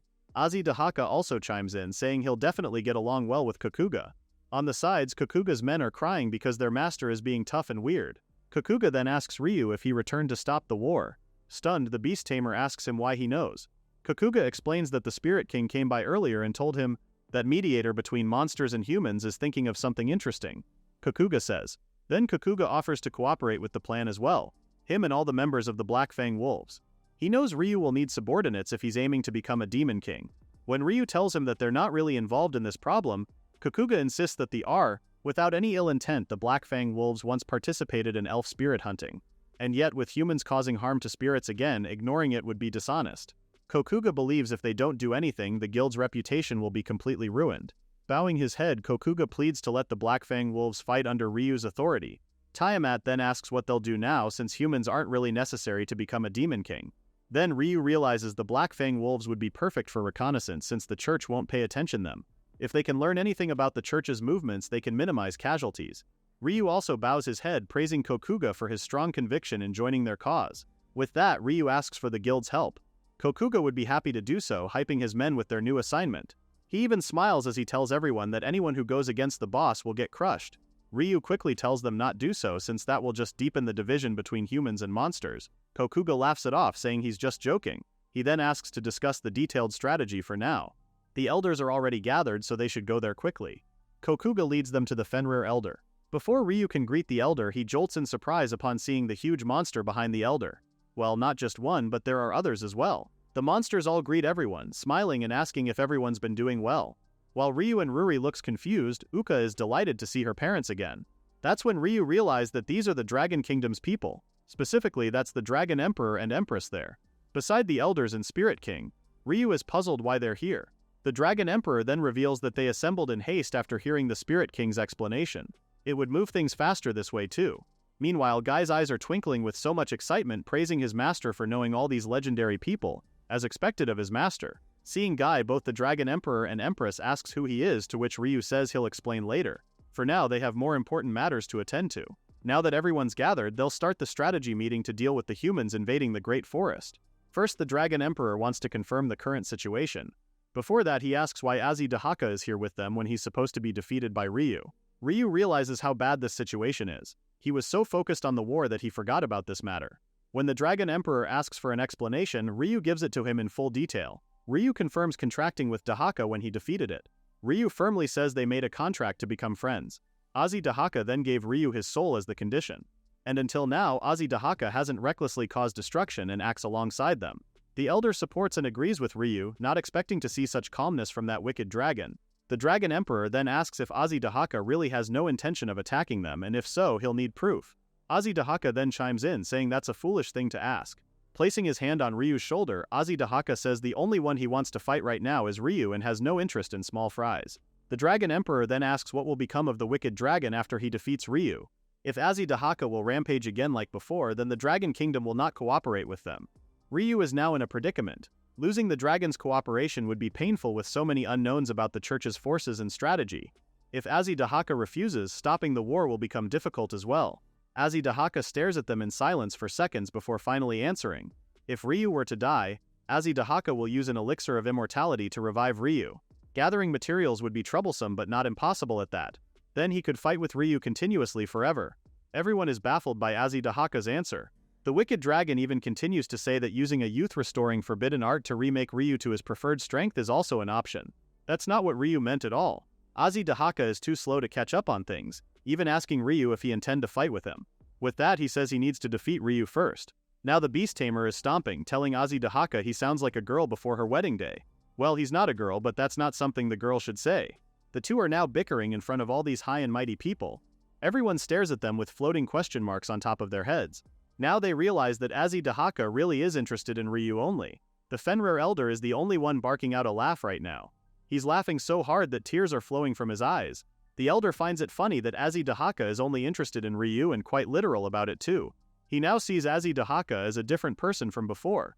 If this keeps up, it should be fine. The elder then suggests they at least let Azidahaka participate in the strategy meeting. When the Dragon Emperor is about to oppose, the elder asks him why they need to fight among those gathered to stop a war. The elders understand his concern as a nation's king, but they must not become obstacles to the youth trying to create a better future. They should simply stand firm as landmarks when the young people lose their way. All living things change from small triggers. Of course, the elder sees Dahaka as no exception. The Dragon Emperor should know that himself, especially with what happened with Uka before. Gritting his teeth, the Dragon Emperor is speechless. He then apologizes for disrupting the harmony. His concerns will remain, but for Ryu's sake they'll work to stop this war. Ryu happily thanks the Dragon Emperor for this. The Dragon Emperor then turns to Azidahaka, warning the wicked dragon that if he ever brings harm as a wicked dragon again, the Dragon Emperor will reduce his body to ash. Dahaka gives him a smile, saying that won't happen at all, especially that he's enjoying his time with Ryu. Well, if someone tries to ruin that bond, it's going to be a different story. And so they begin the meeting, saying they'll just leave the two dragons as they please. Ryu is stressed if they can really settle this. Ryu smiles, saying it's possible with Ryu around because this gathering only exists because the Beast Tamer brought everyone together. The Elders, Dragon Emperor and Spirit King, the Black Fang Wolves and Demon King candidate, different races working towards the same goal. This has never happened before. It wouldn't have been possible if even one person didn't trust Ryu. Even if they're out of sync, Ryu's presence will bind them together as one. So Ryu asks Ryu to have confidence. Suddenly, the Spirit King interrupts them to ask Ryu to do something about the people getting heated and are about to fight. They can't really agree on anything by themselves. Giving Ryu a pat on the back, Ryuri tells him to go and help them, even calling Ryu a Demon King candidate. Together, they'll stop this war. A smile forms on Ryu's face as he agrees with Ryuri. Now Ryu stands at the center as he discusses about their plan. He also stands between the Dragon Emperor and Azidahaka as tension between them still remain. The elders laugh, everyone else gives their suggestions and such. And not long, Ryu's face is beaming with joy as they finally manage to reach an agreement. Now the question is when the church will launch their attack. Suddenly, the Dragon Emperor's men emerge to report an emergency. They've just captured an intruder trying to enter the Great Forest. They suspect it from the church, alerting everyone, especially Ryu. They haven't prepared anything yet. If this is true, then they're in serious trouble. Turning around, the man then points to the intruders they have captured. There, tied and bounded, are Jen and Alice. Everyone who knows these two are staring at them with mouths open. When Ryu asks what the two are doing here, Jen explains he was searching for Ryu on Tia's orders and Alice had come along with him. After that, Ryu goes to wash his face. Thanks to Jen's information about the church's forces and that the war will begin in 14 days, they can prepare their defenses. They'll have enough time to get ready to face the church. Ryu never thought Tia and the others were heading to defeat a Demon King as well. It's good they didn't run into them. Tiamat and Uka then call Ryu's attention. When the Beast Tamer asks if something's wrong with the preparations, Uka tells him no. Tiamat then says what they'll ask now will be very selfish, but it's something she wants to desperately ask of Ryu. When Ryu asks what it's about, Tiamat asks to make them his. By that she means to make a binding contract with her and Uka right now. Confused, Ryu stares at both of them. The day for the monster subjugation operation soon arrives and hundreds of soldiers are now battle ready. Except for one. Cardinal Norel shakily asks if he's really commanding this operation. Riding his horse, he informs Hikari for the nth time that he's never even fought before, yet he now has to face monsters. The Cardinal never really thought things would come to this. Hikari tries calming him down, assuring him that the Pope has his reasons for assigning Norel the command. Besides, they've already arranged for soldiers to surround Cardinal Norel at all times. Even with the assurance, Cardinal Norel is still having a panic attack. It's been 2 days since they've left the church, yet the Cardinal is still being like this. Hikari can't wrap her head around why His Holiness chose someone as cowardly as Cardinal Norel to lead this operation. There should be no problem in managing to carry out this monster subjugation operation though. Hikari has lived with this mindset all her life. Remove the monsters from this world no matter what methods they use, that is the goal. The soldiers soon fall into position. One of them informs Hikari that all squad deployments are complete. The Holy Maiden praises them before carrying out her next order, which is the start of the monster subjugation operation. With much conviction, Hikari commands the troops to advance. The Holy Maiden then tells them not to let a single one survive. Turning towards Cardinal Norel, she informs him that she'll be heading to the center and that he should stay hidden behind the barrier. As they head inside the Great Forest, Hikari can feel something's off. It's too quiet. The Great Forest is a demon realm inhabited by countless monsters, and yet there's no trace of monsters or any living creatures. It's just too strange. Suddenly, Hikari gets informed by the third squad they've spotted monsters. Their target is 5 beastmen. Right now, the third squad is currently engaging. However, the soldiers are also in a standstill. Puzzled, he reports the abnormal behavior the beastmen are currently displaying. They're attacking the soldiers quite weirdly. The beastmen are not inflicting injuries on the soldiers and seem to be playing around. There's no hostility whatsoever, leaving Hikari dumbfounded. Hikari can't believe the report she's receiving, telling the soldier not to give her such nonsensical reports and asks to confirm the situation once more. The 9th squad suddenly comes in the comms, saying they've spotted monsters as well. They're temporarily retreating while being chased by an abnormal number of Fenrirs. The 7th squad has also spotted monsters which had lifted them up, rendering them immobile. The 12th squad also confirms dragons carrying them away to the sky. Hikari is receiving left to right and right to left reports of unusual monster behavior. The monsters are all returning them to the same path they came in and can't advance. There's a squad who fell into a pitfall and can't move. Another is being stripped naked and had to escape. These are all savage monsters attacking humans without injuring them. This all sounds ridiculous to Hikari, who's now trying to decipher the reason why. Are they trying to confuse the soldiers? A sudden realization dawns upon the Holy Maiden, sending her in rush towards the Great Forest. She's furious that these bastards are somehow showing her mercy like they're trying to mock her. Meanwhile, Ryu and Ruri are just finishing up with one of the squads. Ruri informs him that the others seem to be doing well too. So far the operation is going as planned. When they were discussing their game plan, the Dragon Emperor was puzzled to hear that Ryu planned not to kill the church's humans. Since they're aiming for coexistence between humans and monsters, Ryu doesn't want to worsen the relationship any further. He prefers to drive the church back without spilling blood. The Fenrirs disagreed, saying the enemy is coming to kill us. This whole plan is somewhat so naive. Binding them up individually isn't a realistic plan either. The Dragon Empress truly thinks they're at a disadvantage. When they all asked if the Beast Tamer had a strategy, Jen chimes in with a proposal in mind. He suggests they capture Cardinal Norel to win. He then explains that the Cardinal is the assistant to the Pope and is one of the second most important persons in the church. Jen had gotten information from his subordinates in Lightride. Apparently, Cardinal Norel is also participating in the subjugation operation. Ryu then asks if the Cardinal is strong. Jen shakes his head no. The Cardinal has no combat ability at all. It's strange he's even participating in this operation, even to General if they can take Cardinal Norel as a hostage, the church can't move against them. If they demand and the church withdraws, a bloodless victory isn't impossible. However, Jen gives them the heads up that the Cardinal will most likely hide during the operation. Finding him while fighting the army will be most difficult. Ruri's grandma then suggests they should split their forces, with some to stop the troops and the others to search for Cardinal Norel. To confuse the enemy, Tama says they'll need even more people to carry out this plan. Guy excitingly offers to call his subordinates since they have lots of strong ones. Guy and Fenrir will confuse the soldiers while the dragons remove the soldiers from combat and weaken their forces. Demoralizing the rest, the Spiring King will confuse the soldiers with barriers while Jen, Alice, Kokuga and the others gather intelligence and share it. The soldiers surround Ryu and Ruri, asking him on who he is. Smiling, Ryu tells them he's just a trainer. When he draws out his sword, Ryu informs them he's here to stop all of them today. The soldiers are baffled that a human is siding with monsters. This just means they'll subjugate Ryu along with the monsters. One of the soldiers don't hesitate to clash his sword with Ryu's. However, the Beast Tamer unleashes his sword's fireball attack, surprising the soldiers in the process. The 5th squad, which is currently engaged in battle with Ryu and Ruri, is giving out the report to Hikari of a human aligning with the monsters. The soldier giving the report is then attacked by Ruri, facepalming him on the ground. After that, Ruri winces in pain as she tells Ryu to hold back since the fire's dangerously hurting her as well. Control is a bit difficult, but both Ryu's spell power and casting speed are better than before. The training with Azidaka during the strategy meeting really paid off. Plus, Ryu has Uka and Tiamat to thank as well. When the Royal Dragons had asked Ryu for a binding contract, he was really out off his wits' end. He thought that meant he had to marry one of them, or worse, both women. Tiamat had realized where Ryu's imagination was going and explained it was only a subordinate monster contract.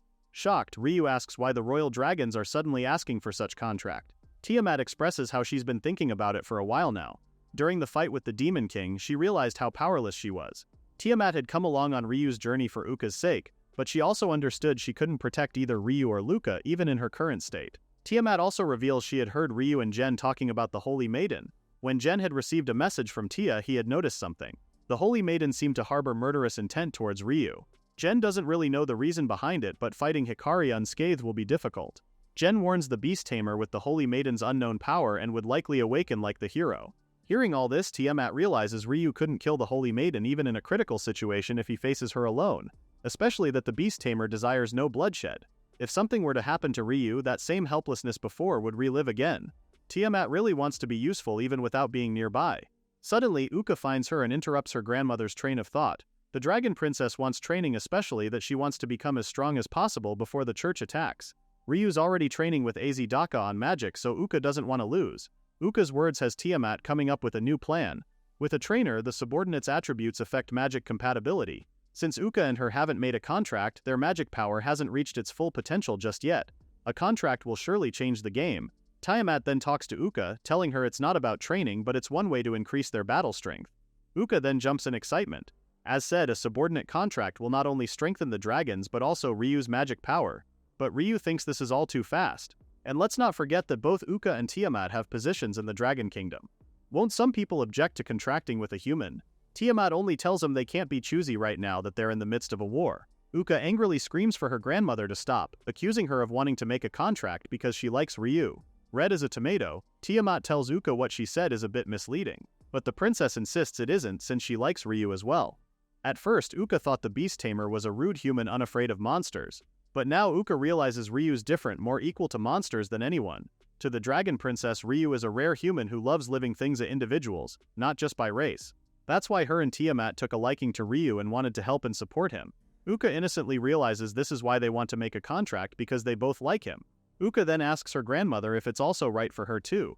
Tiamat stares at her granddaughter wide-eyed before finally smiling and agreeing with her. Bowing down, Tiamat sincerely apologizes for her selfishness that had caused Ryu trouble. With that, Tiamat asks the beast tamer once more if by chance he'll agree to make a subordinate monster contract with them. This is a request as comrades regardless of position. They really want to become Ryu's strength. Hearing all that has Ryu in all smiles as he agrees to their request. Joining hands, the three begin the contract binding process. With contracts with the both of them, Ryu's body now feels lighter. Uka and Tiamat are in top form too. If this continues, they might settle things quickly. Ryu finally reunites with Ozzy Dahaka and Corinne, all three of them trying to look for this Cardinal Narelle guy. Ozzy Dahaka believes the Cardinal probably won't come near the center of the battle since he's non-combatant. With fewer numbers, Ryu wants to avoid prolonged combat. Ideally, he'd want to capture Narelle before encountering the Holy Maiden. Suddenly, Alice's voice bursts out of their comms device, saying they've found Cardinal Narelle, who's hiding in the bushes southwest of Alice's current position. Alice then informs him that the Cardinal is guarded by barriers and soldiers. Ryu quickly rushes to Alice's position with a smile. In his mind, Cardinal Narelle is one lucky fool than expected. If they capture him, this battle will be their win to take. Meanwhile, Cardinal Narelle is slumped on the ground in pure fear. He's shaking, holding onto his head as he asks if it's still not over yet. It's been 10 hours already. At least that's according to the frantic Cardinal. The soldier guarding him corrects this, saying only 2 hours have passed. He tries to calm the Cardinal, telling him how they've set a barrier up for unexpected attacks so he should rest easy. Cardinal Narelle begins to calm down. The soldier then informs him that there's no way the monsters will come to a place where they are, especially since the monsters live in the center area. Out of nowhere, Ryu bursts behind Cardinal Narelle, who jolts back screaming in fear. When Ryu believes they've won this battle, Hikari comes out of nowhere clashing her sword with Ryu's. Ryu and the others are visibly shocked with the Holy Maiden's appearance. Standing in front of Cardinal Narelle, the Holy Maiden angrily accuses Ryu of setting all those monsters on them. She then calls trainer Ryu a defiled man who sold his soul to monsters. With such determination, Hikari vows to purify him without a trace. Smirking, Ryu accepts this difficult challenge. Hikari then orders the soldiers to retreat with Cardinal Narelle and that she'll handle things from now on. However, Uka intervenes, not allowing the Cardinal to escape. Using hidden silence magic, Silences of the Hidden, the soldiers surround Cardinal Narelle before Uka could even lay a single finger on him. That spell made the Cardinal along with the soldiers disappear into thin air. Ryu now realizes things are heading south. If Narelle escapes, their hostage plan will be for nothing. Riri's ears start tingling as she hears voices coming from the bushes nearby. Someone is quietly instructing for his companions to move slowly. She also hears Cardinal Narelle's name being mentioned. Riri then tells everyone that the Cardinal in fact just disappeared from their sight. But the truth to it is that he went hiding nearby. Before they could chase the Cardinal, Hikari slashes her sword towards them, unleashing a powerful blow on them. Lunging towards Ryu, the Holy Maiden calls him a confident person for looking elsewhere while facing an enemy. That just irritates her even more. The Beast Tamer manages to block Hikari's attacks minus for now. When Riri inches closer to help him, Ryu warns her not to. He wants Riri and the others to chase Narelle instead while he holds back the Holy Maiden. Riri hesitates for a second, prompting Ryu to remind her that their goal is to end this war. Right now, only she and the others can do so. Understanding the gravity of the situation, Riri and the others retreat and head towards the other direction. Hikari catches this and is about to stop them when Ryu blocks her line of vision. Furious, Hikari presses in, asking Ryu as to how far he'll continue to interfere. Ryu doesn't even listen to her when she demands he move aside. Instead, the Beast Tamer calmly asks her to listen to what he has to say. Unfortunately, Hikari refuses to listen to a man who sold his soul to monsters. Hikari then rushes towards him with her sword aimed at Ryu's throat. Luckily, he manages to dodge at the last second. If he hadn't heard the initial footstep, Ryu would have never managed to avoid it. That's how fast Hikari is. She also pities Tia for having been deceived by this foolish man. Hikari believes she can definitely bring Tia back once she kills Ryu. The Holy Maiden unleashes yet another string of attacks. And although Ryu manages to block it, the force sends him backward. Hikari then reveals that monsters of a single pack amount to her level of power right now. She also demands Ryu admit his sins cleanly and accept punishment. With that, Hikari jumps in the air and aims a powerful attack on Ryu. Dust and smoke surround where Ryu is, making him visibly blocked from seeing where Hikari is headed. He now knows the Holy Maiden won't listen to anything he'll say, making matters even worse. After some time, Hikari finally comes out of the smoke and attacks Ryu, who demands to know why the church harbors so much hostility towards monsters. While Ryu understands they can hate monsters that attack people, he can't understand the part on wanting to kill monsters living peacefully in the forest. It just seems like it's too much. Hikari gives him a straightforward answer, saying it's the Pope's will. The Pope, originally a knight, was troubled by monster casualties and decided to oppose them. He advanced research into monster behavior, developed counter-magic and barriers, cultivated knights and devoted his entire self to his current position, to erase the beast threatening people's lives, to bring peace to the people. That is the church's mission. Hikari is a firm believer of the church's ideal, which circles around all monsters should be exterminated. Ryu retaliates by saying that Hikari just doesn't know monsters. True, monsters are dangerous to humans, but there are so many monsters that don't attack people. To Ryu, what the church is doing is the same as slaughtering innocent people. This takes Hikari back to her nightmare, reminding her of the time monsters kept taking away her precious people. And now Tia as well. Hikari orders the beast tamer to shut up, angry as she asks Ryu what does he know of the sadness of a human who lost everything to monsters, the anger that demands recompense even at the cost of herself. Hikari then calls Ryu a traitor who sold his soul to monsters before saying he needs to learn his sin through death.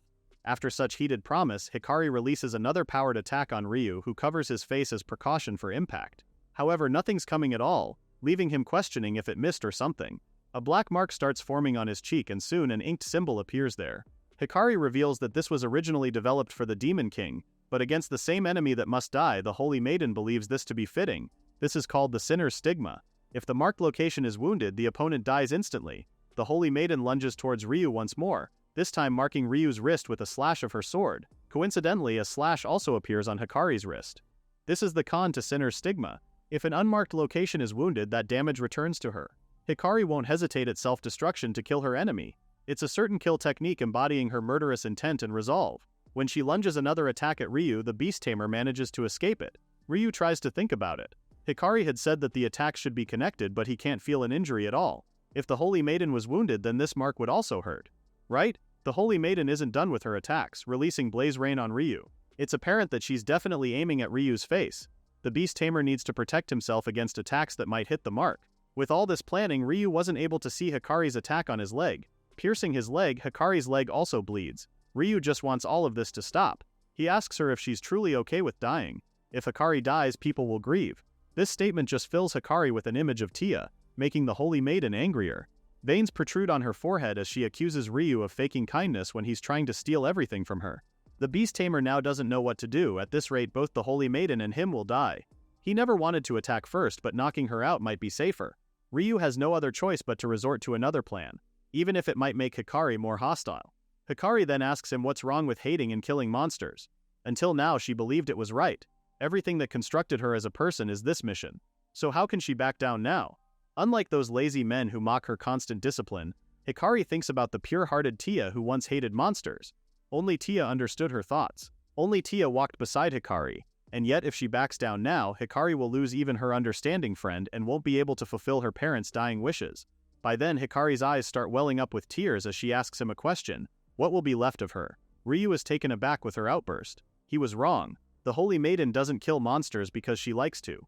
She's a victim of monsters' attacks, lost to where to direct her anger at, and just happened to align with the church and the past Tia emotionally. If this is the case, Ryu draws the white flag since there's no reason to fight Hikari. As a human seeking coexistence between monsters and humans, Ryu also wants to protect humans. That's the world he's building. And the first step toward a path of coexistence looks possible now.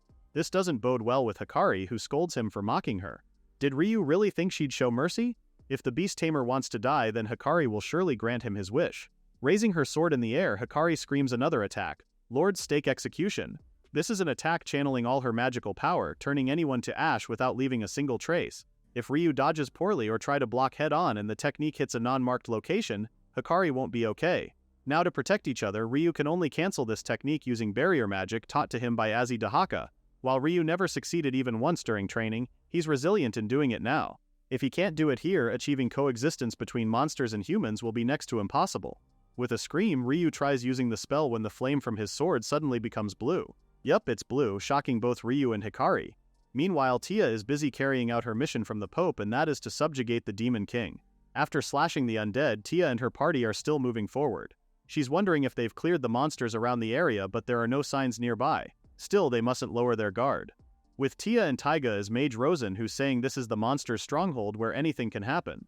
Blacksmith Ryuz agrees, especially since they're facing the undead. Cardinal Narelle and Hikari are expected to be working on monster subjugation too. So Rosen suggests they should stay vigilant. The thought of Hikari enters Tia's mind, but then she gets a report from Gen about Ryu's plan on intercepting the church. Scratching his head, Gen tells her he did try to warn Ryu. By the time he had arrived in the Great Forest, Ryu's resolve was already set in stone. Even if Gen tried to persuade him to stop, Gen thinks it would have been pointless. Tia realizes this would mean that Ryu and Hikari will become enemies. Get asks the hero not to worry. Regardless of Hikari, Gen knows Ryu has no intention of hurting anyone. Even if they meet, Ryu will figure something out in the end. When Gen asks Tia if she agrees, the hero recalls her best friend's very familiar smile. Tia knows even the monster-hating Hikari will eventually understand once she talked with Ryu. Tia only wants both of her friends to be safe. Back at the Great Forest, Ryu is still dazed with his sword's somewhat blue current. He remembers what Lord Dwar had told him. Weapons made from high-tier materials sometimes choose their owners. And it wouldn't be strange if a blade forged from Tiamat's claws will manifest some ability. He also remembers what Hagane had told him about the blue current answering back when the beast tamer's hesitation disappears. Ryu now realizes this is what the master was talking about. Does this mean that the blue current accepts his ideals as well? With much resolve, Ryu grips his sword tighter. Together, they'll fight for a world where humans and monsters walk side by side. He then asks his sword to lend him its power. This doesn't even faze Hikari, who is screaming at Ryu if he fears death now. No matter what Ryu does, Hikari thinks his fate to die won't change. And so the Holy Maiden also powers up, promising to pierce through Ryu's arrogance alone. However, Hikari's spell breaks into bits and pieces with a single touch of Ryu's blue current. Both of them are completely surprised. Soon Hikari's spell begins to swirl around Ryu's form as if swallowing it whole. The blue current had completely absorbed the magic. The Holy Maiden, who looks completely stunned, didn't intentionally cancel the magic. If that's the case, this means this is the blue current's true ability. If you think Hikari's done, think again. The Holy Maiden can't accept defeat, calling Ryu a bastard before lunging at him with another attack. Although Ryu manages to dodge and duck, Hikari's attack does send them both out of balance. The beast tame quickly gets up but is quite shocked to see Hikari's wounded posture. The Holy Maiden grips her sword tight as she tries to stand back up. Ryu can clearly see that Hikari is magically exhausted. Normally even standing would be difficult. But here's the Holy Maiden, tough as ever. Hiker launches another attack at him yet again. When Ryu tells her to stop because her body's clearly at its limit, Hikari only tells him she won't stop until the enemy before her stops breathing. What really bothers Hikari is why Ryu isn't even trying to kill her. With Ryu's power shown earlier, Hikari now knows he wasn't using his full strength. Hikari writhes in anger, asking why he didn't need to show such to someone like her, or is he just saying she's not worth killing? Rather than bear this kind of humiliation, Hikari would rather have Ryu hurry up and finish her. However, Ryu gives her a warm smile, saying he won't kill her at all. If he hurts Tia's friend, Tia will kill Ryu. Jokes aside, the Beast Tamer mentions his plan about the coexistence between monsters and humans. When he asks the Holy Maiden if she really hates monsters, Hiker quickly confirms this, saying she's pursued revenge against monsters until now. But then Ryu asks the Holy Maiden why Tia comes up in this subject. Hikari can actually pursue revenge without Tia. Hikari doesn't even need to follow the church to begin with and just kill monsters on her own. Ryu tells the Holy Maiden what she really wants. Hikari only wants to be with people like Tia and the Pope, people who understands her. This alters Hikari's whole demeanor, quieting down before denying this allegation. Ryu is not having it though, saying there's no other reason for Hikari's hyperfixation on Tia. Does Hikari really want to pursue revenge herself? Gripping her sword, Hikari says yes. Obviously her parents were killed by monsters. Hikari remembers how painful it was to discover her parents' lifeless bodies. She even tried to wake them up, still in denial that they're gone. Tears finally fall down his face as she begs them not to leave her alone. Yet it was of no use anymore. When the Pope arrived, he had told her it's all the monsters' fault. If monsters didn't exist, Hikari's parents wouldn't have died. That's when he instills this mission of revenge on young Hikari's mind. The Pope had told her to live for revenge, and so Hikari's path on becoming the Holy Maiden begun. She killed and killed. Yet, even with everything, Hikari's never satisfied. This emptiness won't disappear until all monsters are gone. Yes, her mission is monster extermination, and until she fulfills her mission, Hikari can never be satisfied. Hikari then recalls the time she had met the changed Tia. When Tia had told her she understood the Holy Maiden's feelings, Hikari had felt a sense of fulfillment. Her purpose was supposed to be revenge on monsters, yet she had felt something even more. Something good. On bended knees, Hikari is about to confess her true wish to Ryu when she falls to the ground. Her body had finally reached its limit. Stepping forward, Ryu offers the Holy Maiden a hand. He can't empathize with Hikari's circumstances or ideology, but if they both share the same feeling about cherishing childhood friends, the beast tamer thinks they'll understand each other someday. It's only natural to not want to lose someone important. And hating monsters that harm them is natural too. But Ryu asks if Hikari can at least spare monsters seeking peace like them. Ryu will definitely create a world where humans and monsters coexist. When that happens, Hikari won't have to have the anxiety of losing anyone anymore. In such a world, Hikari's burden on her shoulders will lighten a bit. Suddenly, the magic orb chimes in with the Pope telling Ryu he's speaking an unacceptable language. Monsters are inherently harmful to humanity, the Pope reasons. Both Ryu and Hikari listen in anticipation, especially when the Pope gives his final verdict: coexistence with humans is unthinkable. With that, the Pope informs Ryu that his statement means the beast tamer is now humanity's enemy. Ryu has already seen this coming. Most humans probably won't accept coexistence with monsters, but that's because no one's seen it before. If coexistence between monsters and humans can be proven visibly, then they'll have to accept it. Ryu dreams of an ideal world where both humans and monsters live safely as the Demon King, so he asks the Pope to please stop the invasion of the Great Forest immediately. If they don't retreat, Ryu won't hold back to protect what matters to him. This ideal world Ryu speaks of is quite a troublesome plan. The Pope takes this as a declaration of war against the Church. Since Hikari lost, they'll withdraw for now. However, the Pope now knows keeping Ryu alive will remain dangerous. Eventually, the Church will dispose of him and his allies. With that, the Pope ends communication and Ryu's mark disappears from his face.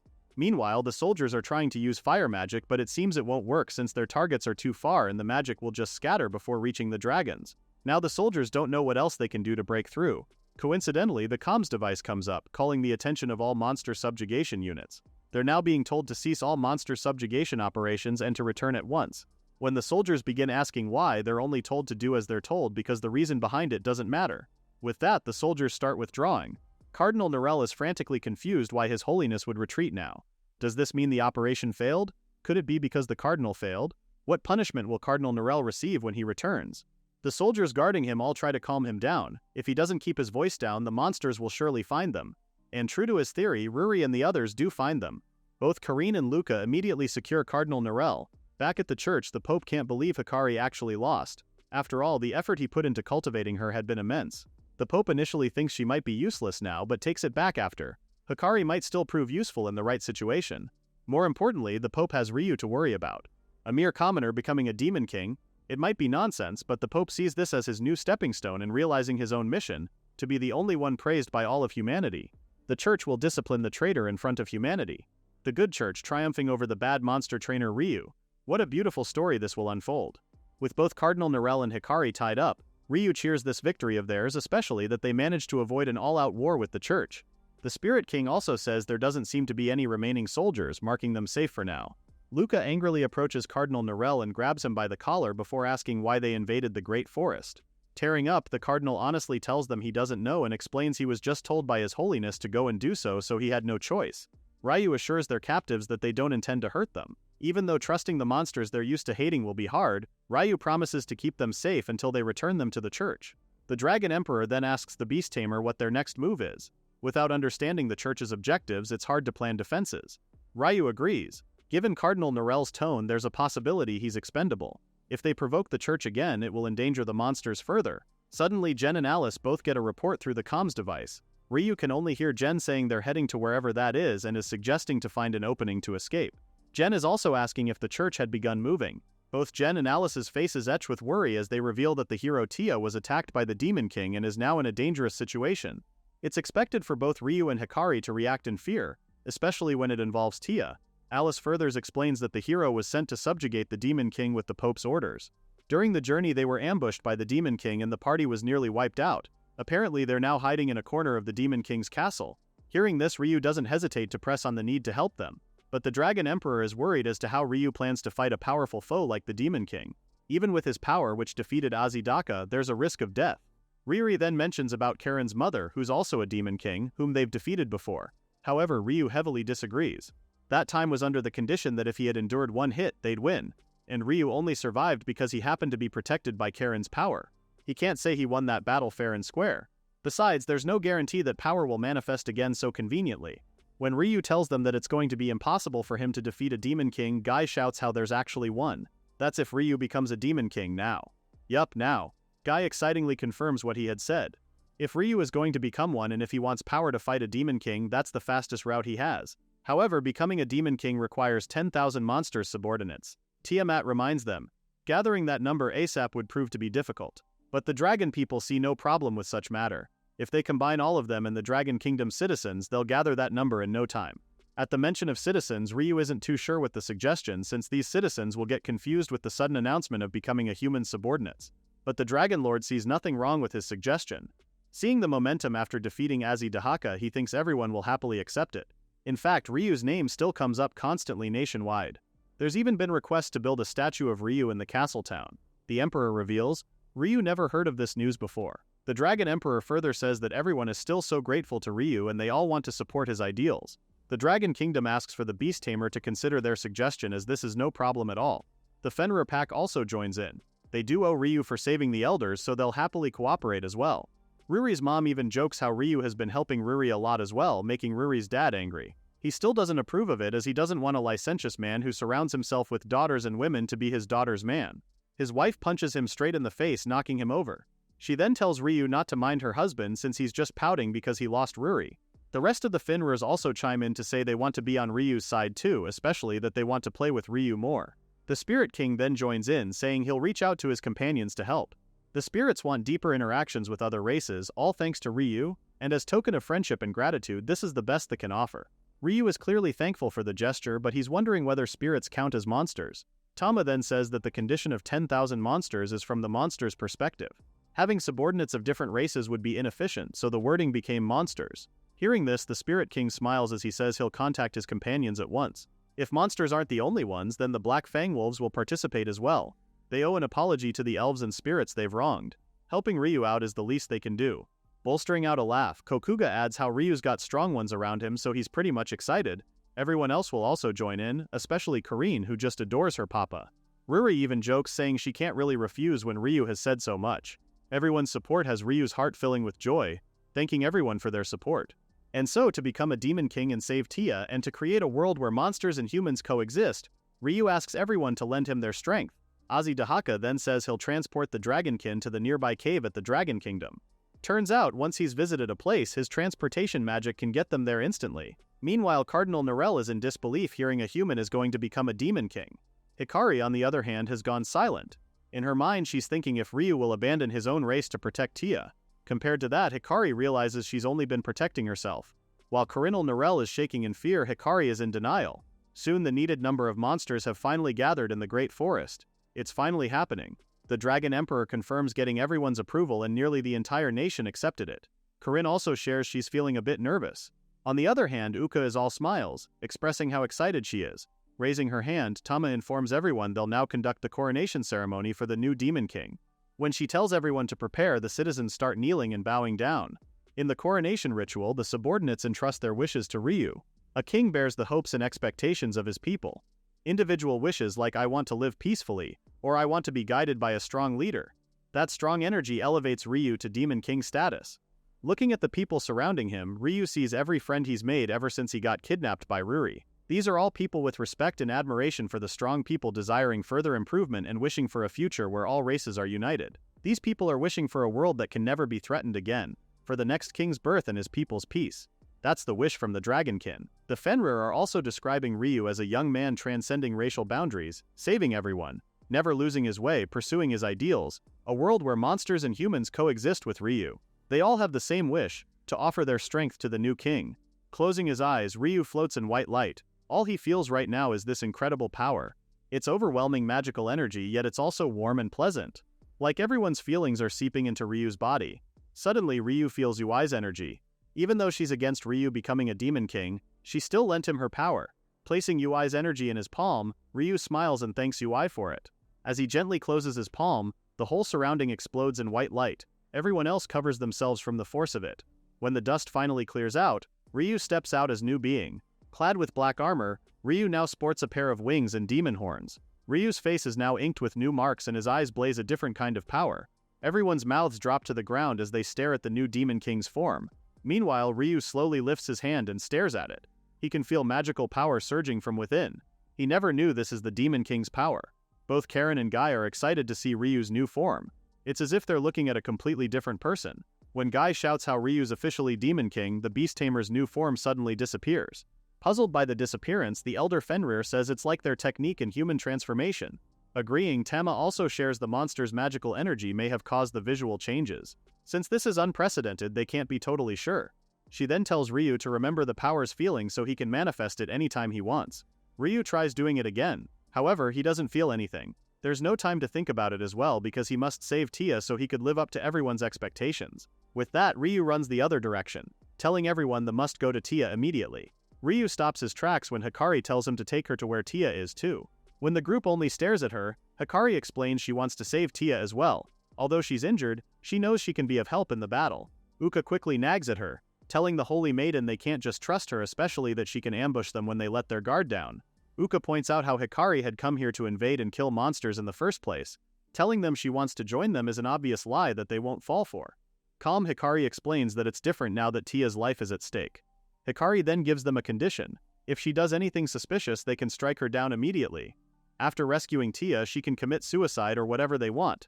It's true she deceived even herself so other wouldn't realize her true feelings. Nothing Hikari says now is trustworthy. However, Hikari's feelings for Tia are real. The desire to save Tia is something Hikari can't deceive even herself. While tied up, the Holy Maiden bows her head down to Ryu, begging for him to take her with them, especially that she doesn't want to lose Tia. While everyone else seems confused with what Hikari is talking about, Ryu stares at her for a long while before smiling at her. Of course, it's fine for them to all go together. His enthusiasm surprises Hikari, who says she's just taken aback with his approval. Naturally, she expected being denied of her request.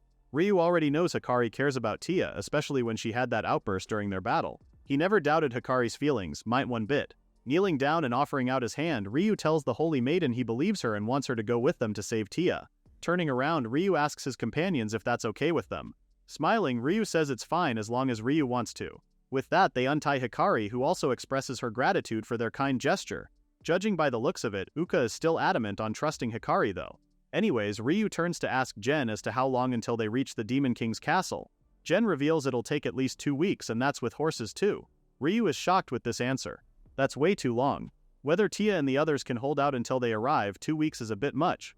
Lord Midgard then joins in the conversation to offer to transport everyone. If he goes full speed ahead, he guesses they'll arrive in a day.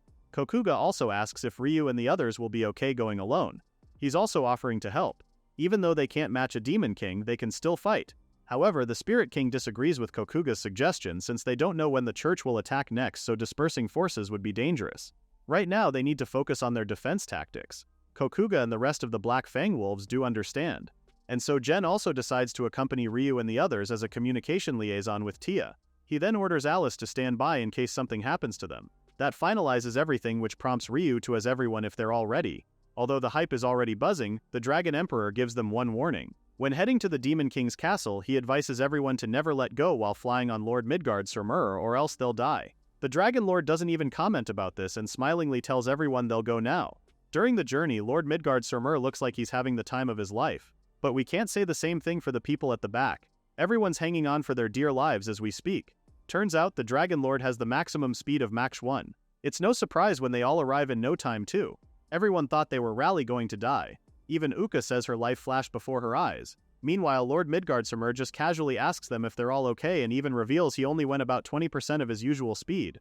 Hikari is still trembling from their flight, calling the Dragon Lord a monster. Well, technically he really is a monster. After that, Lord Midgardsormr tells Ryu he'll wait around the area since the group will need transport back to the Great Forest. In Ryu's mind, he's hoping the Dragon Lord will take it slowly on the return trip. Hopefully. Refocusing on their mission, Ryu tells everyone they'll start by searching for Tia and her party. The group then venture inside the Demon King's castle where heaps of bones scatter on the ground. Jen reveals he can't contact Tia anymore.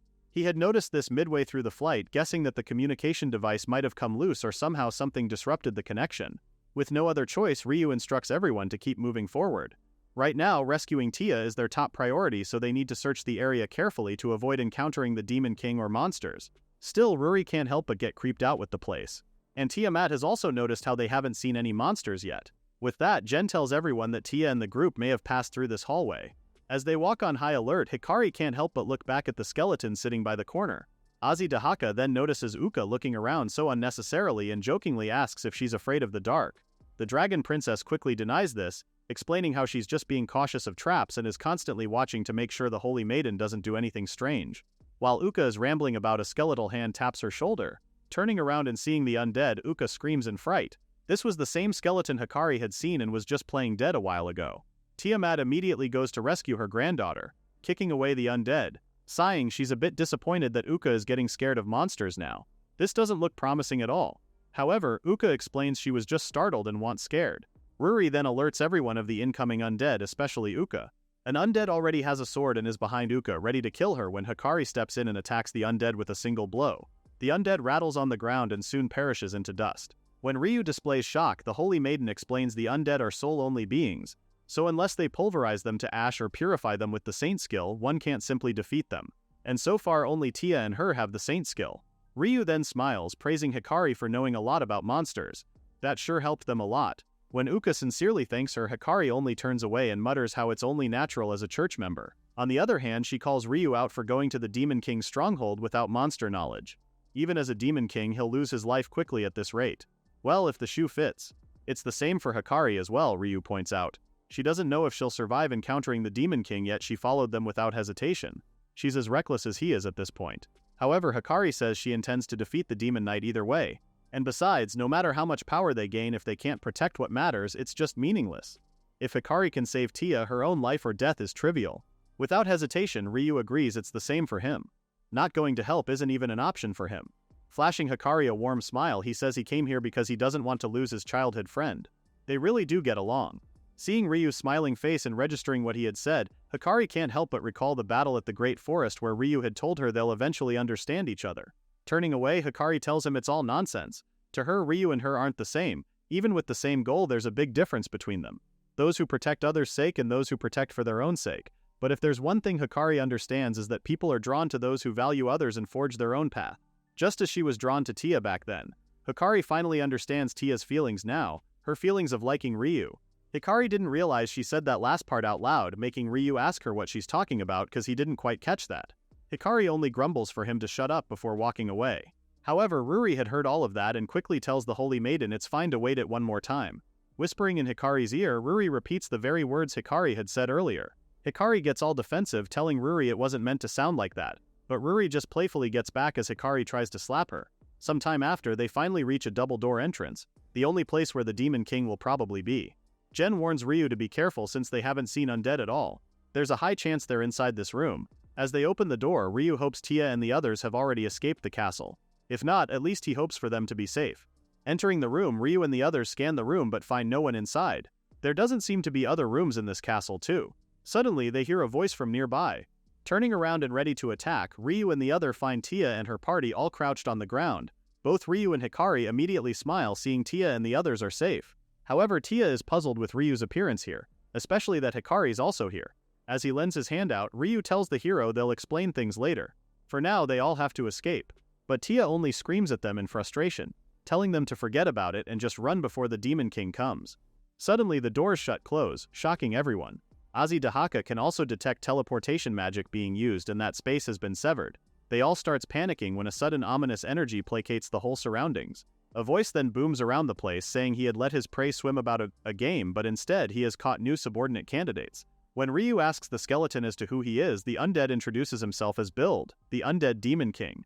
He is the king of the underworld who brings the end to the living. The Demon Knight Biliod is totally different from Enka.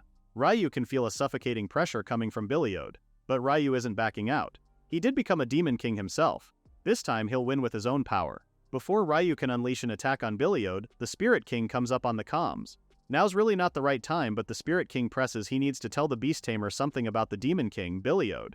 Just now, through Ryu, the Spirit Knight sensed a trace of the Demon King's magical power. If the Spirit King's senses are right, Bilio has the same aura as spirits. That means this Demon King might be a spirit's companion. Trouble brews in the undead castle. Will Ryu be able to save all of friends from this enemy?